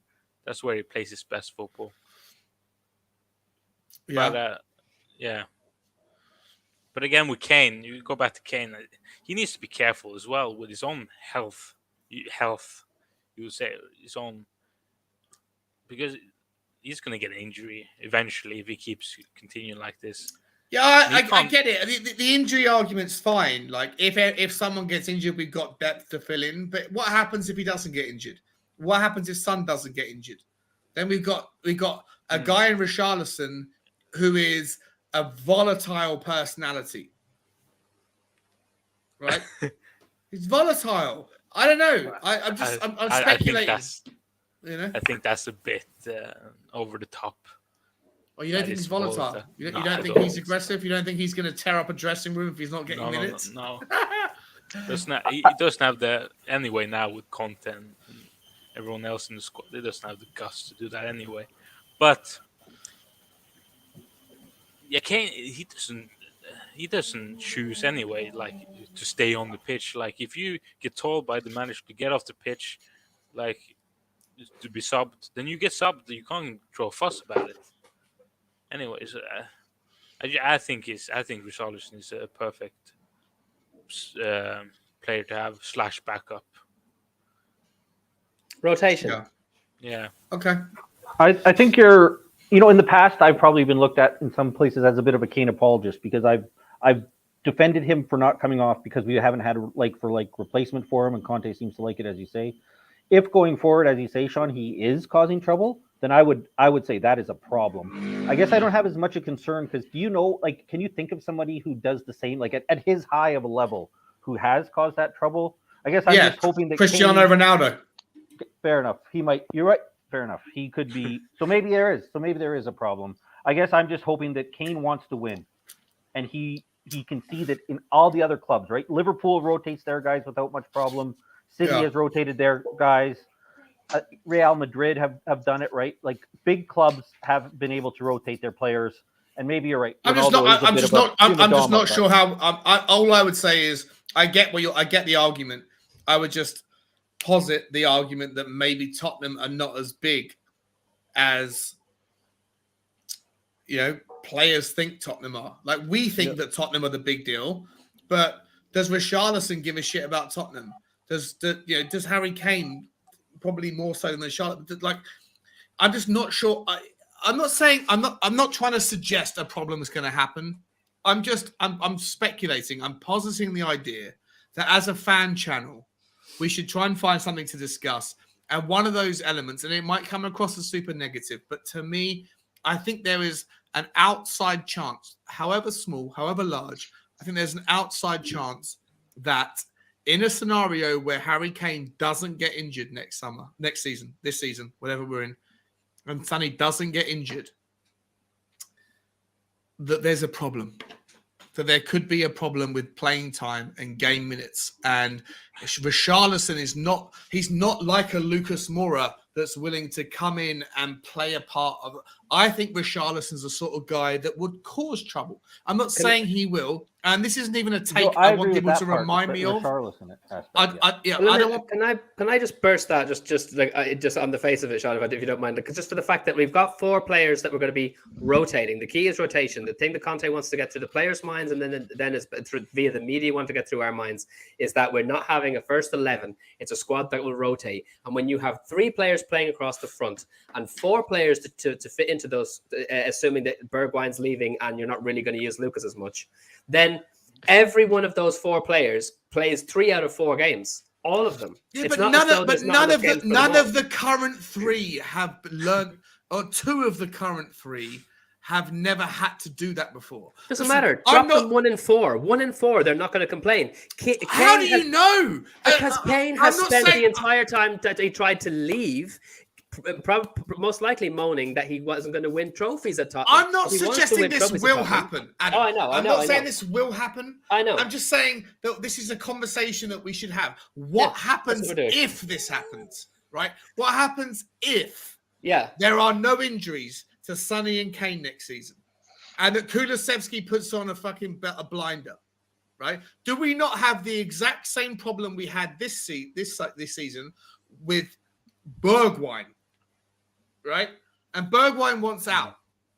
But and the now we're problem going with to have Bergwijn never started. Richarlison is known for being a shithousery player. Bergwijn never started. What he's like backstage. I don't know. Bergwijn and Mora was happy enough being a squad player, but Bergwijn never got a start. This is the problem. He was always brought on as a sub. So if you've got 4 players and you're rotating them in terms of of starting, then every player only has to miss 1 game in 4, and then even in that game that they're not starting, they can be brought on after 70 minutes. So every one of them can play every single game, and then it's just 1 in every 4 games they're subbed for 20 minutes.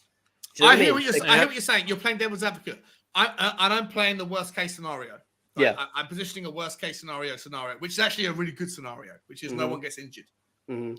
I can tell by the comments that everyone's thinking that I'm losing my mind here, and maybe I am. Maybe I am. Caveman. Sorry, Daniel. Yeah, sorry, mate. Go on, Daniel. Richarlison signed knowing that, of course, we have the front 3 that are absolutely amazing. So he wouldn't just. So he knows that he has to work hard and show that he's going to be starting. So I just don't. I don't see any issues, to be honest. Yeah, see this problem. I hope you're right. Yeah. I really hope. Yeah. I think you're just sad we didn't get Emmanuel Dennis, Sean. It's still possible. He would have been an easier transaction, if I'm honest. Yeah, sorry, Caveman. What are you saying, Kevin? Oh, I think anything is possible as far as, it's like Schrodinger's box, basically. But I think Richarlison will understand that Kane is going to be ahead of him in most situations. But Kane is, he calls himself the ultimate professional, and we kind of have seen that he is the ultimate professional. So he'll have to understand that he's going to have to come off either sometimes every now and then, maybe if the lead is there and we just need to alleviate stress off him and play time. I think he'll be okay with it. But if there are any issues, I think it will stem from Richarlison, but it's not so much out of anger, but it's so much more for passion. Yeah, fair enough, Kevin. Fair enough, man. Listen, I'm getting a ton of heat in the comments saying, ease off of Sean, man. Sean's my boy. This is what I do. This is what I do. I like to wind people up, play devil's advocate. Guys, listen, it's been 4 hours and 21 minutes, and I just got the tap. I got a tap on the door that dinner is served. So I'm gonna have to wrap it up. I love you all. I want to come out. I want to give everybody their last. I'm gonna give everyone 5 minutes just to say their piece on whatever they want, right? So there's 20 minutes left. Wrap it up however you want. I'm going to start with the Adam, and then we're going to go around the houses and just talk about whatever you want to say to the crowd, to the cream. And also, if you want to plug a channel, plug a YouTube, plug a Twitter, whatever you want, let me know in your rant, and I will actually. Can I make it 4 minutes each? If that's okay. And then let me know, and I'll bring up any comment, any Twitter stuff or YouTube channels. Adam, start with you, man. What go wherever you want to go. Optimistic, pessimistic, what you want to see, what you don't want to see. Go you know me, I am a beacon of optimism in this club. Even when things were not going so great, I was always saying I was always filled with so much hope because of various different things that were happening within the team. I just genuinely, naturally believe that we're on a significant. We were on an incline. I compared it to being on an incline in a roller coaster. Now I just think we're strapped to a rocket of success and we're going flying. Okay, this is my exclusive. Okay, if I'm not a betting man, but I will say here that I genuinely believe we are title contenders for next season already. I genuinely believe we are title contenders for next season already because of the level to which Conte will be able to not only improve the players that we had last season, that he already improved without a preseason. Now he has a preseason. Now he's really going to get into the weeds with respect to what his philosophy is. So he's doing amazing things with the players we already got, plus the people that we're bringing in. My days, they're exactly what we need. And Danny Kiriakis said something weird the other day that I actually think he's right now. That I'm thinking about it. Conte said he wanted 6 players. We've already brought in 3 before Richarlison. Danny said we're probably going to get another 6 players in on top of those 3. I think he's right. I think that we'll probably end up with 9 extra players by the end of the transfer window. We've got every reason to be optimistic as Spurs fans.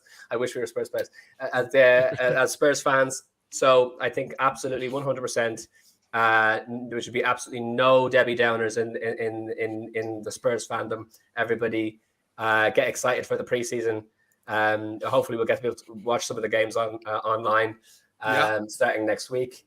And just as for me, guys, most of you who watch regularly will know. Thank you so much, Sean, for having me on the channel so often. Love you, bro. You're always welcome.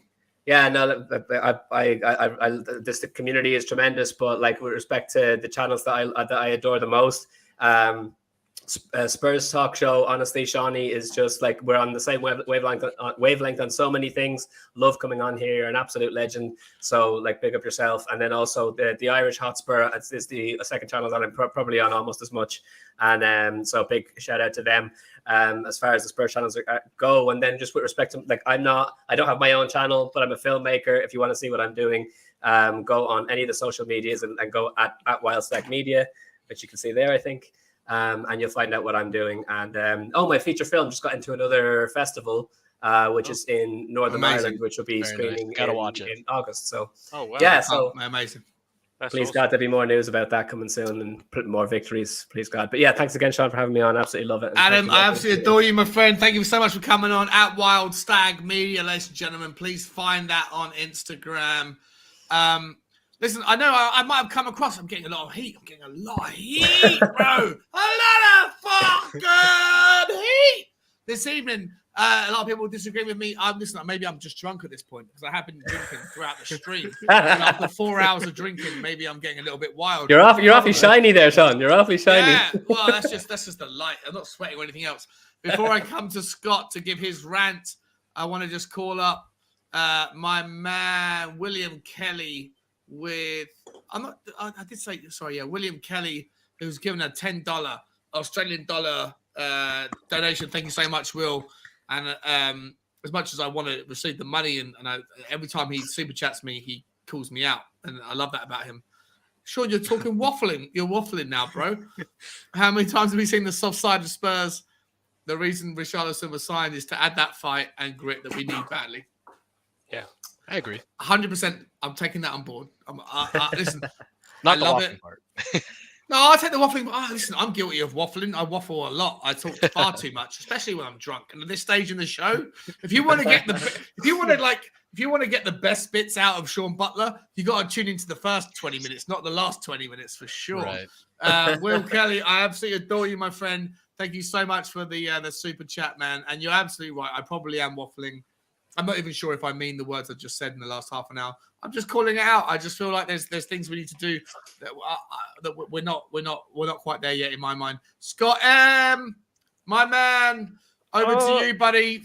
You got yourself 3 minutes to say or 4 minutes to say whatever the fuck you want to say, and then if there's a channel or a Twitter or anything else you want me to plug, let me know. Sounds good. As always, thanks for having me on. I think it's so much easier when you talk face to face, and I know in the comments sometimes it gets hard because you only have so many limited words and you tend to just type out quick little comments. But I will say this: I like the moves that we've been making.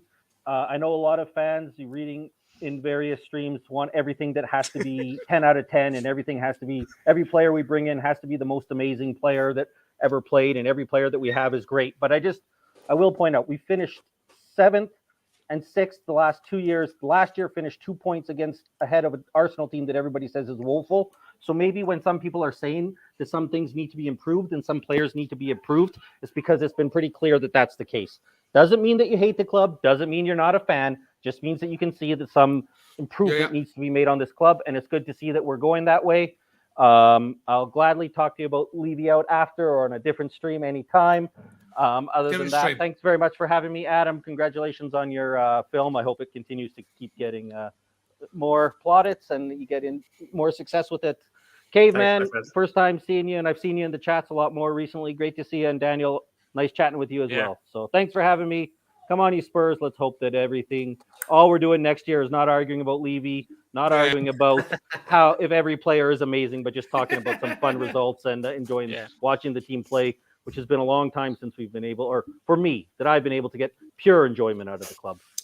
100%, Scott. Absolutely adore you, man. That was a lovely way to round it up. And for what it's worth, I've already organised. We just don't know where it's going to happen yet. Myself, who everyone knows is someone who defends Levy, Sava, who's massive Levy out, Brian Daigle, massive Levy out, Danny Kiriakou, who's on the same side, and Adam is going to be on my side in this debate. We're figuring it out. It's going to happen probably on this channel before the end of the window, and we're gonna have the monster debate. I'm trying to find somebody who can chair it. I'm probably going to ask Kuba to chair the debate. He's too biased. And he's a little bit too biased. I know he is. You need to find someone neutral. Yeah, I need to find someone neutral. But we're going to have it on this channel, I hope. And it's going to happen just before the start of the season. And then everybody who's got to take, like today, everyone can come in at the end and give their 2 or 3 cents. So it's going to be fun. Keep an eye out for that one. Daniel, Scott, thank you so much, man. I really appreciate you. Daniel, mate, I appreciate you coming on, bro. And I love the fact you're a member now, man. Really appreciate that. Yeah. You're always welcome on the show now. Now you're a member, you're going to have access that you otherwise wouldn't have. Daniel, how do you want to wrap up, buddy? I don't have too much to say, to be honest. I'm not really good at that. But I just wanted to say congratulations on 2K subscribers on YouTube. Thank you, my friend. And also, Adam, congratulations on your movie. Thank you so much. Yeah. Well, maybe wrap up. How about this? What do you want to see, considering where we're at now, rather than saying thus far? What do you want to see us? How do you want to see us finish the next 5 weeks before the season starts? How do you want to see us change what we currently have into what is going to be hopefully a title contending operation? Well, first of all, I want 3 players out on Dembele, Lo Celso, and wings. I want those out, and I want to see 2 defenders in and a right wing back. Who's your dream signing? Yeah. Joachim Mæhle. Okay. Mæhle, yeah. Oh wow, okay. Yeah. That's a good shout. Yeah, he's amazing. I think he's cheap and amazing, but that's another story. But, yeah. Great show. Daniel, man, you're always welcome here, bro. Now you remember every time I go live, I'm pretty sure every time I'm going to go live now, I'm just going to add the StreamYard link into the background, into the members, into the community section. So you're always welcome on the show, man. Thank you so much for coming on. And I know I've seen you for months on Irish Hotspur, so I feel like I know you anyway, bro. So thank you so much. Yeah, no, you're fantastic. Love you, bro. Caveman, Kevin. I'm here. What's going on, bro? You've got 3 minutes, 4 minutes, however long you want to take. Tell me what do you want to say, buddy? What do you want to say, man? Take it wherever you want. Be excited, be happy. I think we're going to be on the frontier of something very, very new and very exciting.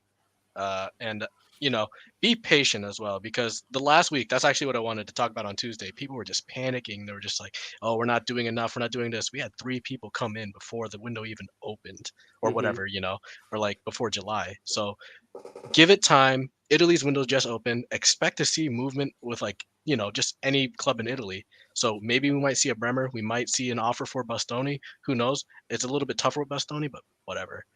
And, just have hope, because that's something that we have been missing for the last few years.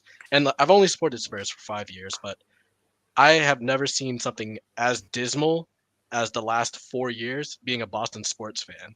So this is a great chapter for Tottenham, and I love this team. And I know everybody here listening loves this team, so be excited. Amen. Love that, Kevin. My man, the caveman. Mate, welcome to the stream, man. You're welcome as well. Love you guys. It's been a long stream, 4.5 hours. By this point, I'm sure you can tell. By the way, I'm stumbling over my words. I'm drunk. Once again, I'm drunk. I've got dinner coming. Food. Ladies, just before I wrap up, guys, I want to say thank you to the Bottom Duta for the super chat. I want to say thank you to Richard Blackdog for the super chat. I want to say thank you to 164 Spurt. I know him as Luke for the super chat. To On Your Bike Scott, my number one, my first ever member for the super chat. To Daniel, who's still in the chat as becoming a new member. Big up, my friend. And to Bill Kelly, William Kelly from all the way from down under as another super chat. Thank you so much. Listen, Alex, I've just seen Alex come back into the stream, but we are literally wrapping up, my friend. So if there's 1 minute, you want 1 minute to say something, bro? We're wrapping it up as we go. 1 minute, second. Yeah, I had to go somewhere. I had something to do. I have got a stream, but at the moment, I think I've mentioned a little bit about why I'm not streaming at the moment. I'm trying to do something different. I'm in problems trying to show things because I'm not really a stats. I think stats are a load of rubbish as far as I'm concerned. I think it's time that people do something new as far as I'm concerned. So I am trying to show highlights and stuff, but copyright and all that malarkey is a problem. So yeah, I have got a channel, LHTHFC, and that's it. Sorry, I've had to go. I really wanted to, and also I need to say this as well. Wasn't having a go at Sava. We need to have a debate about this Pochettino thing and the whole thing about Levy. As far as I'm concerned, I think I'm right. You can be part of the stream as well if you want to go on the Levy stream. But we're doing it in a month's time, before the end of the window, on this channel. If you want to come on, I stick by what I say.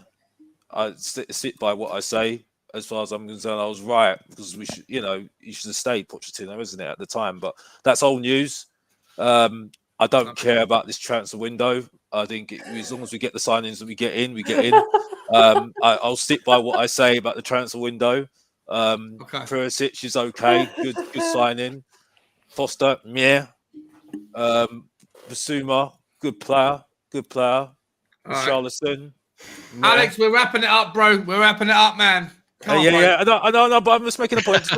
Yeah, you know what I mean. I was midway through the wrap up. And Lenley, another reject. So we have to see what happens with him, innit? So we'll see what happens with him. It's all good. Alex THFC rants, ladies and gentlemen. I'm gonna give him the right respect here. Here we go, ladies and gentlemen. For anybody that's still watching, please, if you want to get over there and show my man my love, some support, not my love. Show my man that I love some support is what I should have said. His link is in the comments. Ladies and gentlemen, everybody else, thank you for being a part of the Spurs Talk Show. It's another monster marathon, 4 hours and 37 minutes. I love you all. Thank you, everyone, for subscribing and for commenting and for being a part of this. And as always, guys,